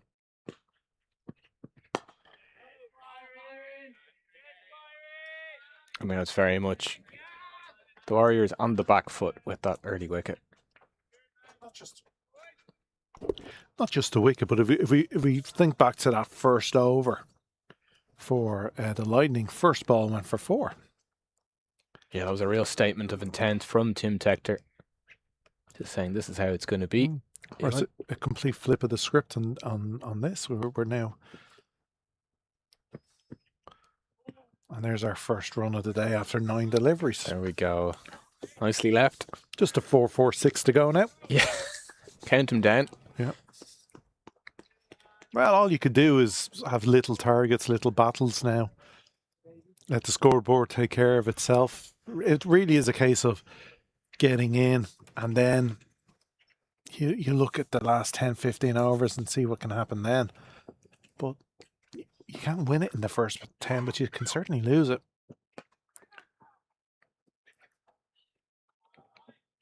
Yeah, some great conditions here at Sydney Parade. That would exactly be it. If you can just stay at the wicket, you can keep wickets in hand, not get too far behind, not get too bogged down. Could leave yourself in with a chance. It's such a tough position to be in. You have to be positive while watchful, while being careful. You still have to get those ones and twos moving and taking those boundary chances when they come, because we are in the power play. Our two deep fielders are at fine leg and at third man. Everyone else in the ring with two slips in place.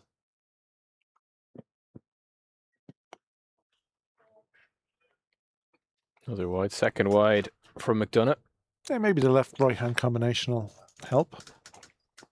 Early doors for the Warriors. Well, we saw that the weekend here in the Senior Cup semi-final. Pembroke put on a big score, 300 plus. Malahide looked to be in a little bit of trouble in the power play, but two batters got in, got set. And speaking personally, it was nervy. While those two batters were there, Malahide looked like they were going to chase it because they just kept batting, got into the last 10. It was still a high run rate. But here, you can't. Side the line. Yeah, it didn't trouble the batsman too, just because of the length. It needs to be a bit fuller with that movement to trouble the batsman. But you always argue for a bit of spin in the first 10. Oh, yeah. If you're especially if you have a big total. And there's some fine spinners in that Lightning side. There are, and that would definitely be a tactic at some point, you suspect, with just get through those overs, build the pressure. That's good delivery. The one previously was a bit shorter and it was a bit of a sider, and that was the difference, I suppose. You felt that those openers, Downey and Tector, would be putting those away. Yeah, they seem to get to bat on ball very quickly, very early in their innings. So if you get those shorter deliveries, I think those fuller ones that Moondra's moving might have your name on it, could be dangerous. Shorter ones maybe you need to attack. What always impresses me in that openers from Donny and Tector was the picking of the length. They picked anything barely short so quickly. And again, being in the power play with nobody on the leg side, really, they were quick to latch on and pull.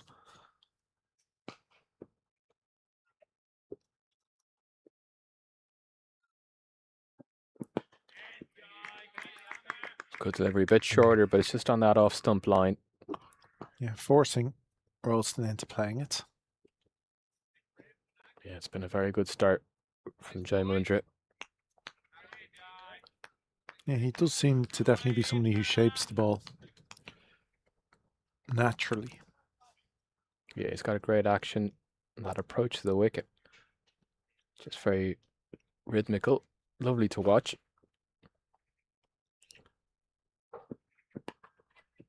It's the outside edge. Oh, that's brilliant fielding from the big man, Byron McDonough. Keeps it to a single. Yeah, you'd say smooth. And when you're a bowler, that's what you want. You want a smooth action. First run off the bat. Yeah. Take outside edge. Threw his hands at it. The width was there. Brilliant work. And he just manages to keep those big limbs as well inside the rope. Good work by McDonough.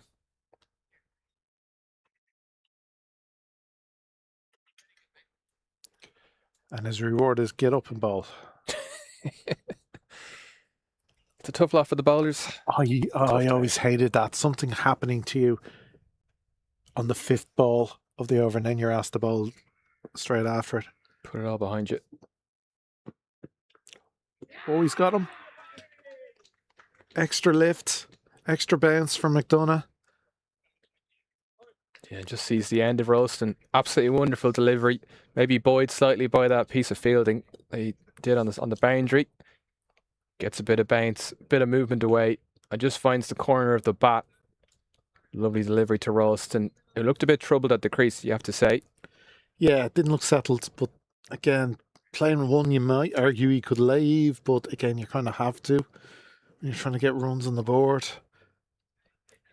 He bowled a very similar delivery like that on Sunday to a left-hander, and again, same result. Through to Tucker for the edge and the catch. Cheered on by his team. 2 wonderful deliveries. Sending back the Northwest Warriors openers. Not the ideal start at all. No, we've got complete bookends of a game here and completely mirrored, really. You couldn't get more of a stark difference from a 235-run opening partnership to 2 down inside the power play and not even 5 runs on the board. Yeah, it was just such a statement of intent from Tim Tector hitting that first ball to the boundary. I think it was Liam McCarthy bowling that opening over. Do you reckon that was premeditated? Just maybe to make a statement in a final in particular? Oh, it's hard to say. Like, I get to see it week on, week out with Tim for Pembroke, and he isn't afraid to play those shots in the first over, and he's so quick. I've seen it in a game against Phoenix here in a T20 that was a refixed league game, a shortened league game. And again, dispatched the first ball into the Gardens for 6, and it was a new ball. So he isn't afraid to do it because he is such a good picker of length. Yeah, he's definitely a very good judge. So he's playing it on its merits. And then McBrien. And not afraid to play the shot. Yeah, and then McBrien just there playing inside the line. Also a very good judge of a delivery. Will pick his areas and know which ones to target. Very good technique. The Donamana left-hander.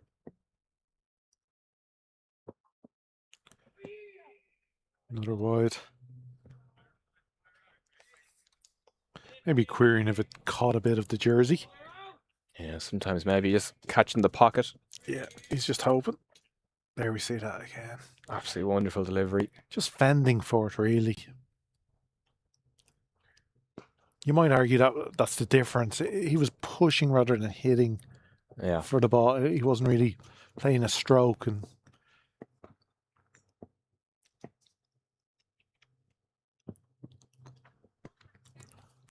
wider there, McBrien puts his head to the sky. I don't know whether it's to say he shouldn't have gone for it or it's to say he didn't get enough of that, because if he got a bit of bat in that, found the gap. It's 4 all day, yeah. Could have found his side. First boundary of the day to get Northwest Warriors up and running in this chase, this huge task ahead of them. Well, the skipper, and he just needs to kind of dig in. Try to get something going. Yeah, McDonough's having a bit of trouble here. It's the odd delivery that's moving away, swinging away, getting a slight bit of movement. And he follows those wonder deliveries, moving away from the left-hander, but hasn't quite got the radar right. Apologising to his skipper. Some good footwork to get to those wide deliveries. The only thing you could say is a couple of wides aren't going to worry them too much with that score. And another.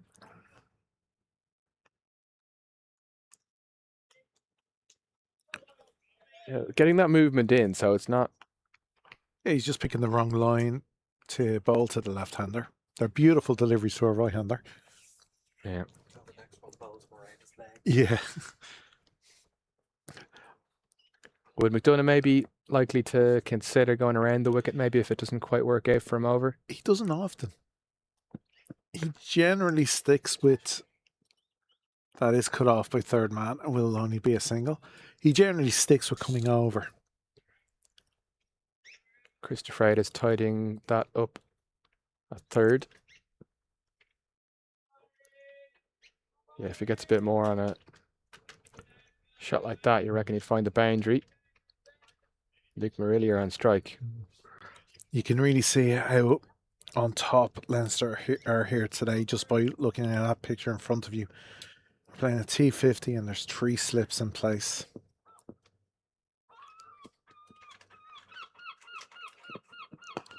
Fuller fielded. Gets the shot away but can't get it through the infield. Finds point.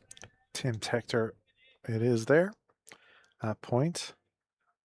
He's not senior enough to get in the slip cauldron. Not yet. Yeah. We often joke. Ooh, it just bounced up off the square slightly. Yeah. Well read by Tim. Harry Tector, George Dockrell, a first and second slip. Good shot. Gets it through this time. Chases on. Tim Tector pulls it in. Oh, that is fabulous work out in the deep. Kevin, how he throws it in. That's great work to throw yourself around like on any surface, but on this hard surface, not easy. Great commitment. Again, we're talking about somebody who batted 40 odd overs. Yeah, he really flung himself as well at the very end. It's great to see, and he's a big unit. We'll give him a 9.6 on the dive. Yeah, There was no artistic value. There's plenty of artistic value in that. You could argue, you could make the argument perhaps, but did the job entirely. So at the end of 4, 8 for 2. Remember to continue. Yeah, it's already, you can see a stark difference, you know, at the end of 4, Leinster were 25 without loss, going at a run of ball and looking settled.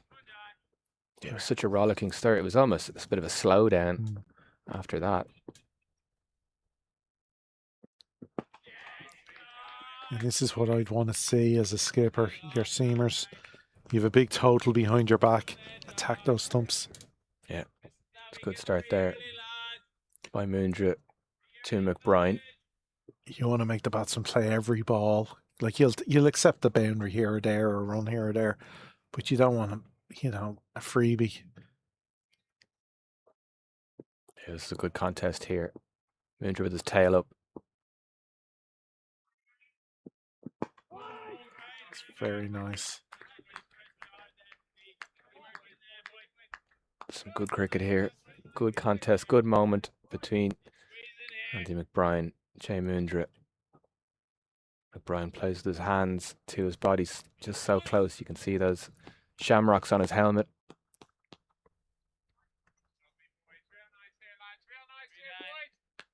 Moondra just getting a little bit of movement, just enough to trouble the batters. I like that length. And he's getting that little bit of shape, but again, it's nice and full.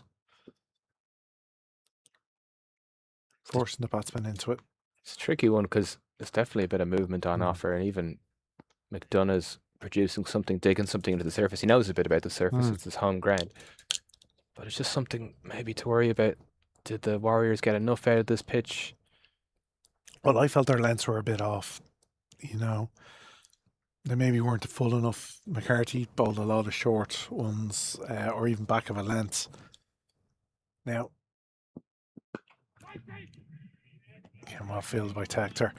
Again, that's hindsight, can be, 2020, you say, oh, well, yeah, it's easy to say that after they score 400, but early doors, especially after sticking them in, you might want to see getting them driving more rather than pulling. It's definitely the thing you'd... Scores 10 for 2. Yeah, so what's the plan now for the Northwest Warriors? A lot to do. Yeah. A lot of time to do it. Now, again, we always joke at how quickly a run rate can jump. And again, I suppose you're looking for small targets, maybe. The next 5 overs, maybe just try and increase it to 50. Yeah, you don't want a partnership to develop. But maybe just the sense that you're not getting bogged down either. It's been tough going so far. Yeah, it's been very good bowling from both ends. We spoke in the first innings about when McBride was on bowling. He was bowling very well, but unfortunately the other end was leaking. But if you got 2 bowlers working in tandem, it ramps up the pressure. Because the poor batsmen, they're there. Where's my out here? Where am I scoring my runs?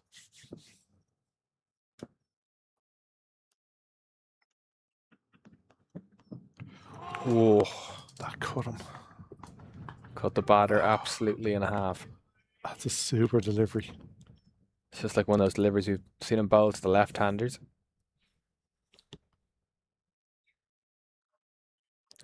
He did well to miss that completely.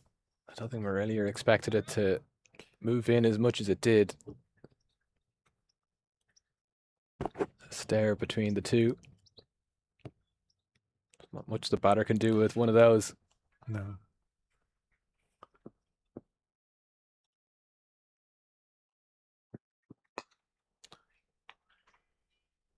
Soft hands there, just playing it down to third for a single. De Freitas with the throw in. Yeah, those singles be important. Maybe even try and turn ones into twos, but just trying to keep that momentum going. Yeah, if you could get maybe 6 singles in an over just to try to get something moving, and then you can look at, okay, I've got a few to hit the middle of the bat. I've got some singles. Now I can push on to play that cover drive, that cut through point. That's a great stop from Lorcan Tucker. That saved 4 runs. It is a wide. I think there was a couple of shots there from Andy McBride. It was the full-blooded pull shot maybe, and then it eventually just decided to, well, it seemed to motion at the end that he was actually trying to leave it. Never tried to swing it at all, I swear, Your Honour. Well, it cut again. That's one that seemed on McDonough.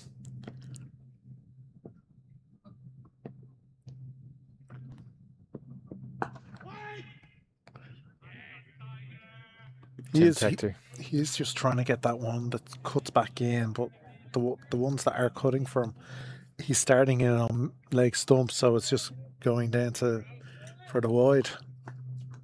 Yeah, it's always the case. You could bowl a beautiful outswinger right on a bowler, and then it'll always miss everything. And then you try and get on the stumps, and then it's too straight. Yeah, It's always impossible to get those lines perfectly.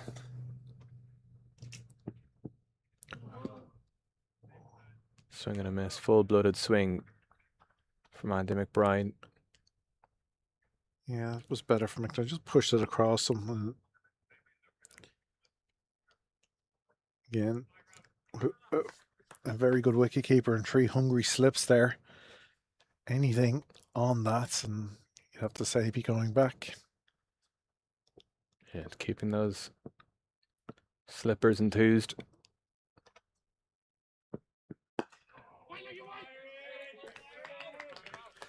Yeah, just a case here, maybe you're getting bogged down. Which again shows how good the bowling and the fielding is, though, with 3 slips in place and 2 deep fielders. Yeah. They're still not finding the singles. Yeah. And they're egged on. Just could see in the corner of our eye, George Dockrell and Harry Tector racing each other to the next end. Maybe they got some slight bets going on. Yeah, I think there's a bit of side action going on in this game.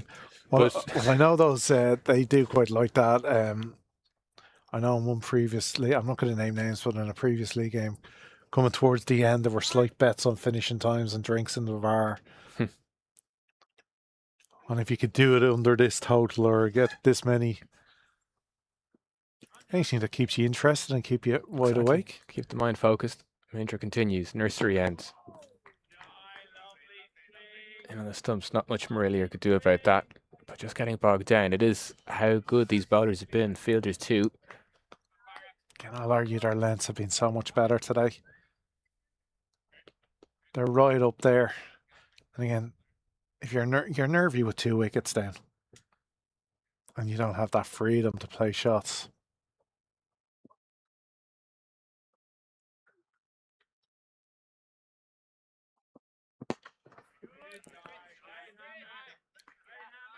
It's to mid-wicket. Chris de Freitas. Maybe the hope would be if you could evade those fielders, you could drop and run. Moondra? 1 for 2 off 3. Get him off. The guy at the other end is doing okay. 1 for 11. Yeah. David Delaney asking us for Moondra's bowling figures. That's a good flick. Flicks it over the head of de Freitas. And looks like it's disappeared for first boundary for the Northwest Warriors. Yeah, coming, unfortunately for them, in the 7th over. Yeah, Moondra keeping it straight, which is good from the bowler. Just over de Freitas. Again, I wouldn't be too upset at that though. That always could it be a miss hit, and there's mid-wicket waiting. Oh, how did that miss everything? That has missed absolutely everything and everyone. Oh, sorry, caught a little bit of leg. I thought that went right by his body. Caught a little heel there. So 4-leg boys. So there you go, back to back. There you go. Again, it's a Back on ground top. where a couple of boundaries can happen very quickly. Lorcan Tucker maybe uncharacteristically missing out on that one. Maybe didn't expect it. He's unsighted, of course, by the batter with that angle. And look how wide he is. Yeah. He's very wide there.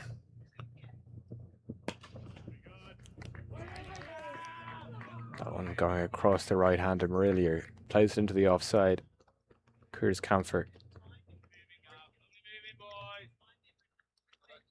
It really is, though, an embarrassment of riches here today for the Lightning with the bowling attack options.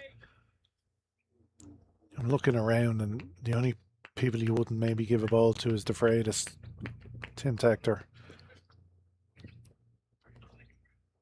and the Wiki.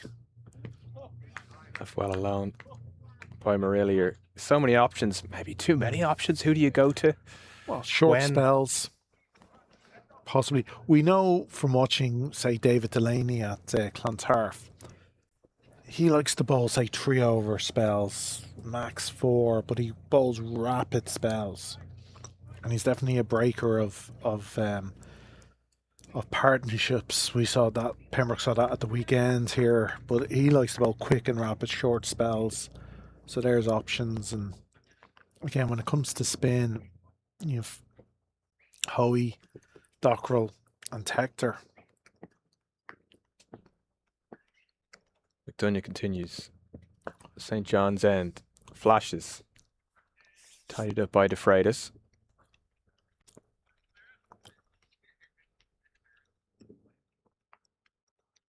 Yeah, it's your options when, and of course, these opening bowlers are doing well enough. Well, yeah, no fear keeping them on in the power play at the moment. They're not leaking too many. And like that, when you have so many options, then you're not worried about the back end. Yeah. Because like that, Delaney and Camphor, not exactly poor bowling options to bowl at the back end.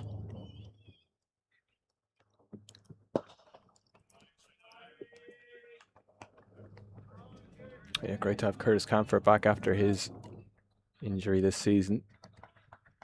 I think it was a fractured hand in that New Zealand Test match. Yeah, he bowled and batted well for Clontarf at the weekend. So yeah, for Irish cricket, it was good to see him back. Yeah, just such a tough competitor. Then yeah, you've got David Delaney as well, and you've got your spinners.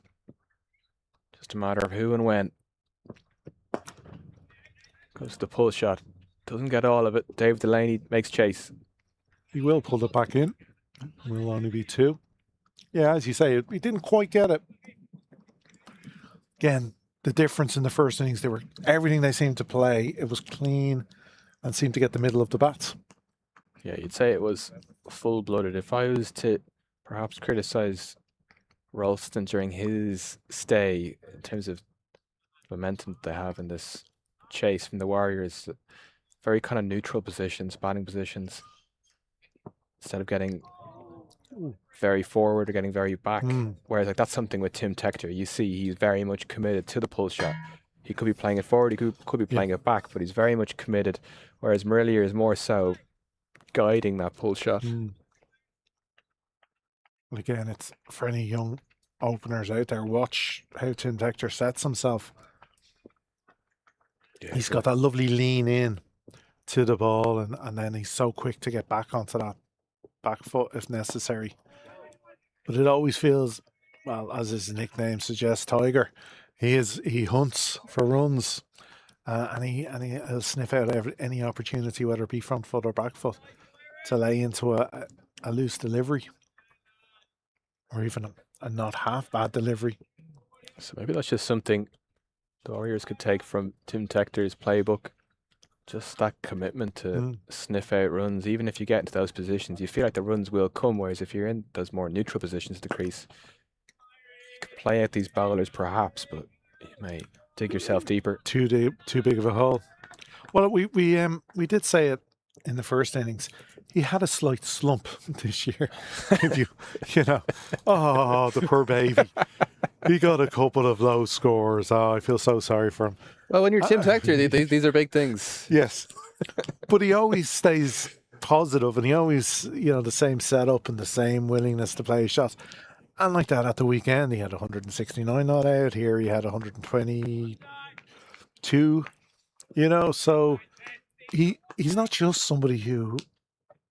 And earlier this year when he got the 150 not out in Warringstown, that was on the back of 0-6s in that knock. So he's not just somebody who's throwing the bat at it and it's flinging, a slogger, if you want to use an old term.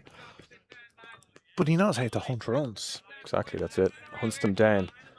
Moondra continues from the nursery end. He's hunting down these warrior batters.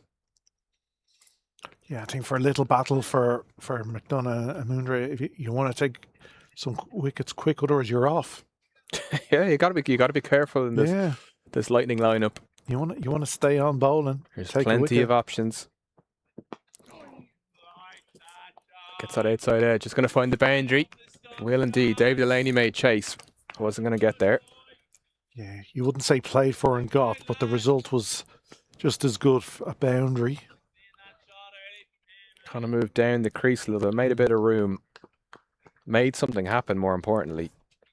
Yeah, you get the impression with somebody of the experience of McBride, he knows it's a cup final. You don't get prizes for being 200 under the total. You either get it or you don't.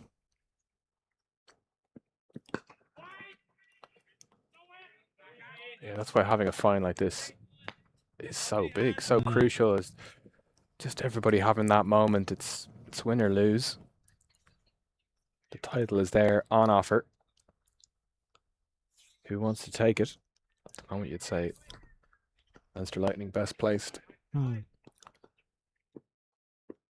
Actually, don't know. Is there a plate, a trophy? I believe it's a cup. I think. So there is something physical for the winning team to lift.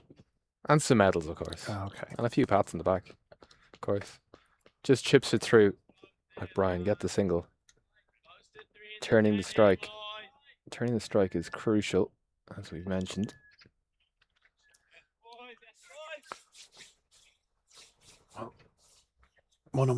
I'll go back to one of my favourite innings I've watched this season, and it was Harry Tector with Tim Tector in Warringstown.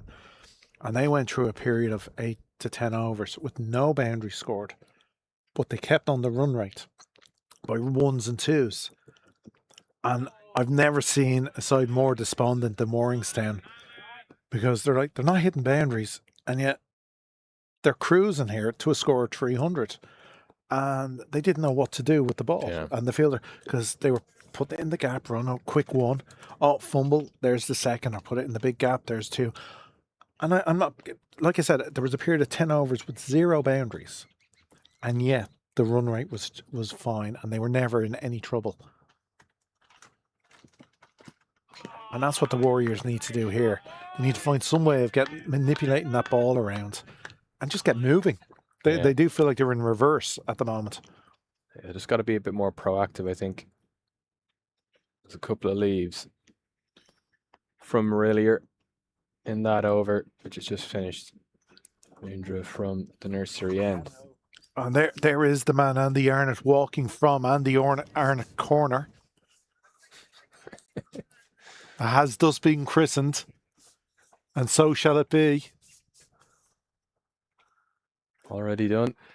We got Curtis Camphor from the St. John's end, who got our first bowling change. Coming in the last over before the power play ends.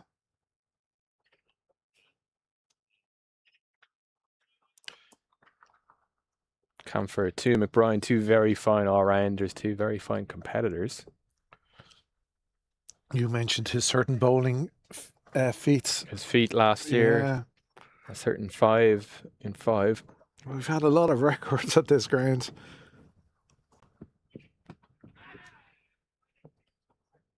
Just pulls it slightly. Down to Moondra. Tidies it up.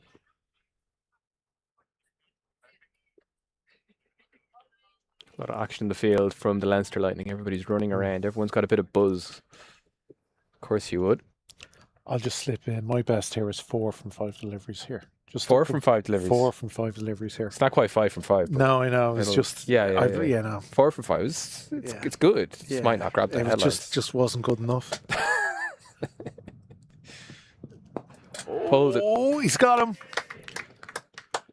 Just held up in the pitch. McBride just maybe thought it was coming onto him a little bit quicker than it was. How often does that man pick up a wicket? Came into the attack. He'll just make something happen. We mentioned the 5 and 5. He's got his first here. Into the wicket. Dug it in. And Smirellier catch taken off his own bowling. Just an easy chance back to the bowler to send back Smirellier, who looked in a bit of trouble. I mean, it's not easy against this attack, but just seemed to be stuck in the mud slightly. Yeah, my apologies on getting the batsman wrong. Poor Andy McBride. Yeah. He's already been dismissed. But as you say, 9 from 21 deliveries. Yeah, just those couple of leaves in the previous over against Moondra. You don't really want to be. Can you afford to leave deliveries if you're going to? Half a shot, looking to half turn it away, kind of thing. That's it. We need to see a bit more impetus, a bit more momentum from the Northwest Warriors. Yeah, like you might have seen in the first innings, either of the openers maybe going after that full-blooded and just driving through the ball. Yeah.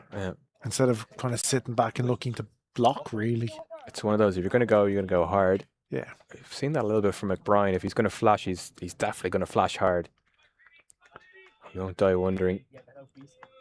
But 3 in the power play is definitely the Lightning winning.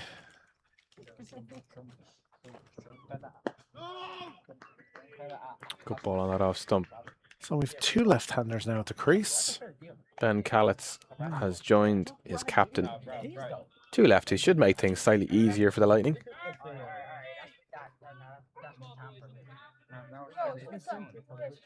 $446 on the board. And now they don't have to worry about left-hand, right-hand combination. Yeah.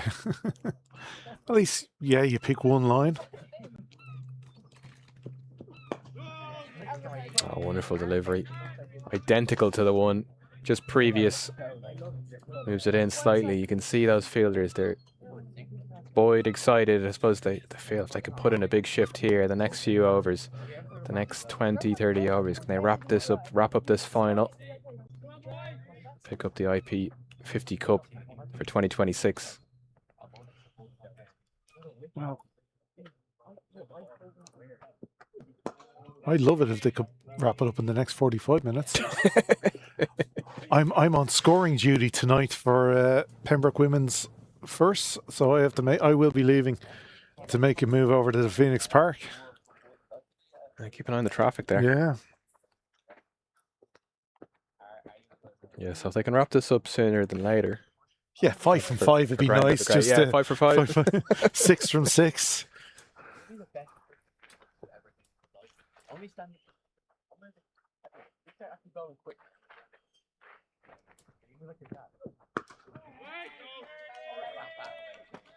Again, those dreaded dot balls. And that is the end of the power play. The Northwest Warriors finish at 31 for 3 as Dave steps out of the commentary box. And I'm joined again by Craig Senior. Well, 20 overs since I was in the box. Yeah, lots I have to say, it's been a busy 20 overs. But also 2 very different 10 overs. Yeah. Yeah, one of absolute carnage. I mean, I was watching the game. I didn't leave the planet or anything. But this first 10 overs also means that the run rate required is nearly 10 and a half. That's a lot to do. It is when you've lost 3 wickets. That's a super shot. Oh, that will certainly help. That's a much needed boundary for McBride. But again, we did see it at the weekend where the number 4 and 5 batsmen came together. Ah, look, there's always a partnership. Yeah. And they put the 4 and 5 for Malahide put on a 200-run partnership. So it is a matter. Get yourself in. Record Just to score. see what the quickest. Oh, 50 and 100 is. Yeah. Yeah. Well, he only took 19 balls to get to his 52. Well, the 19th ball saw him on his way. Oh, sorry, It only took him yeah, 18 to get to the half century. That's true. So he was out the very next ball. But it will be interesting to see how close that is to being one of the fastest List A 50s scored. But as we say, we've already seen one world record today. We saw the second highest chase a few weeks ago between the Northern Knights and the Leinster Lightning. So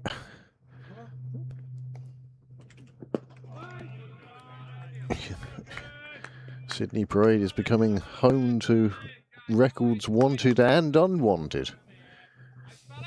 Poor Liam McCarthy, of course, holds the record for most runs conceded in a T20.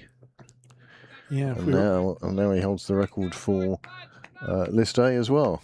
Well, we had a few during the break chats with Ger Siggins was here, and we were looking up some of the top scores ever in List A. Yeah, well, But it's all about the chases and the top ever score. 574 is the top ever. Yeah, I mean that's over 11 and who wants to be a bowler these days? Who grows up saying I'd like to be a bowler? But the top List A score 277 off 141. I watched that Ali Brown innings, 260. Wow. I wasn't at the ground, I watched it on TV, but by golly, that was some innings. Anyway, another over slips by here. That's 11 gone now. 3 wickets down, and that spells a bit of trouble for the Northwest Warriors. Curtis Campher picking up a wicket in his last over. Nice little caught and bowled. It's sort of stuck in the pitch, I think you described it as, Graham. It just seemed to hold up a little. He thought it might have come onto him quicker than it would have. It just popped back to the bowler. Can see David Delaney warming up in front of us. I mean, whew. So there's relief. Jay Munro probably going to come off, and your reward is David Delaney, who bowled with some real pace and aggression here at the weekend. Playing for his club Clontarf on that occasion. Clontarf defeating Pembroke, inflicting a second league defeat on them this year.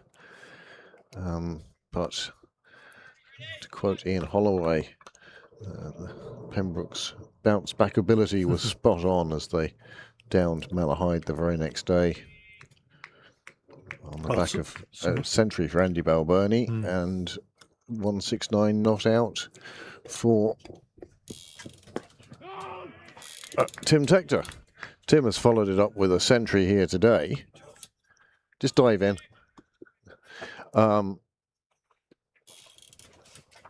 You'll hear them before you see them. No problem.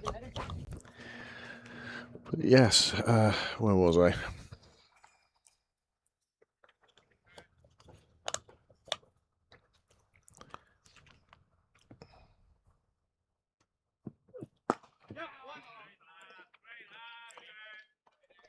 Of course, it wouldn't be a bad option having Campher and Delaney on at the same time. Again, we were speaking earlier in the first innings about bowling and tandem, and they're used to bowling together. Yeah, Clontarf colleagues. So you want, and the benefit the Lightning have had this morning is both bowlers bowling well at the same time. So there was no relief. It builds pressure. Yeah. I mean, that was the problem that Andy McBride faced in the first innings was, as well as he was super shot, cracked away down to the clubhouse. Shauna Kavanagh sat down over there earlier. Again, that'll be the advantage for the left-handers with that boundary. That is the shortest boundary on the ground today. Oh, I think that would have gone for 4 at either end. Well, no, it would have, but it's just a better angle. Yep. with the ball coming across them. It's more picturesque as well for our cameras, panning back towards the clubhouse past the team.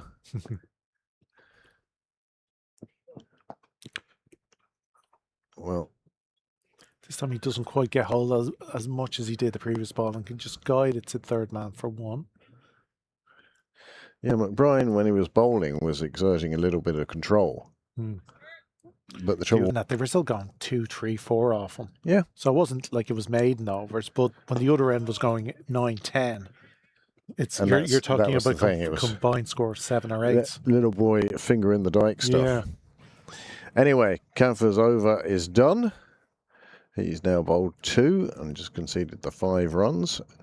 And as Graham suggested, we're now going to see the 2 Clontarf bowlers in tandem, with the introduction of David Delaney from the nursery end. Yeah, just to give you an idea, at this stage, the Lightning were 70 without loss. So you can see that kind of settled. The batsmen were settled. They're seeing the ball.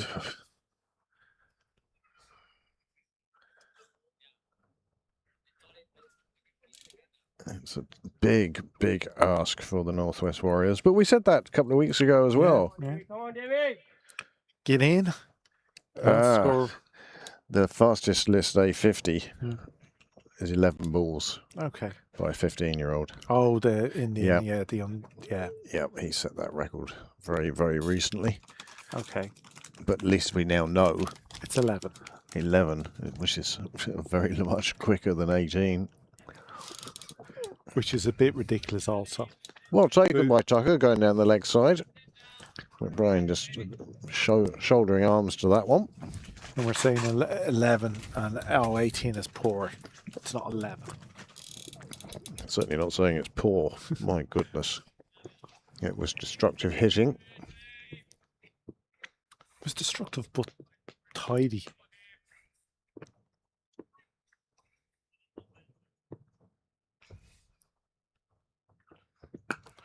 Oh, that's another fine shot. Well, he likes that cut shot, doesn't he? Yeah, he very mirrored the previous over. Just cutting between points. It doesn't matter which corner he's at. Yeah. He gets this away just beautifully. Always on top of it. Played it into the ground. No danger, no jeopardy. No stopping the boundary. Pete Twamley at the top of your screen. Member of Pembroke here many, many years. Yeah. For more years than he cares to remember, probably. Well, call for a run and a stutter. And perhaps not the cleanest run called, but they both get home safely on this occasion. But Brian holds his hand up in apology almost for calling that run. Because, well, you have to say he was out if it hit. Well, yeah, he's certainly in a lot of trouble. What? Nikki Bell. All right, that's good news. Just take the bag.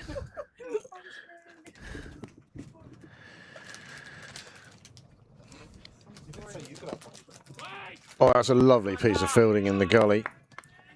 That was very neatly done. Chris de Freitas, well, he sets high standards for himself, and he lives up to the standard there. That was very definitely runs saved. Yeah, you'd have to say that's 4. Look at that. Back in down, the bag. and down to his wrong side as well. De Freitas being left-handed. And up ready to throw the ball in.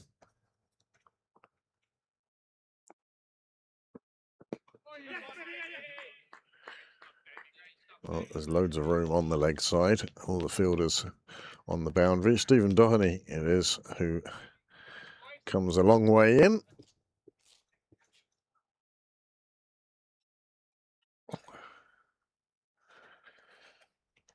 Four, 4, 6. Oh.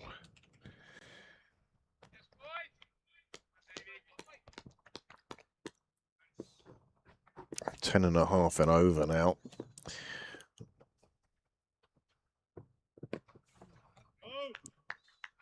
No, I was speaking during the break, and we were talking about, chasing 8.5 from the start is a tough ask, but you don't need 8.5 every over.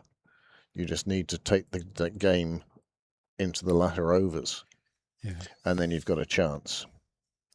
Sorry, I'm just You're planning my evening trying to ahead. get to the Phoenix Park. It's showing us 46 minutes already to go 10 kilometres. Yeah. 9.2 kilometres. Okay. When you get to the Keys, turn left along the Keys, right? Yeah. Lane open. But you'll see an awful lot of cars that just go straight on there. Lane open. But you'll see an awful lot of cars that just go straight on there. Yeah. I don't miss Dublin driving. I used to do it a lot. Well, it's been a while. Slight sea breeze coming in. Those clouds are starting to break up again, I think. Yeah, definitely more blue around. None of it visiting yet. As McBrien pulls one to mid-wicket.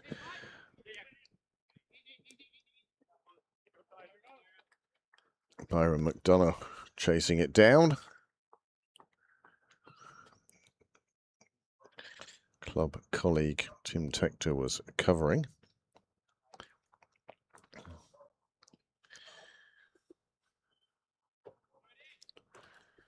Many thanks today to our officials, Hayden Sievers, as in Ali Beg. Our scorers, Helen Caird and Andrew Mooney. And our match referee. Oh, you're testing me.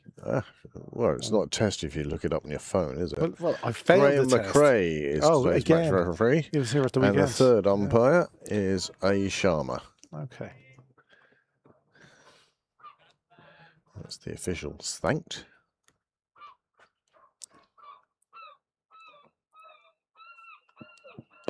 Without whom this game would take place, but be very messy. Well, for those of us it's who... been a while since Andy Balboni did a book, for instance. Has he ever done the book? So... Or umpired? We now have this sort of quiet period where McBrien is doing his best. Callett's only new to the crease. They're trying to put together a bit of a stand here now.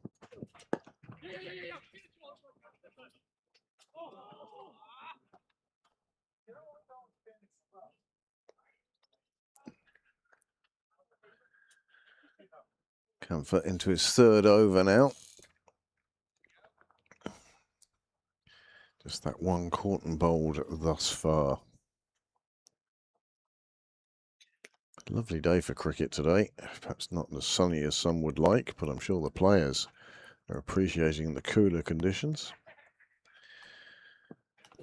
Thank all our viewers for joining us here on Pembroke Cricket Live for this Interpro 50 Cup final. I don't know why it's a cup. I don't know why it's not a cup. So that's that done. This coverage being brought to you by the volunteers of Pembroke Cricket. We do have a donate page,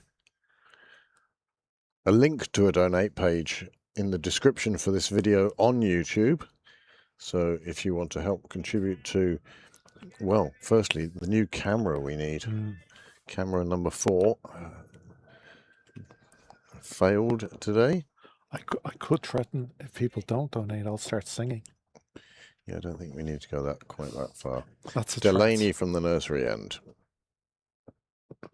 Oh, nearly inside edging back onto his stumps. McBrien just leans on his bat nonchalantly. That doesn't bother him. How close was it? Nowhere near. That probably would have bounced over them anyway. And he knows it. Second innings, it's more about comparison with the first innings than anything else. It's just interesting to see who's bowled. Nicely clipped away off the pads. And nobody's going to fetch that before it crosses.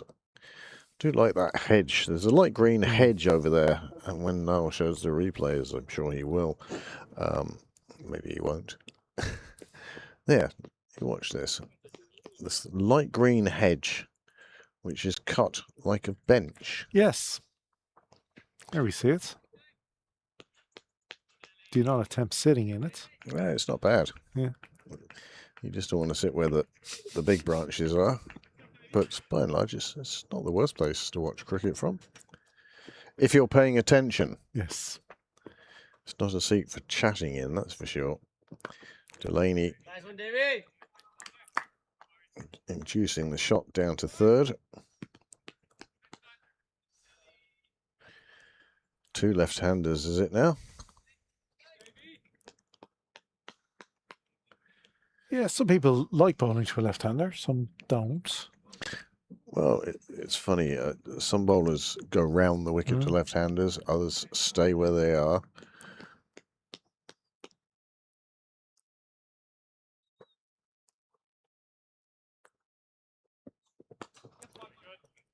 Personally, I never minded the left-right hand combination too much.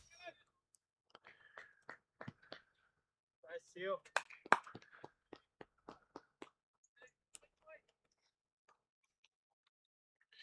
Sometimes it can be as simple as a mindset or just gets in your head.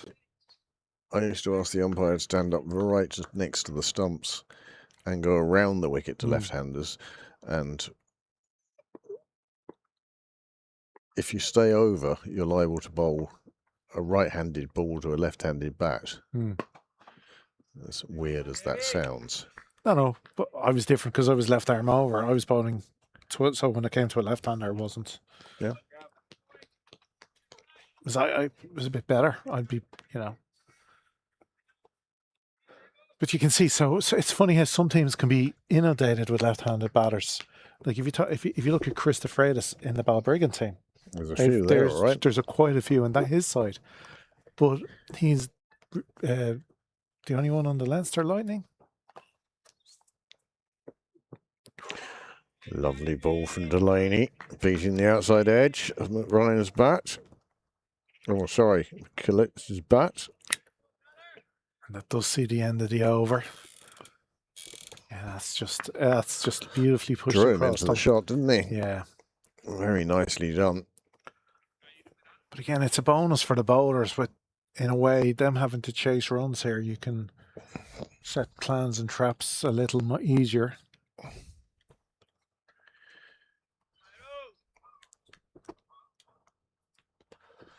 You want a 6:30 start in the Phoenix Park? It's a 6 o'clock. 6. Yeah, it's ones, so that's a half hour earlier. I don't know why they changed it from 5:30. To be honest, I think it should be the one time all year round. It's transport and people getting out of work, especially for sides like North Kildare. No, I get that, but again, if you're going to have it at 5:30 at one part of the year, how does it change really much to put it back? I understand what you're saying. I do. I see CEO of the Silver Foxes on the ground, Johnny Bell. Down for a look at this Interprovincial, Byron McDonough bowling.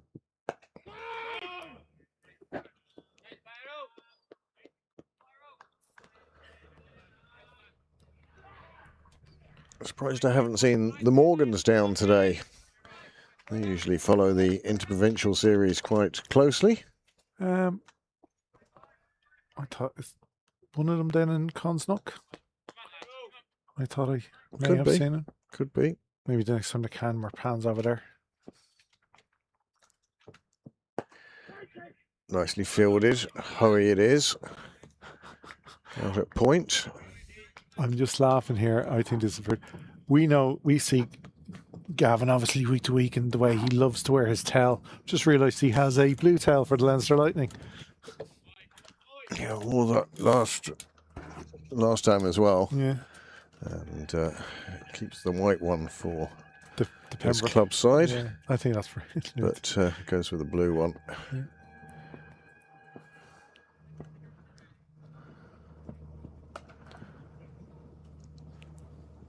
That bounced nicely for the fielder, Tim Tector.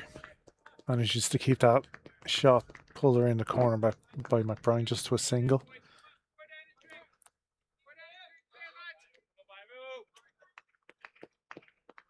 Just that first drinks break just around the corner now.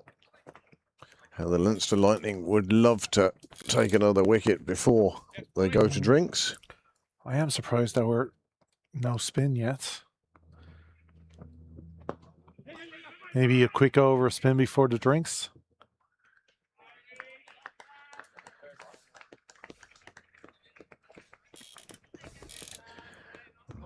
Like Delaney has bowled 3 overs. Oh, sorry, 2. My apologies.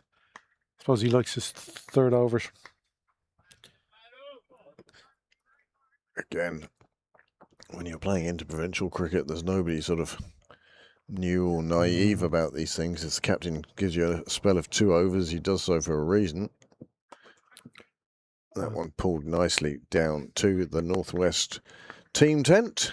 Yeah. Super shot. And a nice bit of fielding as well by Andrew Balbirnie, saving the blushes of people inside the tent, I think. If he didn't have enough in the first 50 overs. But that was just pulled a bit more around the corner than the previous delivery, and that's why it's 4, and gave Tim Tector no chance of cutting it off this time.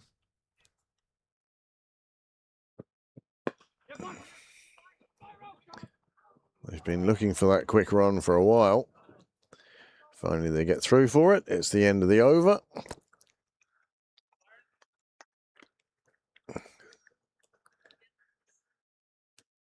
And the players seem to be heading for drinks now. Well, it's been a good first session, I think, for the Leinster Lightning. Like that, they're getting set again. It's definitely a wicket you just want to get in on. Well, that's it. Once you're in, it seems quite difficult to get out again. Yeah. You can play everything along the ground. It's only when you try to take more than the pitch is offering you that you suddenly have this difficulty of, oops. But a fine, fine start by the Leinster Lightning. I think the umpire's heading back out to the middle now. Hello, Josh. You have to say, if the Warriors can show some... Well, they want to go home with their heads held high. Yeah. I think there was a big break at the street.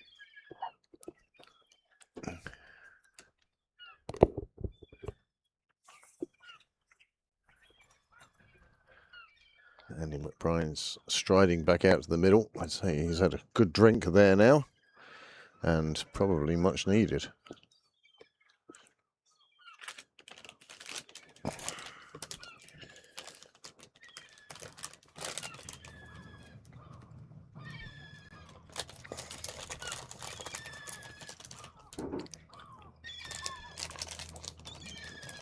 Very noisy feathered friends. So plenty of cricket going on this evening, as well as the women's first who are playing in the Phoenix Park. I can tell you that the Silver Foxes are also taking to the field tonight. They're playing over in Rathmines. On a Thursday? I play most of the games on Thursdays. Oh, my day, sorry, Taverners was Fridays. It's finding people who are available on Fridays is the difficulty. Meanwhile, here we have had the most excellent sight of the Leinster Lightning blasting 446 runs for the loss of 6 wickets from 50 overs, including centuries for Doheny and Tim Tector. Stephen Doheny owning the 2 highest scores so far in this year's IP50 Cup. We were saying if there should be a golden bat. Well, in the IPL they have orange caps and pink caps and things like that for leading run scorer and leading wicket taker. Okay. And I'm sure the EPTL will probably have something similar. Yeah. It'll be all about the razzmatazz.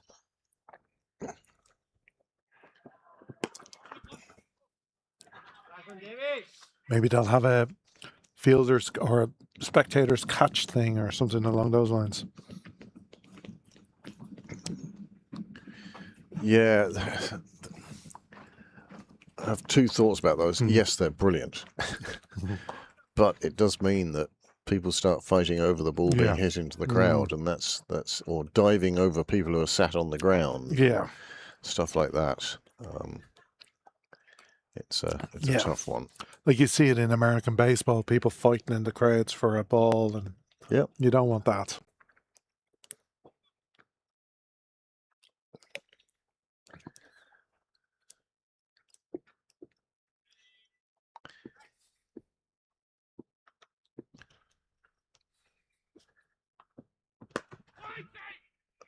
Freitas again fielding behind point.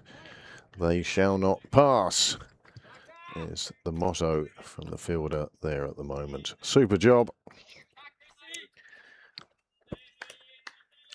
Really is tough for the Warriors, just from a mental standpoint here, when you're chasing 4-4-6.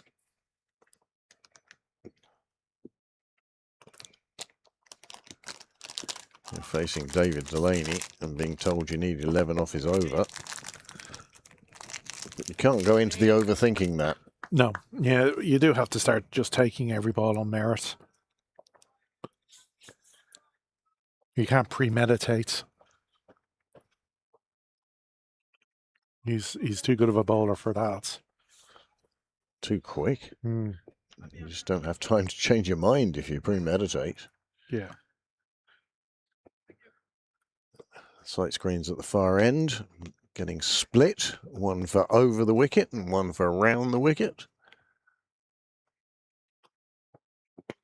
This one in the air evades any possible catches, but can't evade the defensive qualities of Byron McDonough down at long leg.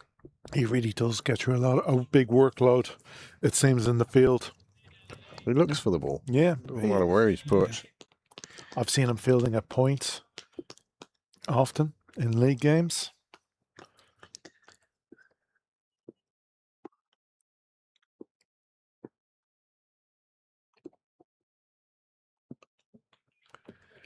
Well, Delaney leaving that one way outside off, in fact reflected in the umpire's signal. But you would also say, not a bad ball, because if the batsman's premeditated a shot or sees one and thinks, oh, I'm going after that. But Brian, of course, very experienced.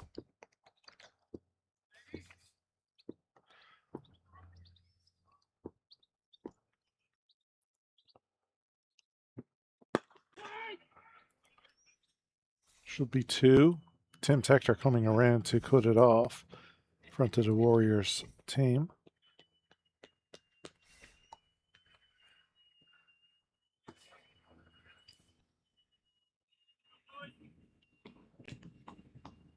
It's been a super series this year, the IP50 Cup and the IP20 festivals. Also, most enjoyable. It really is a step up from club cricket to see the cream of club cricket performing for their provinces or for their franchises, depending how you look at these now, because they are more franchises now than the provinces.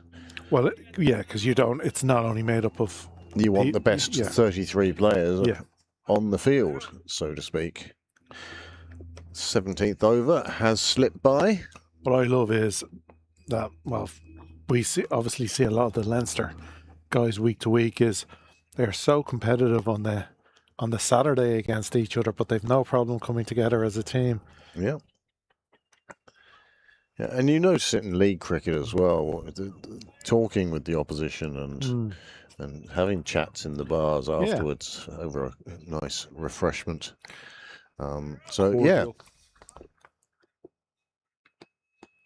how it should be. Over the wide line, you play hard, play to win.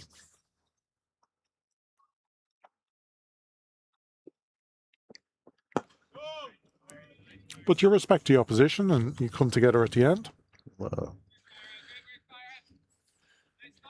you'll notice there aren't many sports that have a spirit of as a preamble to the laws. The spirit of soccer is cry, fall over, remonstrate.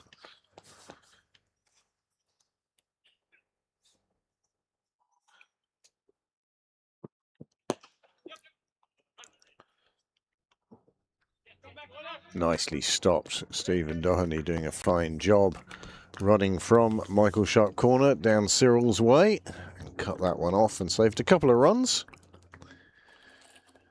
These two starting to put together now. Bit of a partnership. It won't be a worry to the Leinster Lightning, but they'd like to break it.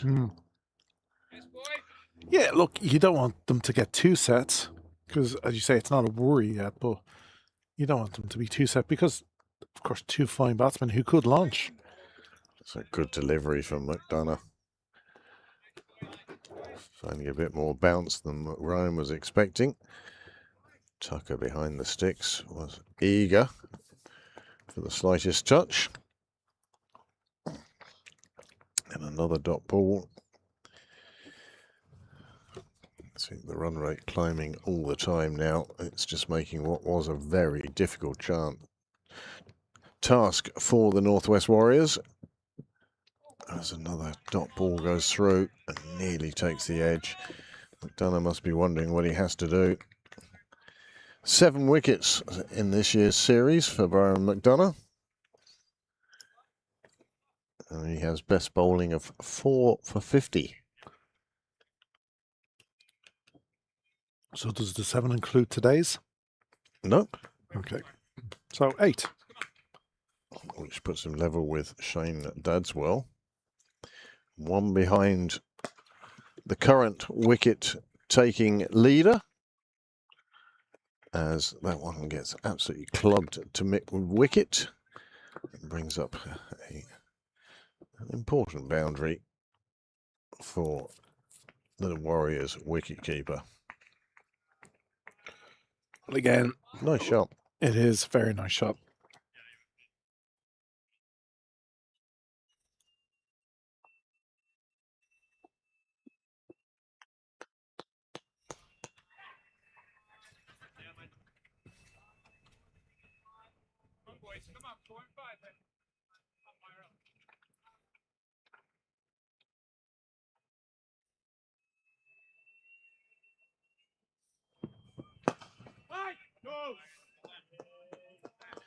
Partially fielded off his own bowling by Byron.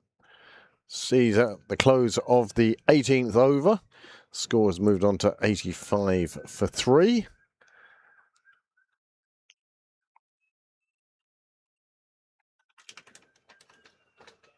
And they still require 362 runs. 11 1/4. Yeah, steeper and steeper. It's only going up in little bits at the moment, but as the overs click by, it's going to be more and more.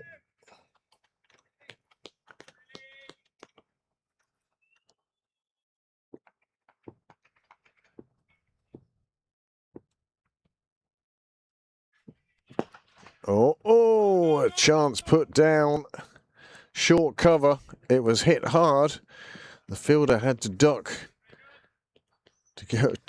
Self-preservation made him duck. And then it went to the hands, but didn't stick. You can see he's come down the track and given that a good welly, and it's burst through the fingers. Well, we're talking about pace on the ball and then a fine shot, which would have only added to how fast that was going.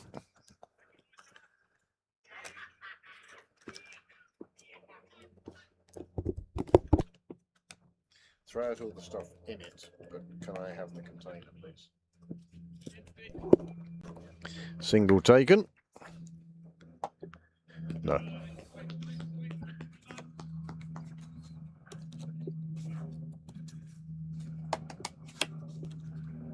$85 for 3 from 18.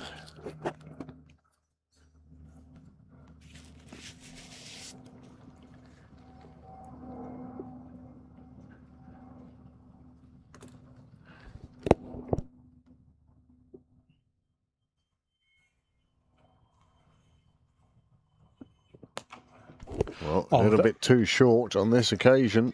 And that is the first 6 of the day for the Warriors. Well, it's taken a while to come, especially when you're chasing such a big total. But the thing is, he was onto this so quickly. Recognised the length straight away and thought, mine. And he's put that away. And so the third umpire, Sharma. Sharma has to... Well, the thing to remember, that moves the Warriors onto 92 in the 19th. At the end of 19, the Lightning were 115 without loss, but it's not a million miles away run-wise. If you thought about it, you know, yes, there are still 32 overs to go. It's less than a run and over just to catch up to where they were. Or if they had scored a run and over as far as they've come, they'd be right up. But again, number of wickets that have fallen. No, number of wickets, is big. And 3 again, doing wickets. it continually over the next 30 overs Is a tough ask. is a tough ask, but they're not a million miles. And if these two put on that same partnership that Tector and Donny put on, it flips the script. And again, if the tail wags, this... Well, we could be in for one less wagged and more shook barked. itself off. But there are possibilities here. Andy.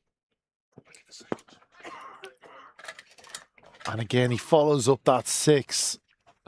Just, well, pumping it through the covers for another 4. Again,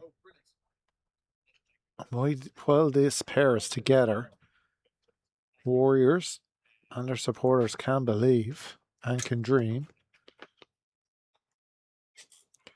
Moves the total to 96.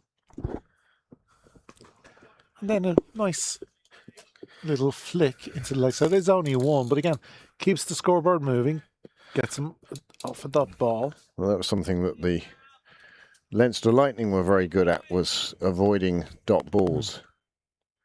I don't know if MV Play goes into that sort of detail. No. I'm not going through the ball by ball and adding it up. Well, you could. Well, it might probably be under the bowlers' figures how many dot balls they bowled, and you could quickly do it that way.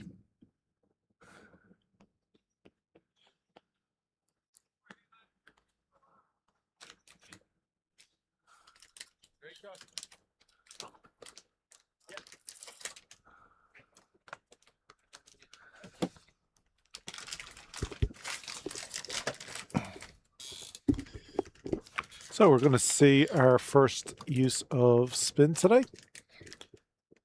With the change of bowling at the St. John's Road end. It will be Gavin Hoey. Gavin who? Gavin Hoey. Hoey, okay. Leading wicket taker in the tournament so far this year. He has 9 to his name. As you said, Byron now has 8.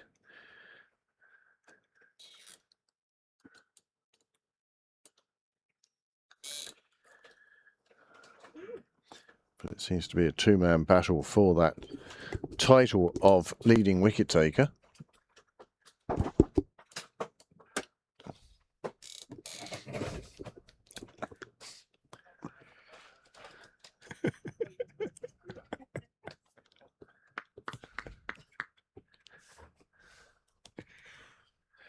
So Lorcan Tucker has finished his discussion with the bowler. The field has been set. So where are the traps here now? 2 out on the offside to be expected. 3 on the leg. And 3 on the leg. Where are the 3? Deep mid on, deep mid wicket, and deep backward square. This is the end Gavin Hoey normally bowls at Sydney Parade. What would you say his favourite end? Well, it's the one his captain makes him bowl at. Whether he enjoys it quite as much is a matter for debate.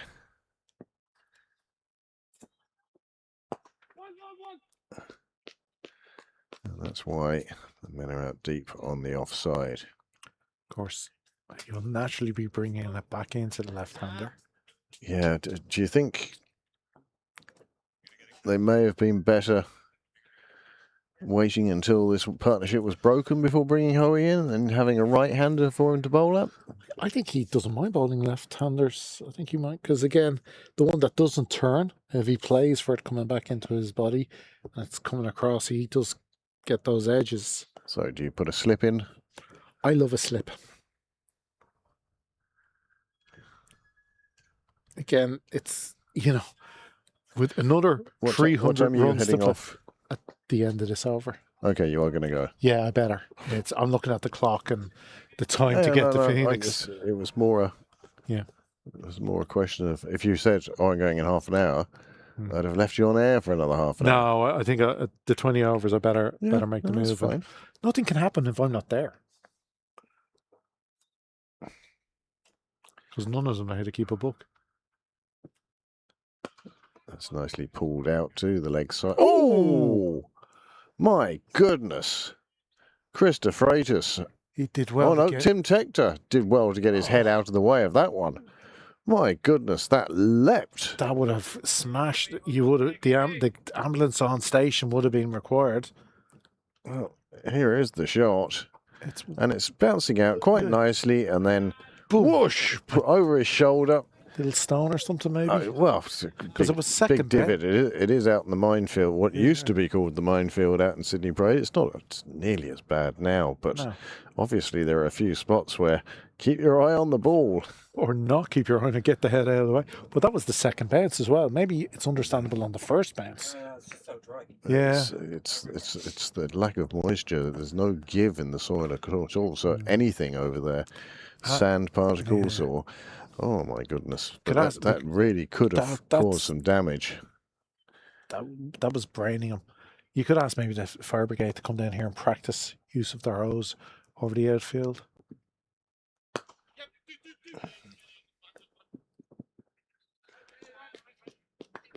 Just the single, despite the calls of 2 when it was hit.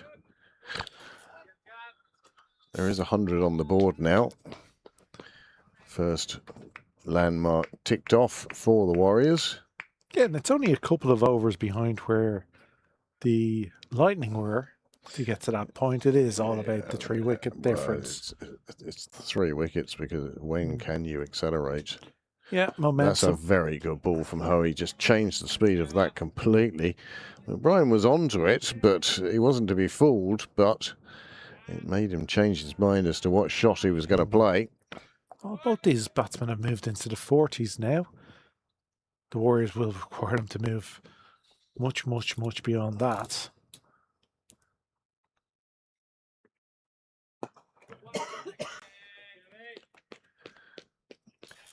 Came together with the score on 29, so a partnership in excess of 75 now, and that's been very much to the Warriors' benefit.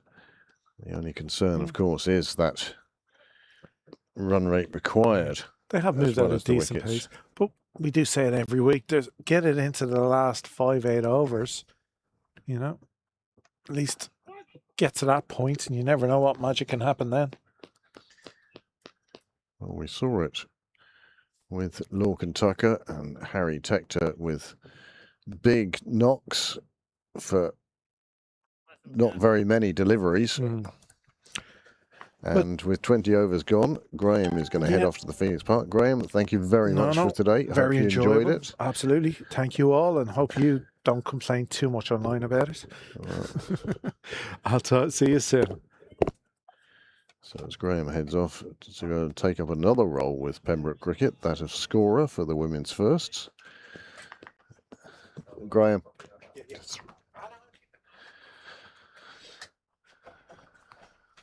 Joined again by Dave. Dave, wow. That was a quiet 10 overs. Things only seem to happen when you and Graham are talking in the box. They're saying you did the last 10 overs of the Leinster Lightning innings and saw carnage, and then the first 10 overs of the Northwest Warriors reply, and that didn't go too well. Yeah, all of a sudden we had a moving ball as soon as I was on. Now it's moved to the boundary. That's a good start.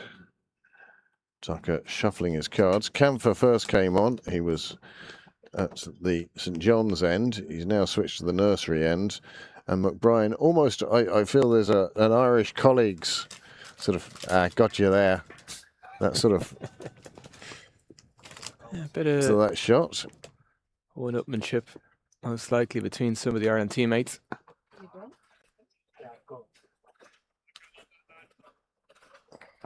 Yeah, some great footwork from McBride in that boundary early on. Just practicing a swat shot, or perhaps a fly is just bothering him in the middle there. I hope so, because if he plays that shot, he'll be in trouble. There we go. Camphor around the wicket to the left-handed McBride.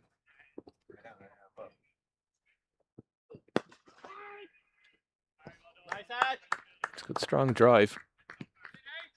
You can see he's trying to be positive. He understands the run rate required and how they need to move on, but without undue risk. Yeah, how do you prepare for any of these scenarios, really, when you get down to when you're talking about like a 418 game? We talked about the Bullring game in 2006. How do you prepare for any of these scenarios? You can set yourself up to whichever, maybe get 100 in the last 10 or whatever, 100, whatever it is in the last 5. But at this point in the innings, how do you set yourself? It's not what you've trained for. Let's put it that way. Well, this is why the best experience you can get is playing out in the middle, where you actually are faced with the scenarios. It may be only after your career you suddenly go, geez, I learned so much from that game, and that was a great game, and various different things. But while you're in it, you just react to one ball at a time. Yeah, that's it. Some work to be done there. Tidying up Tim Tector, possibly. Yep. There's a good arm on him out there, just Tim. I see Josh Little leaving the ground. It was great to see him down. Yeah, he's doing a bit of work there during the lunch break, during the interval. Yeah, I saw him bowling a few on the square. Must be coming back to Close to full fit, this one hopefully. would hope. Hope for him and for Irish cricket. Oh, this one hasn't come off the bat the way he wanted it to. And that's the end of Khalid. He's scored. Oh, he got into 40s, 41 for him, and he's just top edged that one. It was nowhere near where he wanted it to be. And Harry Tector with some very safe hands. Yeah, it's a shame because he was hitting them really well. Hit that one well, but it only went one way, straight up in the air. That was taken by his teammate, by Camphor's teammate, should I say, sorry.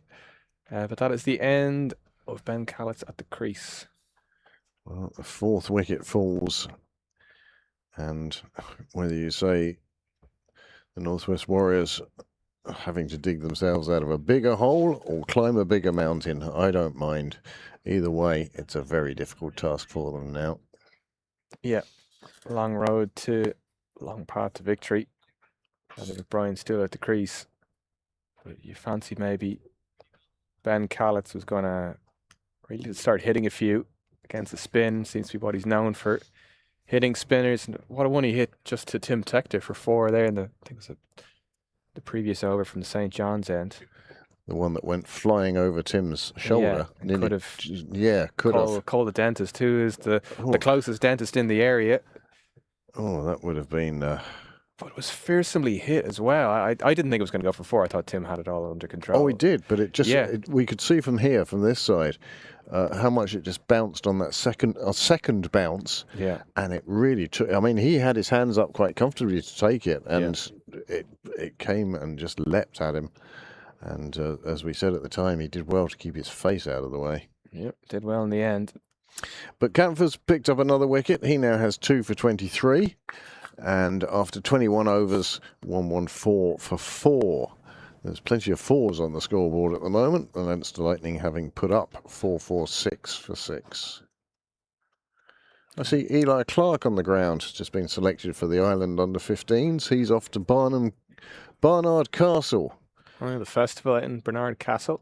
Which most famously, of course, is the place where the world's greatest opticians are. Dominic Cummins during Of COVID course. was at Barlow Castle. The name rung a bell. Had Wasn't his quite eyes sure. tested. Yeah. I wasn't quite sure when or where or from when. Oh, he continues playing to the offside by McBride. It was actually Eli's father who reminded me of the Dominic Cummins story. Oh dear. All the kids getting their eyes tested. Yeah, I thought I might have COVID, so I drove 400 miles to go to an optician's. Just to test it, eh? Why not? Nice ball from Hoey. Yeah, just held back slightly. He's varying his pace and Yeah. his delivery is really well here. He's not letting the batsman settle. Yeah. The leading wicket taker, I believe, in this year's IP50. Yeah, he has 9. Shane Dadswell and Byron McDonough both on 8 now. Dadswell won't be adding to his tally. But Byron McDonough bowled very well earlier on. He's bowling with real pace and aggression this season. He seems to have taken a couple of big strides forward. Big strides with those. I'm going to say he's probably got big feet as well. I'd assume anyway. Turned away into the leg side for a single to bring Gareth Delaney on to strike. Well, this will be an interesting partnership. Andy McBride, of course, has reached his half century. He got there off 56 balls, 6 fours. But Gareth Delaney yet to face a delivery. Gareth, who's never slow in coming forward. No, he can hit a ball. Certainly can. Those wickets, though. 4 wickets down. The Northwest Warriors. A lot to do in this IP50 final. Oh, he's just getting his field right, especially on the leg side.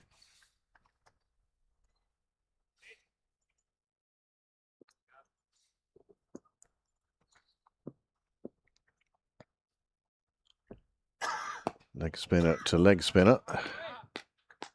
Yeah, big contest this.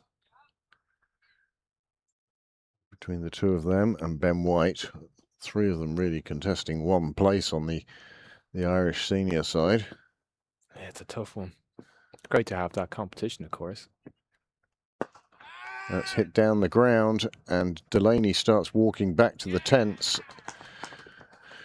As soon as he hit it, he knew he was in trouble. And then he saw Chris de Frazius there. I think out of all the fielders, the one that the batsman wouldn't want to see underneath it was Chris de Frazius. Yeah, So I've yet to definitely. see him put a foot wrong in the field for the Leinster Lightning or Balbriggan this year at Sydney Parade. Yeah, an unusual one. You'd say maybe just you have to play yourself in, regardless of the situation. But he went for it anyway. Thought it was there. Wanted to take on his opposite number. And you can see he headed off Straight away. well before the ball Yeah. arrived into the safe hands of Chris de Frazius down in AA corner.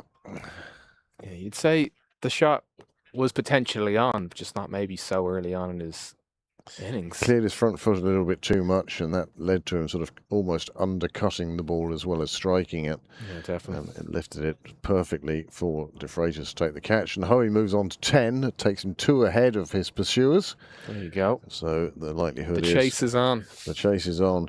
Already we've seen that Stephen Doheny is the leading run scorer in this year's IP50 Cup.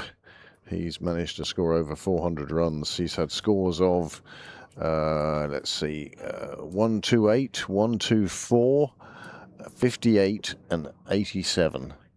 The only player to score 200s. Only player to score 200s. Chris de Frazius is the other player who scored 100. Didn't work out for him today, but very difficult situation to come in when the side are 235 for 1. And you're asked to come in and keep the run rate going. Tough He job still for him. finishes, he's just scored 8, but still finishes as the second highest run scorer in this year's competition.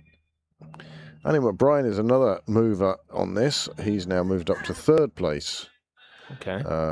He had 179 before today. He's into his 50s now, 51, so 230 he's at the moment. Not too far behind Chris de Frazius' 266. Oh, that's a lovely shot. Down on one knee, stroked behind square on the offside. Yeah, fantastic shot. Just disappeared across the surface. Skipped away. Wide from Camphor. Threw his hands at it. Down on a knee. Was McBride.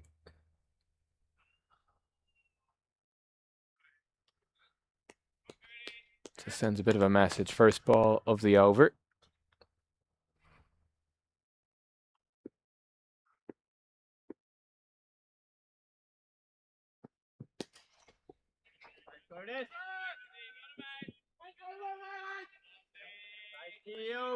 Flicked nicely. There was maybe the thought of running a second. Yeah, if we were into the last 10 overs, you get the feeling the second would definitely have been attempted there. But still, with 28 overs to go and 4 wickets down, no point in taking unnecessary risks. Yeah, it was a good loud call from McBride to say no to his partner. He would have been running to danger, and I would have put money on McBride to make it. He's nippy enough between the wickets. Quick off the blocks. Yeah, all that. Just outside off stump. Scott Macbeth, the latest man at the crease.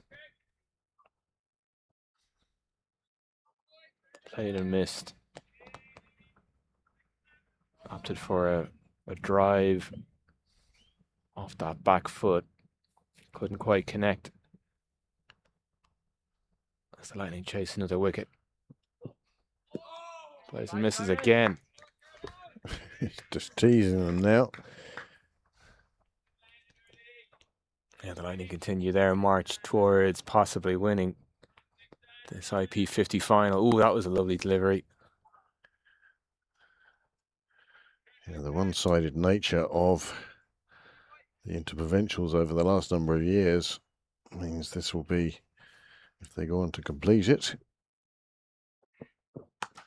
a 26th title over all formats. And there being only 8 that they haven't won. It really is credit to the players and staff of the Leinster Lightning, and winning possibly your 26th title, you know, it's a totally different 11 who won the first title. Yeah. So it's been domination over a number of sides, really. Considerable period of time. Some gaps in there, maybe. Short, pulled away. Dispatched by McBride. Well, it's Scott Macbeth that's joined him. Again, another man who can wield the willow. Just going a bit short on this occasion, Camphor, and penalised for it. I love that little contest between Camphor and McBride, the two players, two all-rounders in for a fight. Get the most, absolutely every single bit of inch out of their talent.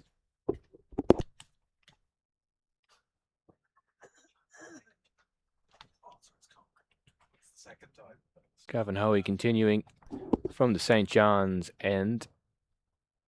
Bowling to Scott Macbeth, who's yet to get off the mark. Just getting his guard somewhere approaching middle. Very conventional.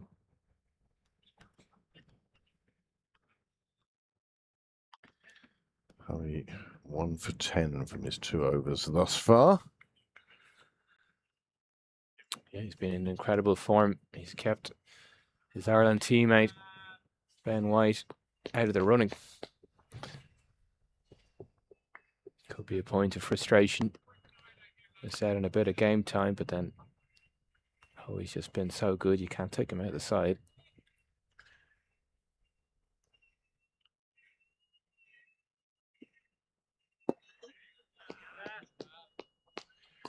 Lovely delivery. I suppose what is the answer? Maybe it's a good point or good time to reflect on this year's competition. We've got the new format. We've the final today, 3 teams. Has it worked for you, Craig? It has. It has. look, there's loads of people who have been critical of the drop of the Munster Reds, and I think it is a shame that we don't get to visit the Mardyke anymore. Yeah, fantastic round. But I think the redistribution of players has been done and done well. And I think that the competition as a whole has benefited from it. I mean, just look at today's scores and the chase we saw, the game we saw between the Knights and the Lightning. That's second highest run chase in List A history. Yeah, an astounding game. And it's been an absolute privilege to be here and watch this. I only wish I was financially available to do the games in Breedy and Lisbon as well, because just reading through the Cricket Europe reports and cards last night in preparation for this game, been fascinating cricket played across the board. Digging out the facts about the centuries and how many half centuries there have been. Before today, there'd been 19 half centuries and only 2 centuries. Yeah, it's been somewhat remarkable, actually. You don't know. Yeah, a lot of those scores we saw 97, 95 for Ross Adair, 98 for Harry Tector. That one, my goodness, what a delivery. It just didn't end up with a fielder. Yeah, So there have been some good scores in there, but maybe not quite crossing the 3-figure threshold. But and even today we've seen plenty of runs, a couple of centuries, a couple of half centuries. Howie looking, probing again.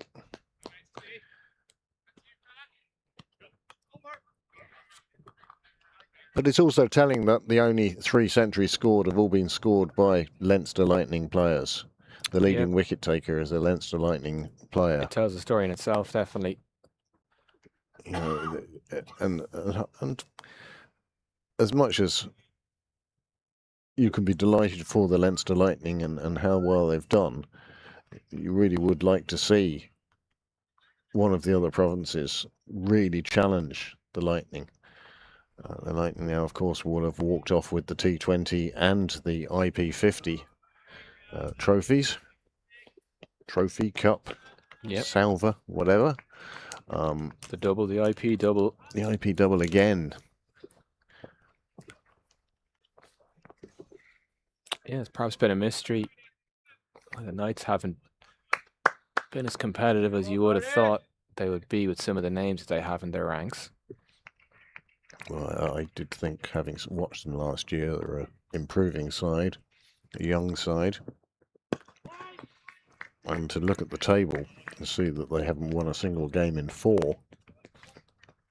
would make you think, wow, wonder what it was. Mm-hmm. As they say in Taxi Driver, could have been a contender. I mean, including bonus points, there's a maximum of 30 points in the Interprovincial Championship.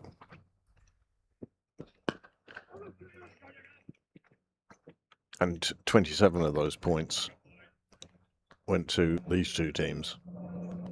The Leinster Lightning finished up the table just 1 point ahead of the Northwest Warriors.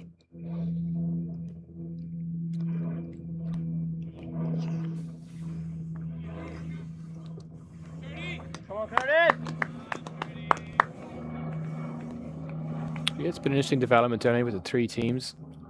The reconfiguration of the resources. Maybe the Knights not quite hitting their straps.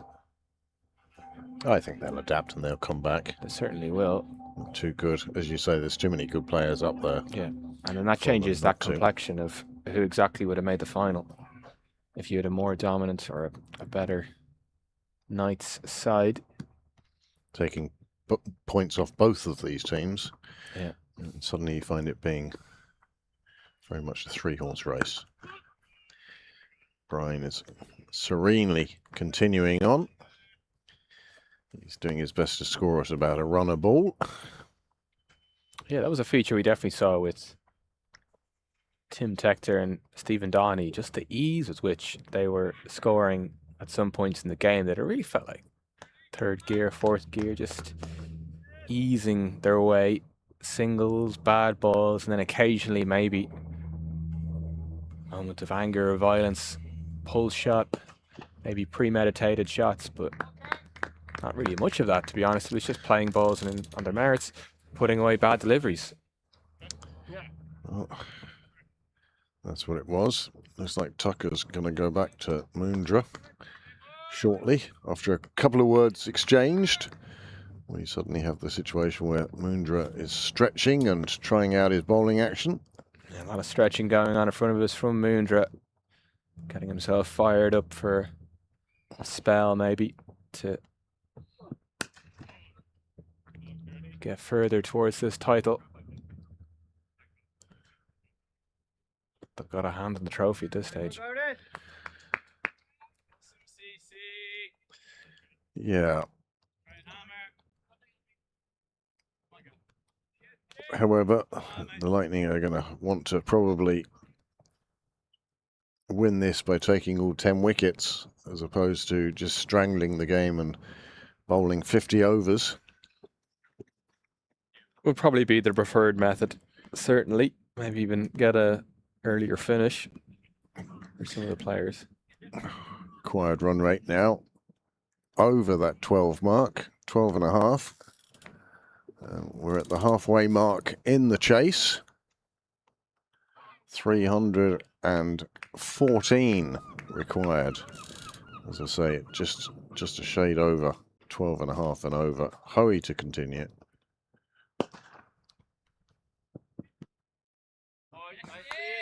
Good use of the long barrier by Stephen Doheny. Definitely seeing it. The ball's definitely skipping across this very dry surface. When you think of dry outfields, you generally in your mind think of balls racing along the carpet, but there's definitely one or two which will jump up slightly. We saw that obviously with the Tim Tector one where it just missed his face, which is remarkable. But even there with Doheny, is a very good fielder on the boundary, just being very watchful with that long boundary. A lot better on the clubhouse side of the ground than out on the rugby pitch, where obviously 7 months of violent collisions can produce a few divots. Certainly can. McDonough with a neat piece of fielding again.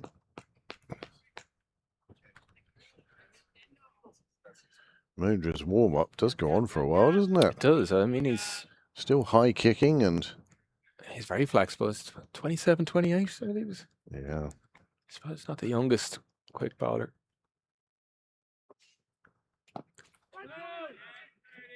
Gearing up for a big spell, you'd say maybe. Dog has entered the commentary box. All dogs, of course, always welcome. Especially when they're as well behaved as Josh is. All welcome. Short from Hoey. No run. And again, the Warriors tried this in the middle overs spin. Would you think of bringing perhaps Harry Tector or George Dockrell on at this stage from the nursery end and having two spinners on? Yeah, you could. You could fight through these overs and maybe buy yourself a wicket too. He's got that. A lot of runs to play with. That's a big swing to Scott Macbeth. Well, another Hoey over slips by. 135. Just have a look here. Dipped on him. Maybe held it back slightly, did Hoey. First slip. Incredulous that hadn't knocked over the stumps. It's quite a reaction from first slip, actually. It's the little moments like that that you catch on the screen that you might not catch if you're watching on the sidelines. No, you need to see those on replay.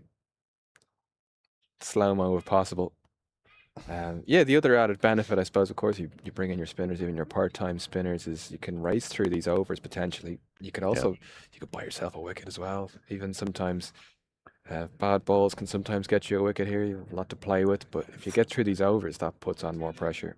You say bad balls take wickets, and I say, thank goodness for that. Brian, though, steadily going about his business. 65 off 69. Super shot there of Curtis Camphor. He's come down to long leg. And we have Jay Moondra after all that stretching. Well, he's loose enough now anyway. He better be. Sight screens being adjusted for the left-hander. Rejigged. I'd like to thank Captain Lorcan Tucker for not bowling him from this end, because at this end the camera is attached to the sight screens. Any movement disturbs everything. That's a super shot, isn't it? My goodness. That was perfectly judged for distance. It went up a lot higher than perhaps he thought it would. But he now moves on to 71 after this shot here. He saw it on length and picked his spot. He has walloped that. He's had a go at that, perhaps. He saw Moondra with all that stretching and said, maybe a little bit of a loosener here. I can target first ball of the over. It's exactly what he's done.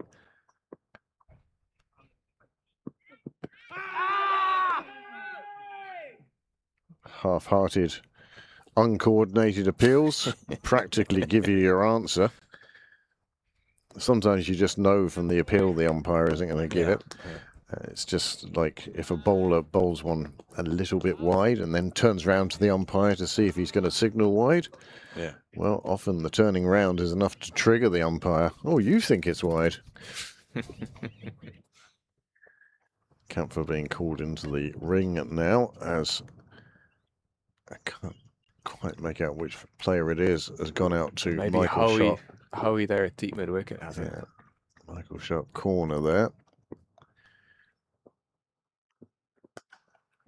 Flicks it nicely into the gap. That was quite deliberate there. He saw that Camphor had moved and decided to take advantage, and certainly did so, and moves on to 75. He's now scoring just above a runner ball. Well, that's clever. He was actually looking to flick it over Camphor, but where it went was even better.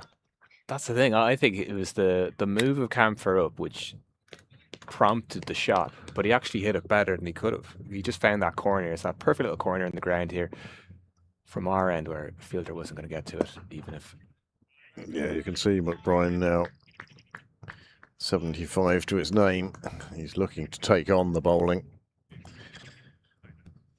Oh, 71 from 71.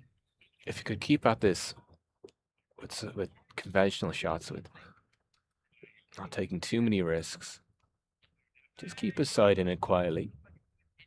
Well, you see, the trouble is, when you need more than 2 a ball, nearly 13 and over now.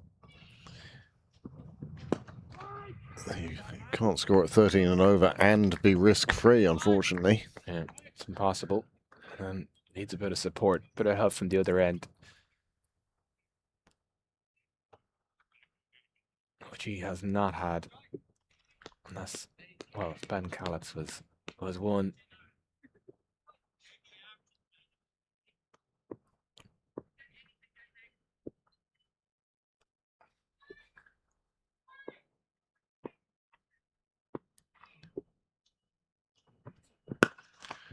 Yep, lovely, lovely shot.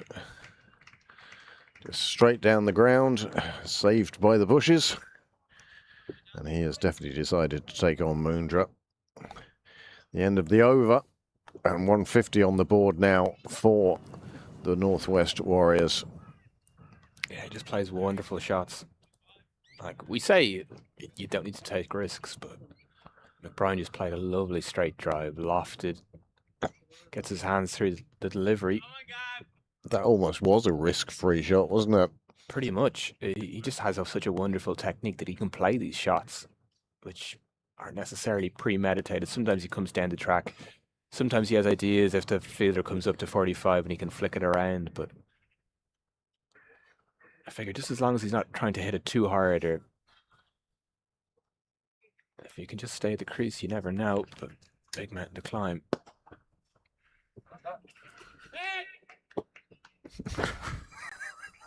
Heads is the call, because that was an almighty hit from Scott Macbeth. Came our way. He got all of that. It flighted, it dipped, it didn't matter. Almost a no-look shot, as they call it these days. Head down, great position from Scott Macbeth.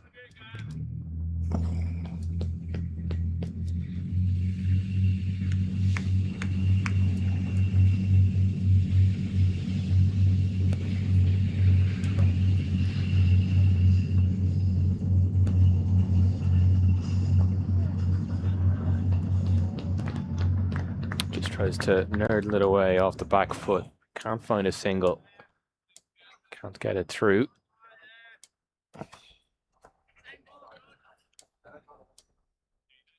Good contest here.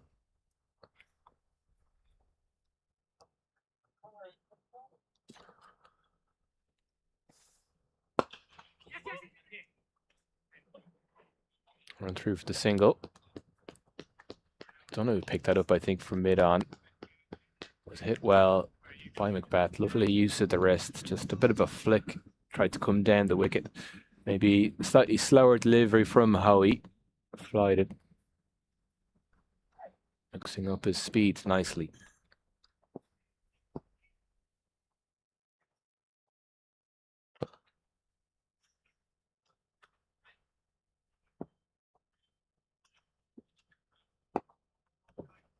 Flights it up again. Well, he's seen what McBrien is trying to do. He's trying to make it as difficult as possible for the batsman, dragging him across the crease.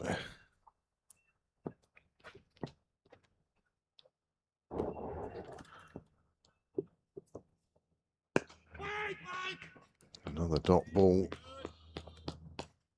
Good loud call from Andy McBride. It's one thing he'll always get from Andy McBride. It's a good loud call.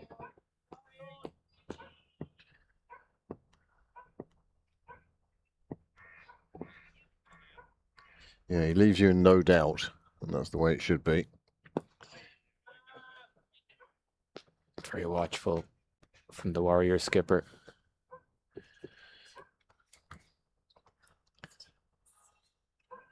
And that is the over from Howie. 28 done. Score. It's moved on to 158 for 5. They are scoring at a rate of 5.71.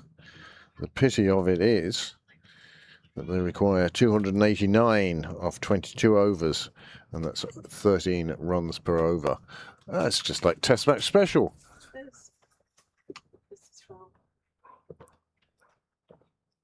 To continue.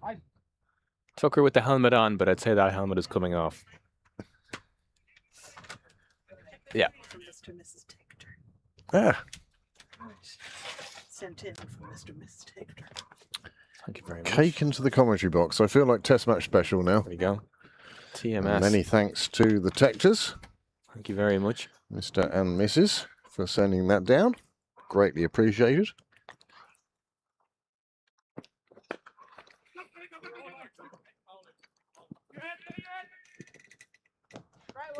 So Mahindra now round the wicket.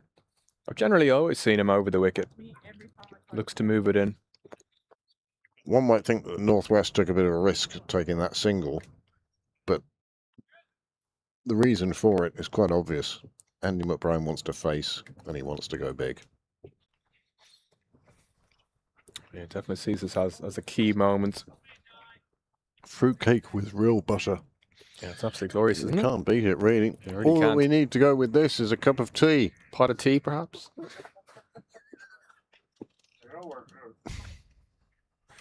Been told where to go. Well, it was worth asking. I knew what the answer was. That sound on the bar for someone. Someone to hear.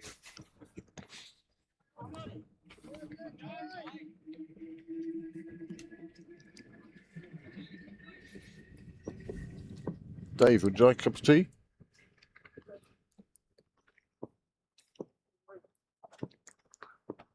Well, no, I won't drink it. It's in the air, but it lands safely before Camphor can cover the distance. Yeah, it was an interesting choice. Shorter ball with that fielder in. Short fine leg in the ring. We'll wait for the tee, shall we? If Brian had a go at that, maybe fancied he could get that over. Just get enough to get it over that fielder. It was Curtis Camphor. At the end, he couldn't make it to the catch, just fell short.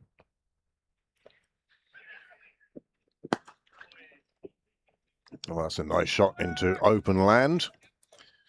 Fetched before the boundary rope. Oh, my goodness. Tim Tector's got an arm on him that almost needs registering with the local Garda station as a dangerous weapon. Yeah, it could be lethal. Lethal weapon. Tim Tector. You see this throw here. Never really gains any height. Doesn't need to. Comes flying in and... Watch out, Jai Mundra. Continues round the wicket to the right-hander. Nice shot down the ground. Gets it up and over. Again, he's finding the empty spaces. And this time finds the rope as well. Well, they've both been in for a while now, these two.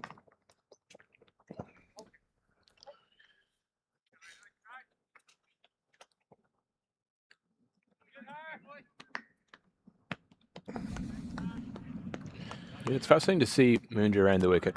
Or it's fascinating me anyway. 45 these two have put on together now. There you go, and quick time as well. Yeah, they're not hanging around, that's for sure. But is Mundra just saying that he can't move it in? He's not getting any movement anymore off the ball, looking to move it away from the right-hander. Not even much of that. Lightning very alert in the field at the moment. And that is the end of Mundra's over. 29 gone. Good over, though, for the Northwest Warriors.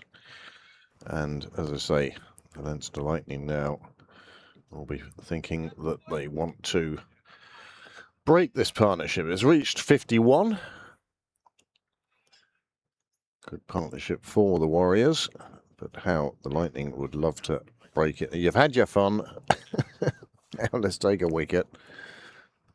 This is the interesting point, though, because Leinster Lightning well on top at the very start with the ball. And then maybe things don't quite go to plan. Things get slightly more frustrating. I mean, they are on top. But things don't quite go your way. What do you do? There's a few conferences between Lorcan and Tucker. He's there talking to a slipper, of course, but he was talking to Mundra before. Perhaps I think about going around the wicket to the right-hander. That doesn't help your over rate. How do the Lightning respond? But they just have to be patient. That's all they can do. The wickets will come. The opportunities will come. Nicely played. And again, finds open field. Bounces it once into the fence. Just flied it nicely by Hoey. 86 for McBrien now. Lovely shot. He knew his field, that was for sure. Lifted nicely over the one fielder in the ring. He says, thank you very much.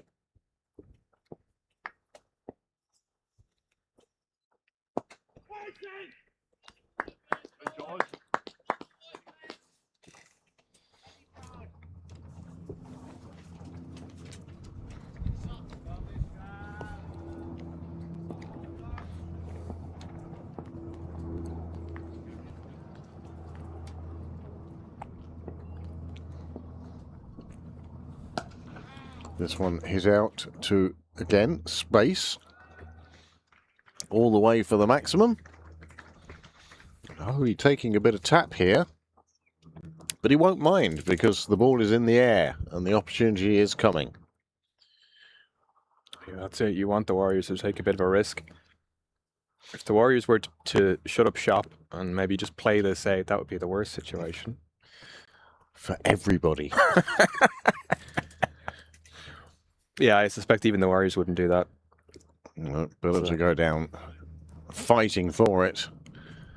And another man now being posted out to that leg side boundary. Yeah, go down in Stokesian style. Yes. Go out swinging. From the hip.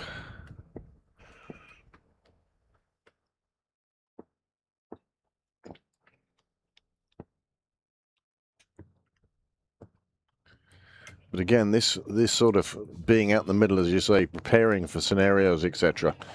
You couldn't have a better training ground here for Hoey than an experienced batsman who is playing him around the ground, and no matter where he takes his fielder, he just doesn't have enough fielders at the moment. This one just beating Moondra out to the fence, and well, the fence nearly wreaking its revenge on Moondra. Yeah, the hedge Thank nearly got him. goodness for the hedge. The cushioning surfaces of the hedge doing its job. Yeah, I think this is exactly what you want to see if you're Graham West, if you're Gary Wilson. You're seeing your best players contesting for spots, but in a tricky scenario here. This is a final, IP final. Fantastic to have it this year. Andy McBride at the crease. Maybe Leinster Lightning have been dominant. Last year is being tested here.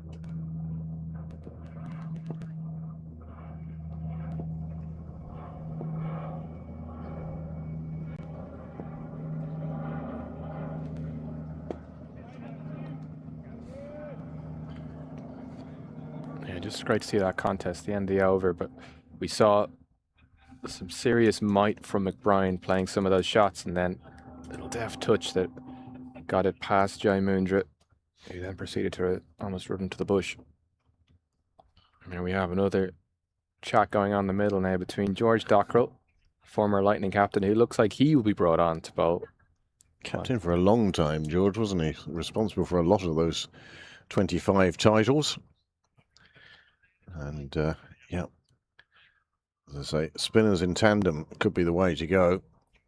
As you said, could be the way to buy a wicket here now. Buy a wicket and you get through these overs quickly. That would be the thing. See if George can rip a few through the defences of Scott McBeth.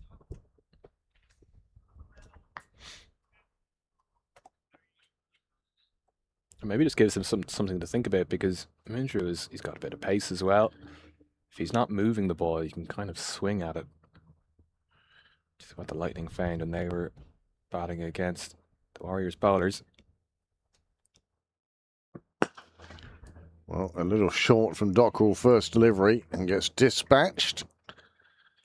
These two batsmen really enjoying their time together now. Yeah, I mentioned Graham West. I think he's down there in that corner with Gary Wilson. Dragged down, first delivery.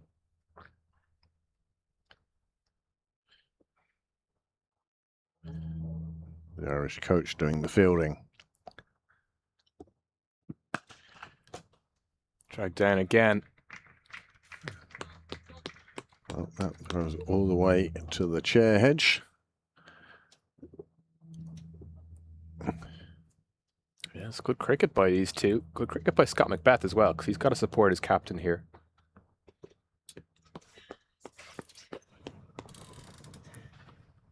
But he's not playing risky shots exactly. Putting away bad deliveries. Another one that was a bit short, but this time he gets away with it. Byron McDonough spares his blushes by getting down to that one.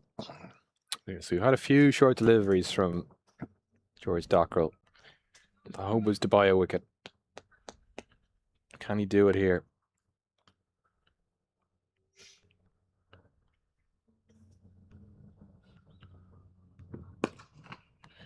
A much better delivery. Perhaps now finding his groove. It certainly has. Seemed to be coming over the top of that delivery a lot better. Hit George.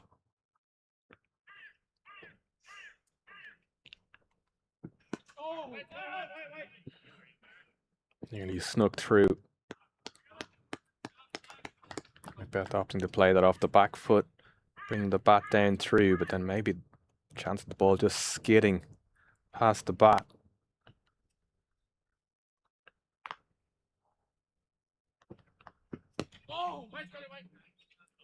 Skids it through again. That one pushed through, but the second half of that over, much, much better than the first half. Couple of fours to start. Ends with a couple of dots. Yeah, you'd say he's warmed up now. George Dockrell. cheered on by Harry Tector. He may get a bowl later on himself. Certainly will be looking for the ball. He's always keen to turn his arm over. Always keen. But Howie to continue. There was a bit more chat in the middle between Captain Lorcan Tucker, some of the senior members of the team, the brains trust of the Leinster Lightning.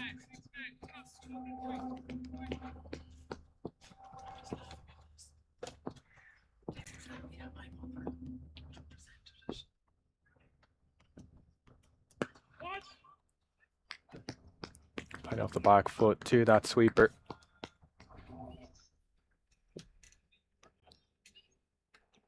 On the offside, Stephen Doheney, I think.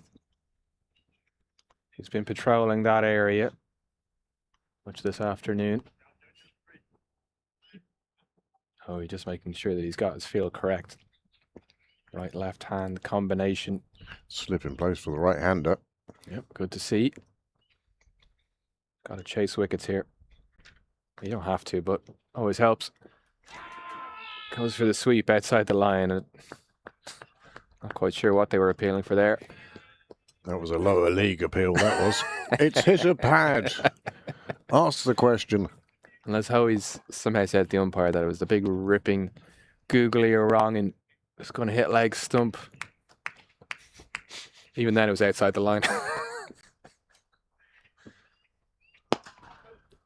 Oh, that's nicely punted down the ground, and that's all it is.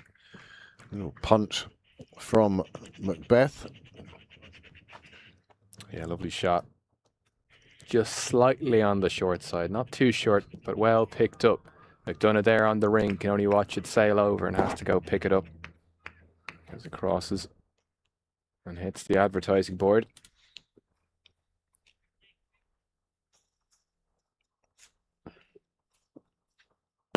This one's coming Short down again. towards us. There we go. Off the gazebo. An almighty thump. I did say to Niall, I felt more exposed here than our previous position. It makes no difference, but for some reason, with the open ground, you're in danger of those ones. Just got to be careful what you say about the players. Yeah. Just bouncing off the back.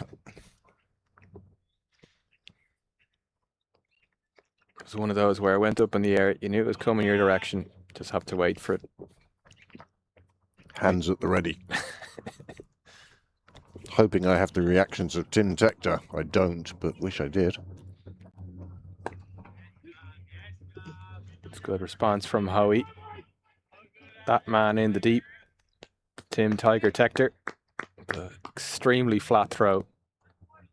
I don't know what he was signalling there. Maybe that the ball is just skipping, as he said. The very dry outfield, occasionally just bouncing, maybe. Unpredictably. Just got to be careful. Now, this is the battle. Leg spin up. Can it off spin up?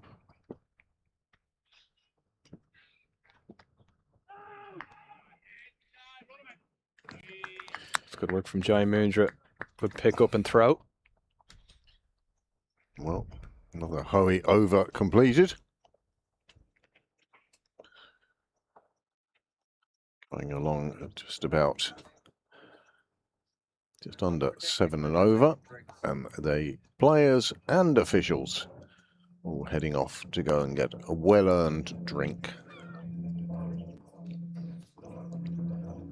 Well, 199 on the board. Andy McBrien on 97. 18 overs to go. Still a lot of runs. 248 to be scored in those 18 overs. Only 248. Yeah, it's a forlorn chance, really. 247 off 18 overs at 13.72, rounded up. But yes, I mean, it's such a big ask now for the Northwest Warriors that if they win, it will be a game that we tell our grandchildren about, saying, I was there. And they'll be sick of hearing it. Yeah. Oh, no, not that. No, He's not telling the me IP again about... 50. Ah, jeez. Mom, can you tell Grandpa to leave me alone? then this 6 was hit onto the gazebo. Second highest list A chase would suddenly get relegated to history. Yes. What a chase it would be. As I say, the Lightning would prefer to take those 5 wickets and close down this game inside the 50 overs.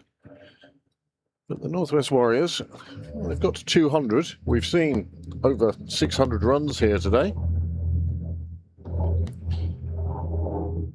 Which, if there'd been a bit more rain in the few days before this, and the outfield had perhaps softened up a bit, you'd have thought 600 runs in a day was a very good score, good day's cricket. Instead, well, we were at 600, and who's to say that they won't reach 700? Yeah, we're not done yet. Not by a long shot. Yeah, I maintain this. Who goes out to chase 450? Who to mentally do that? To pace that, it's absolutely remarkable. We saw that with the 418. How you decide to approach that, there's only one way the two can approach at the moment, which is to continue the way that they have, playing the shots they have. It's been a good constructive partnership between Macbeth and McBride. 85 they've put on, and they've done so, well, quite quickly. Dockrell to continue from the nursery end. It was expensive in the first half of his first over. Last 5 overs brought 49 runs. And the current run rate 6.25.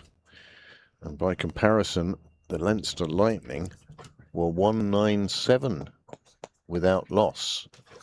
So it's that without loss that makes all the difference. Those 5 wickets that the Warriors have lost. Otherwise, this would be building up into a fantastic finish. Good shot. They opt against the second. Downey in the deep. Doing good work. He's been a busy little bunny in the deep, hasn't he? He's been the Duracell bunny of Cyril's way. He's been running up and down. Scored some runs earlier, I believe. Yeah, so having a fine day is Stephen Darney. 124 earlier on in that massive opening partnership of 235 with Tim Tector.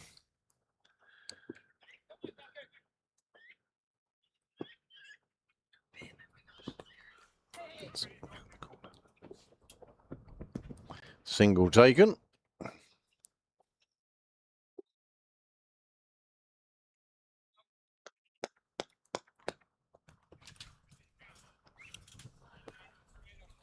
Still some good batting conditions out there. Yeah, this weather has certainly made bowlers' lives very difficult.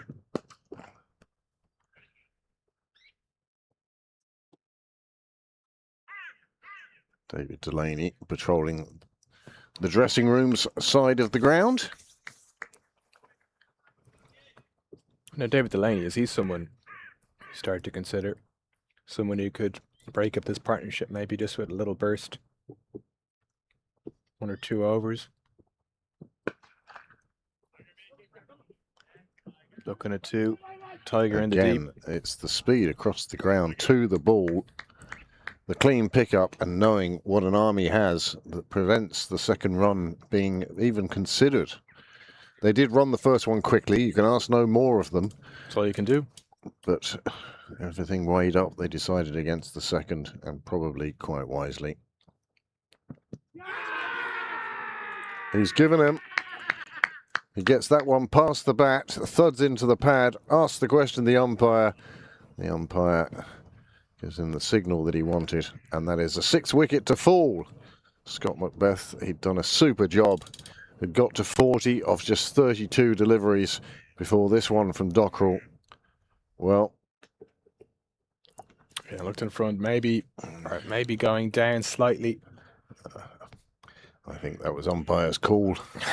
If it had been referred. Our coverage is good, but we can't give you that Still DRS. Still working on umpire's call. Could be more of a 2027 operation. Pembroke Live.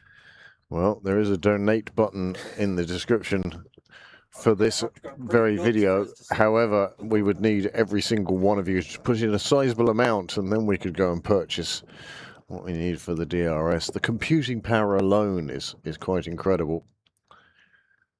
Don't doubt it. He just played all around it as well.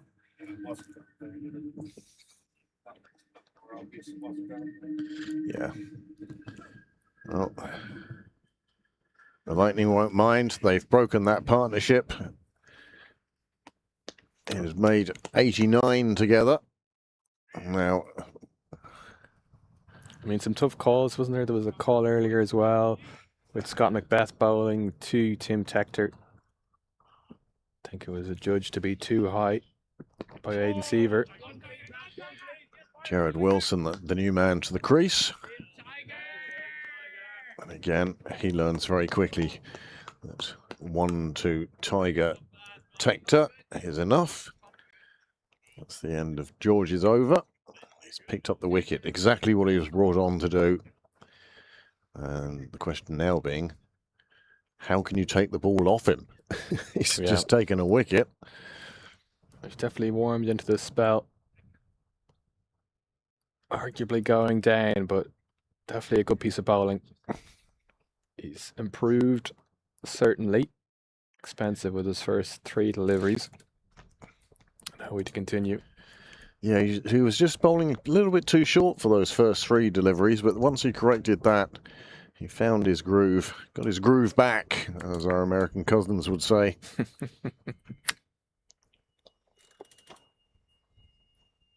Yeah, now it becomes tricky. Howie bowling so well, in form, to a new batter who needs to quickly get down the other end, really. Not much time to hang about.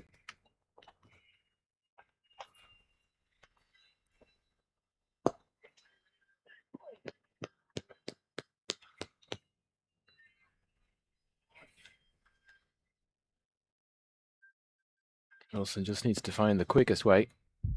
Get off strike. Skipper just 1 short of that century mark now. Well, he might have thought that was it, but it's going to leave him facing still because it's run all the way to the boundary. Yeah, remains on strike. Just sliding it down. How we maybe had hoped that it was going to rip back. I get the feeling Jared Wilson is the only member of the Warriors to wash his gear at 90 degrees. Numbers just peeling off his back. He's hit that too well. Down to McDonough. At a deepish mid-on, just the edge of the circle. If he'd kind of bunted that, maybe he had a better chance of getting down the other end. He did enough to get past the bowler, but not enough to reach McDonough in time. Through the eye of a needle. Sun just coming out. We haven't had too much sun today. A little bit during this innings. Mostly cloudy during Leinster Lightning's innings. I thought that might have been one of the reasons why the Warriors decided to bowl first, was the fact that there was cloud cover and the early morning start. Early morning, sound like a teenager. 11:15 start. Really sort of influenced their decision to bowl first. I wonder if you roll back the clock now to the toss, would McBride still say we'll field first?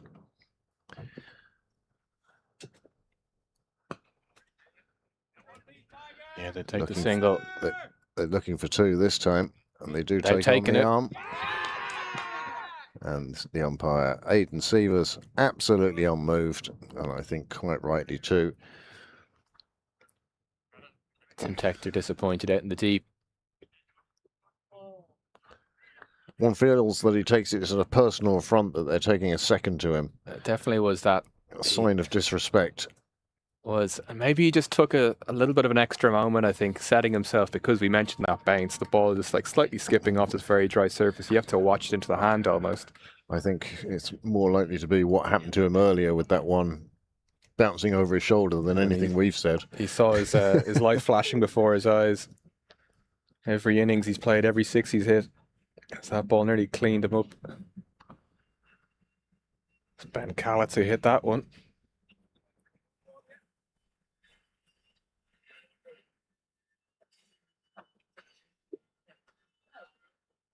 Another conference at the nursery end. There's certainly plenty of consultation between the Brains Trust. It's a consultation captaincy. That's definitely Lorcan Tucker's style. He looks for approval. He gets buy-in from his senior leaders, I think. Yeah, you do get a feeling he's more a consensus, searching for different opinions, etc., and wanting to hear them. Yeah, he's open to it, which is always good to see. Rather than let's do it like a team and do it my way. I've got to remember he's developing as well as a captain. His second year captaining the Leinster Lightning, just taking over the Ireland side. T20 cricket.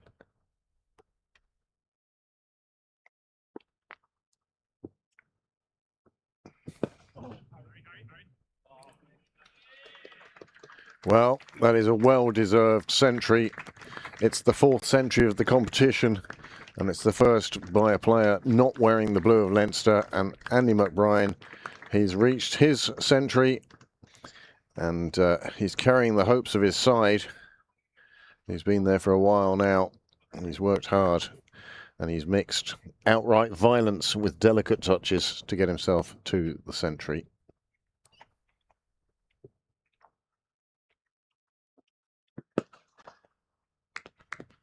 Yeah, brilliant innings from Captain Andy McBrien. So often, sometimes maybe in the past, you've seen you'll put in a performance like that, but it being a losing cause. This may well be a losing cause, but to get those 3 figures, his name on the board, first century for the Warriors this year. This year's revamped competition.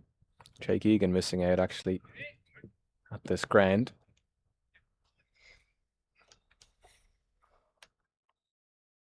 So now that he has this milestone, where to next? Maybe just little milestones to keep them going.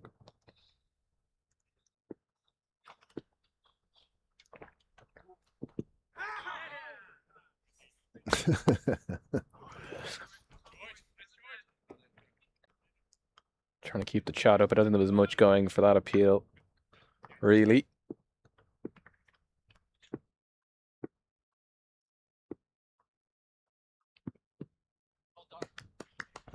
Very good piece of bowling.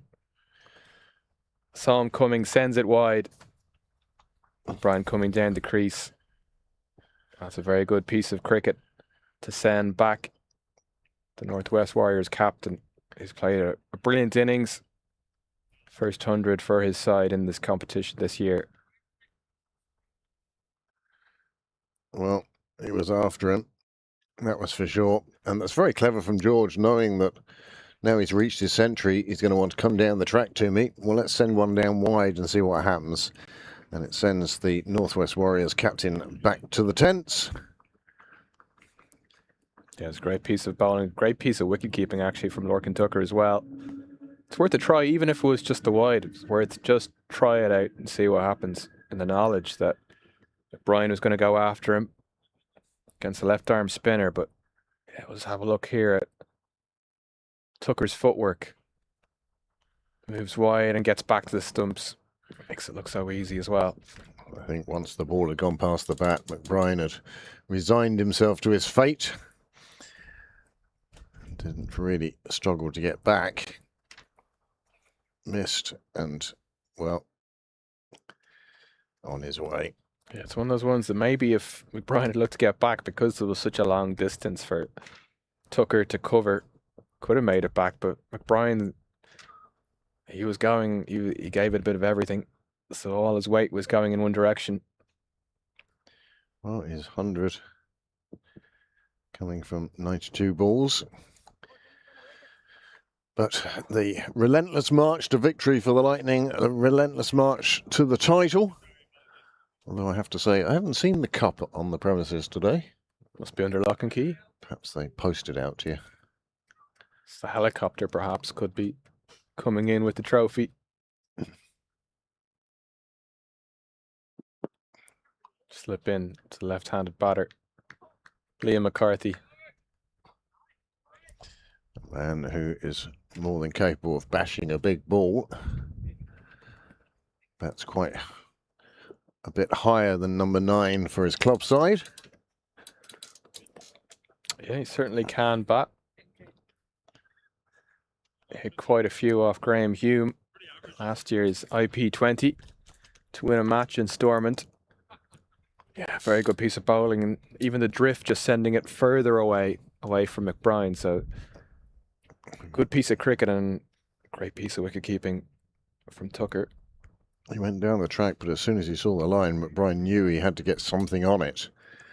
He couldn't, it was that wide, and stumped from the wide. How he continues.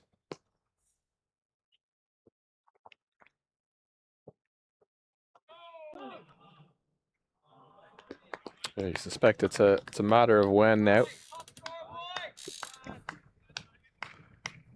Liam McCarthy could be in the mood to hit a few long balls after he was hit for a few. Yeah, it could be revenge of the bowler time. Well, nobody's catching that. Lands beautifully just to the side of the sight screens. 6 more runs onto the total. Yeah, Wilson sends that flighted nicely by Howie, maybe more overspin. Well watched and well picked by Wilson.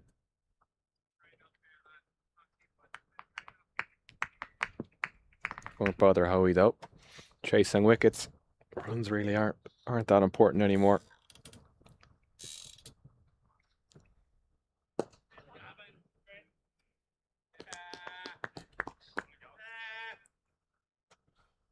It's been a very dominant competition for, a very good competition, sorry, for Gavin Howie. So he'll be interested in seeing how well he can do. How many can he take? Howie, one of the players not taken in the EPTL draft.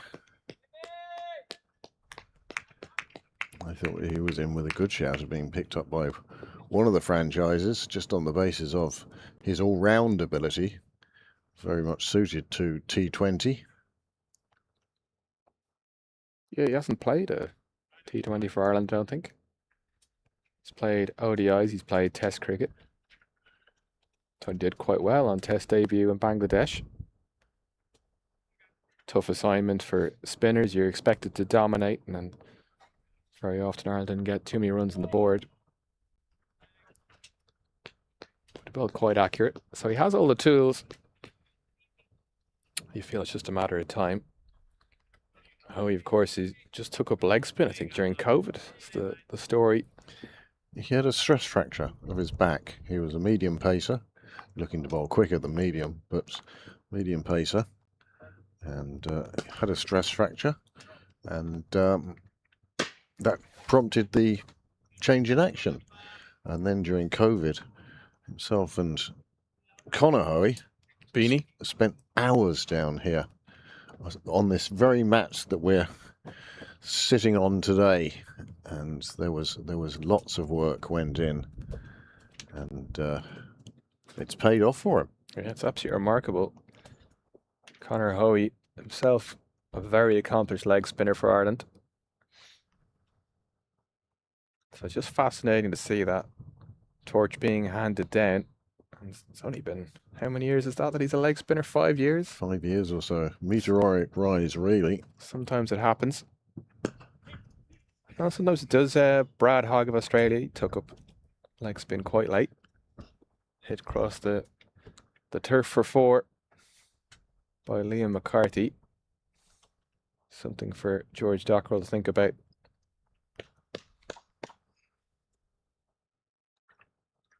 A lot of space there on the offside for McCarthy to pick where he wants to go.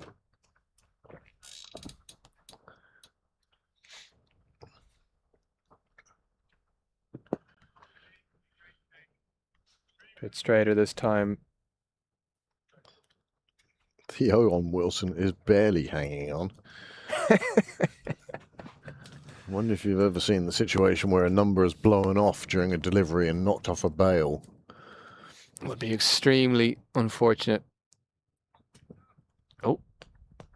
A little bit of bargy between Wilson and Dockrell, perhaps? Not really. I think Wilson just didn't know which way to go. I think they're two big units. They didn't know which way to go, either of them. Two bodies colliding.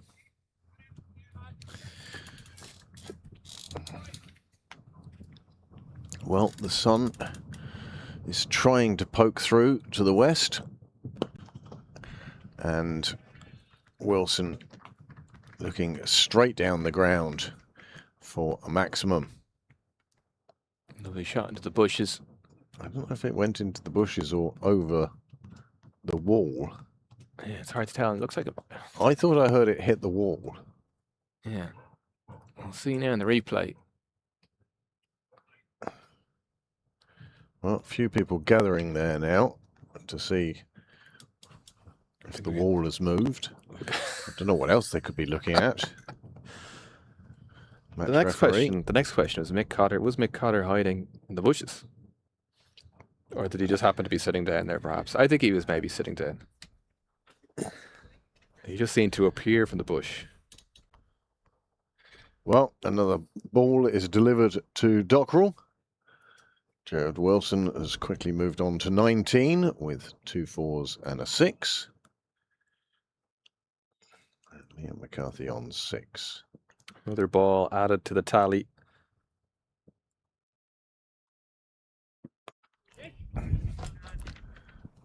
Oh, that one getting past the hands of McDonough. He's chasing after it and will still chase it down.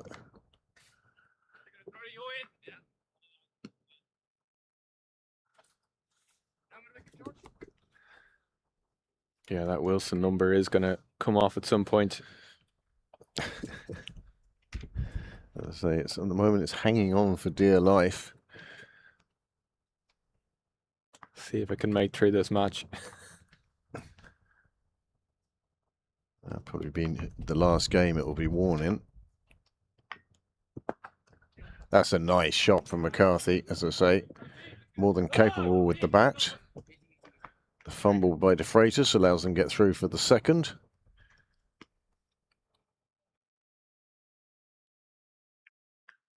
Yeah, he's so quick across the surfaces. De Freitas. Hands not quite far enough down.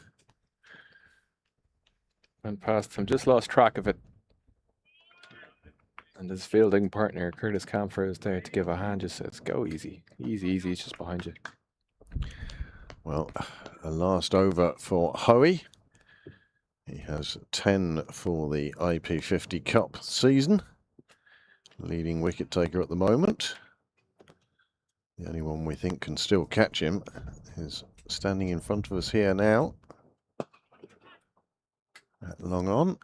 It's long off De Freitas. Fielding that one. But Byron McDonough, he's on 9 at the moment, just one behind Hoey. And he has overs left. Although... So if a catch was to go to McDonough. Well, they're probably not aware of how tight it is for leading wicket taker. Yeah, probably not. Bigger concerns. The team getting across the line here. Good sweep shot. Well watched by Tim Tector out in the deep. He's made his home out there, hasn't he? Yeah, I hope he's got a bit of company out there. Could get a bit quiet. It's just him and the Warriors. The Warriors' tent, changing room. Suppose the occasional train going by.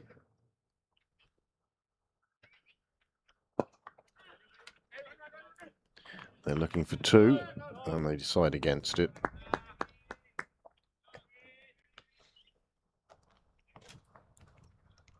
3 wickets required for victory by the Lightning if they can finish this off. That's what they'd hope for.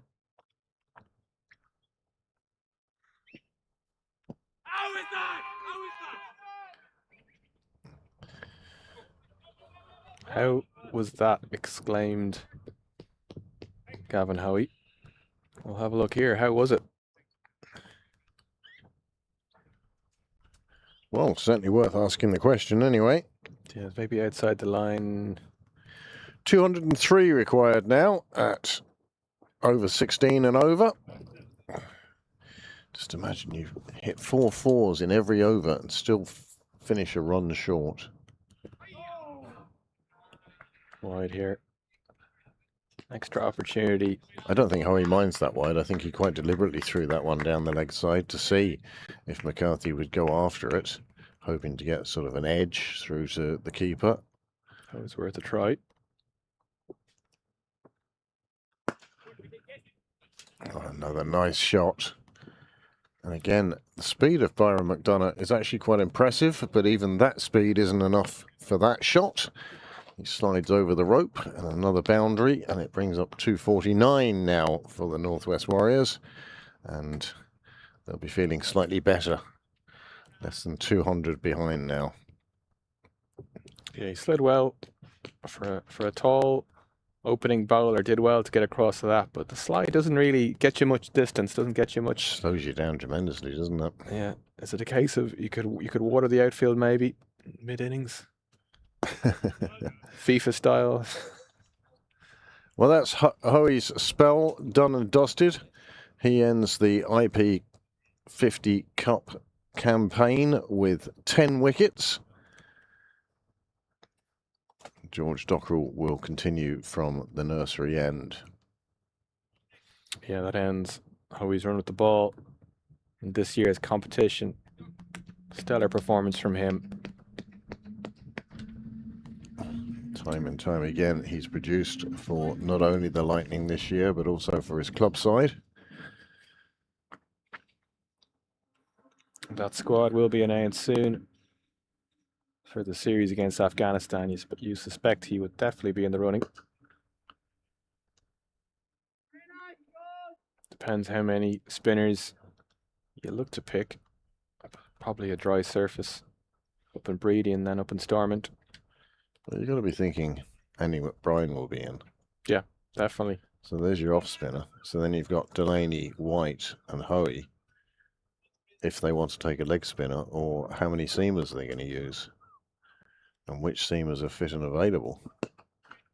And then you haven't seen Ben White bowl Not for a 50 over while. cricket. Yep. And then you have questions like Matty Hollard. Yep. Where's he at the moment? Jay Moondra. So the balance of that attack will be fascinating. And again, you assume Dockrell will be in there, and he brings left arm spin, which then makes it difficult for Matty Humphries, who did so well against India in the T20s. And, you know, if the management want a left arm spinner in there as well as George, then Humphries could be in. So, embarrassment of riches at the moment, as that one is launched out towards Michael Sharp corner. Stephen Doheny takes it easily on the first bounce. But you can see McCarthy's come to do only one thing, and that's to take the bowling on. As you say, he suffered at the hands of the Leinster Lightning batsman, and in fact set a new record for List A cricket in conceding the most runs from his 10 overs.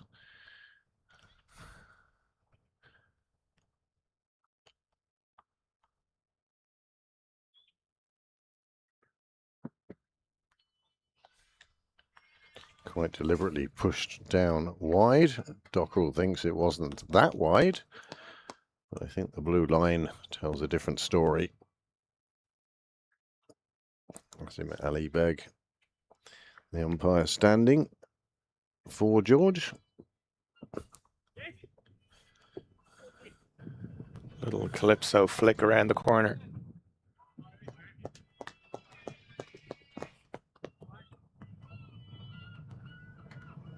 Yeah, it'll be fascinating to see the makeup of that side, which squad could be announced maybe beginning of next week, possibly. We've definitely seen Gary Wilson about today. Just hold on to that one, did George? I think he's expecting Gerard Wilson to come down the track here and take him on. And he wanted to see how Wilson was going to move. And it's worked for Dockrell. Perhaps a double bluff. Pulling out of the first delivery to see if the batsman was going to move or not. And then, of course, it's in the batsman's mind for the next delivery. And on this occasion, he holed out just in front of the clubhouse. Catch is taken, an 8th wicket is down, and that cup really is firmly in the hands of the Leinster Lightning now. Yeah, lovely delivery. Just a bit of drift and dip. Good catch too. A slight dive forward, but kept his head still to David Delaney. Absolutely spot on with that, wasn't he? He kept his eyes on it the entire time. And even the going to ground wasn't to disturb, but rather to cradle. Yeah, that's the key thing with the elbows. Holding onto that ball. Dockrell picks up another wicket.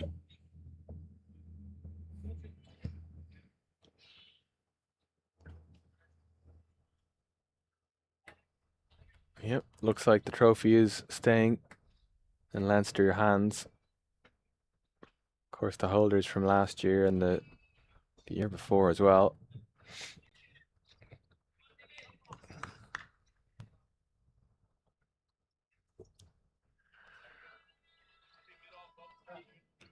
Well, Here we go. here's something we haven't seen.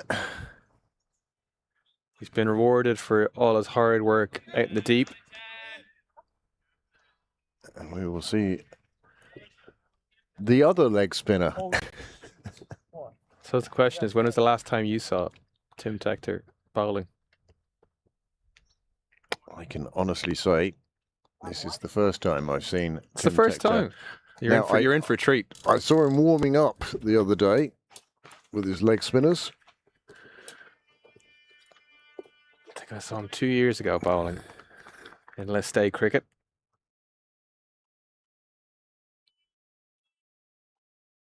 Rolls the ball out of the back of the hands.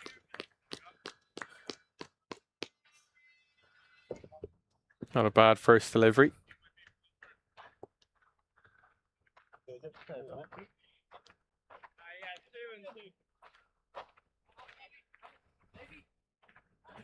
Long on and long off. Cow corner still available. Yeah, that option open to the batter.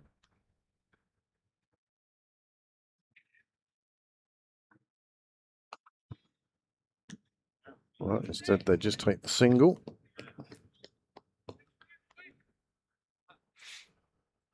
Yeah, it's an embarrassment of riches. What's his Christopher ball?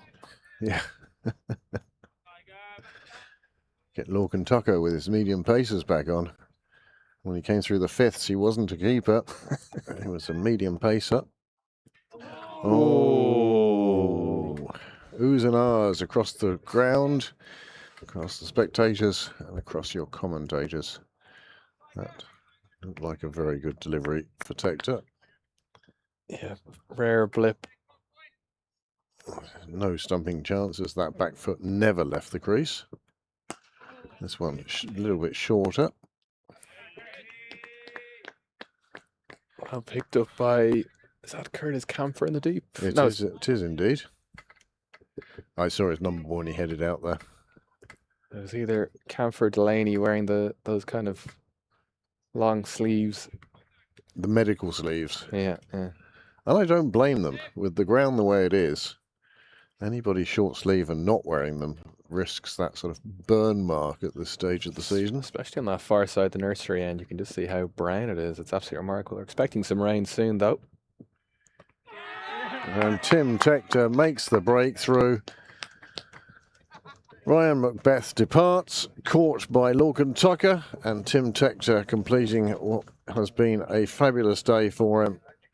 Now, which does he take more pleasure from? From his wicket or from his century? We don't see much of his bowling, so I suspect we'll have to look at this replay now. We've seen big smile from Aidan Seaver, but I'm very interested in this delivery. Look at his grip.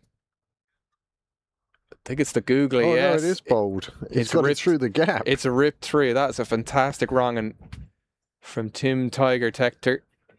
Tiger Tector, not Bill O'Reilly Tiger.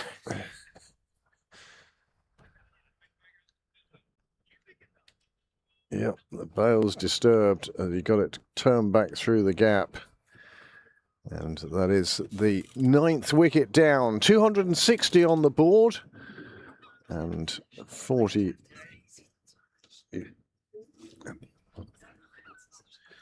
No. And he was away to cover to celebrate. Imran Tahir-esque. Yes. Not quite Andy Leonard lap of the 30-yard circle, but celebration nonetheless. Tim Tector delighted. He'll be feeling great at the top of his mark now. One more wicket to go. Loopy wrong and again, I suspect. And that's the end of Tim Tector's first over. 1 for 3. He'll be telling everybody about his strike rate now and his average. Yeah, good luck to his teammates later on this evening. I think they'll be reliving that over and over again. Well, I did suggest on the weekend that he clip the catch he took down in AA corner. Down here, absolutely fabulous catch during the Malahide game, but maybe he'll clip that one instead. Lovely shot. They're going out swinging. Well, if you're going to go giving it a try. Liam McCarthy onto that one very quickly, played it away and got enough on it to land it outside the rope. Yeah, it's a good option. We've seen Dockrell going very far wide outside that off stump. Perhaps thinking again that McCarthy was going to charge him. But no, McCarthy held his ground, did exactly the right thing. Yeah, he enjoys a sweep. He's a very good hockey player, Liam McCarthy.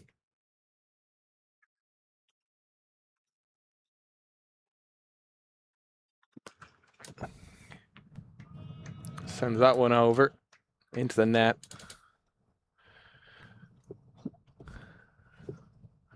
Well, this last Northwest Warriors pair looking like they're just going to enjoy themselves. And why not? Yeah, exactly. A long drive ahead of them to head back up to the Northwest now. Yeah, can tell tales of sixes. Sixes hit. Yeah, at least it gives you something to talk about. There'd be nothing worse than a The silent silence car. on the way up. Well, he's gone dead straight with that one, and it's more runs. Yeah, where do you go? He started off wide from Dockrell, reverse swept, bit straighter, slog sweep, and this one is straighter. Well, now it's wide, and McCarthy gets it out of the screws, down the ground. Just about 18 and over required. Well, this over's going some way towards that. Dockrell with 3 wickets for 51.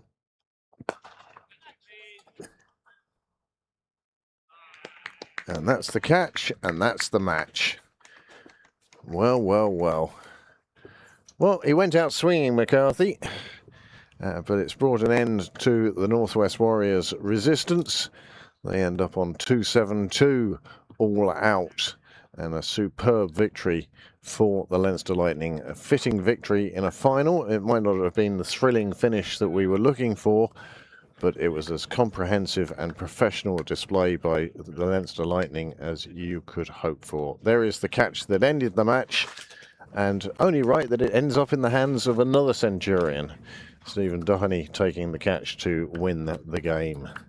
So what do you think of the whole campaign? Leinster worthy winners? Yeah, definitely today. Brilliant performance from them, straight from first ball. That first ball that was pulled away by Tim Tector, who then made his way to a century. Just an absolutely brilliant start to this final, just putting that front foot forward. Such a contrast to the start from the Northwest Warriors, but then they had a huge mountain to climb, chasing 447 for victory. But great to have this final today. Bit of a shame that it's been so one-sided. But hopefully it's something we'll see next year. Yes, it seems to have worked well this year, and delighted to have hosted the final here in Sydney Parade.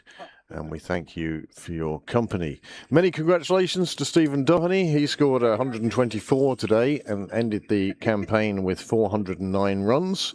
And of course, Tim Tector with his century also. Andy McBrien replying in kind for the Northwest Warriors, but in vain in the end, and that was the difference between the two teams. An opening stand of 235 between Tim Tector and Stephen Doherty. Well, that really laid the foundation, but it was the last 10 overs where the Lightning went from 276 to 446 in just those 10 overs and did a superb job there. A 26th title for the Leinster Lightning, another title for Lorcan Tucker as captain, and many congratulations to Gavin Hoey for his 10 wickets during the campaign, and he is the leading wicket taker. Well, that's about it from us. We'd like to say thank you very much. Dave, thank you. Graham, thank you. Niall will play a few replays whilst we close down the broadcast. But from everybody here at Pembroke Cricket Live, That's the one that hit my car. we'd like to say thank you very much for joining us, and join us again. The next broadcast here is on Saturday, a midday start for the first 11 game of Pembroke against North County in the Premiership. There is a second 11 game then on Sunday, and we hope you will join us for one, if not both of those games. But from me, Craig Senior, Niall Walsh, our technical director, producer, and all-round good guy, from Dave and Graham and myself, a very good night.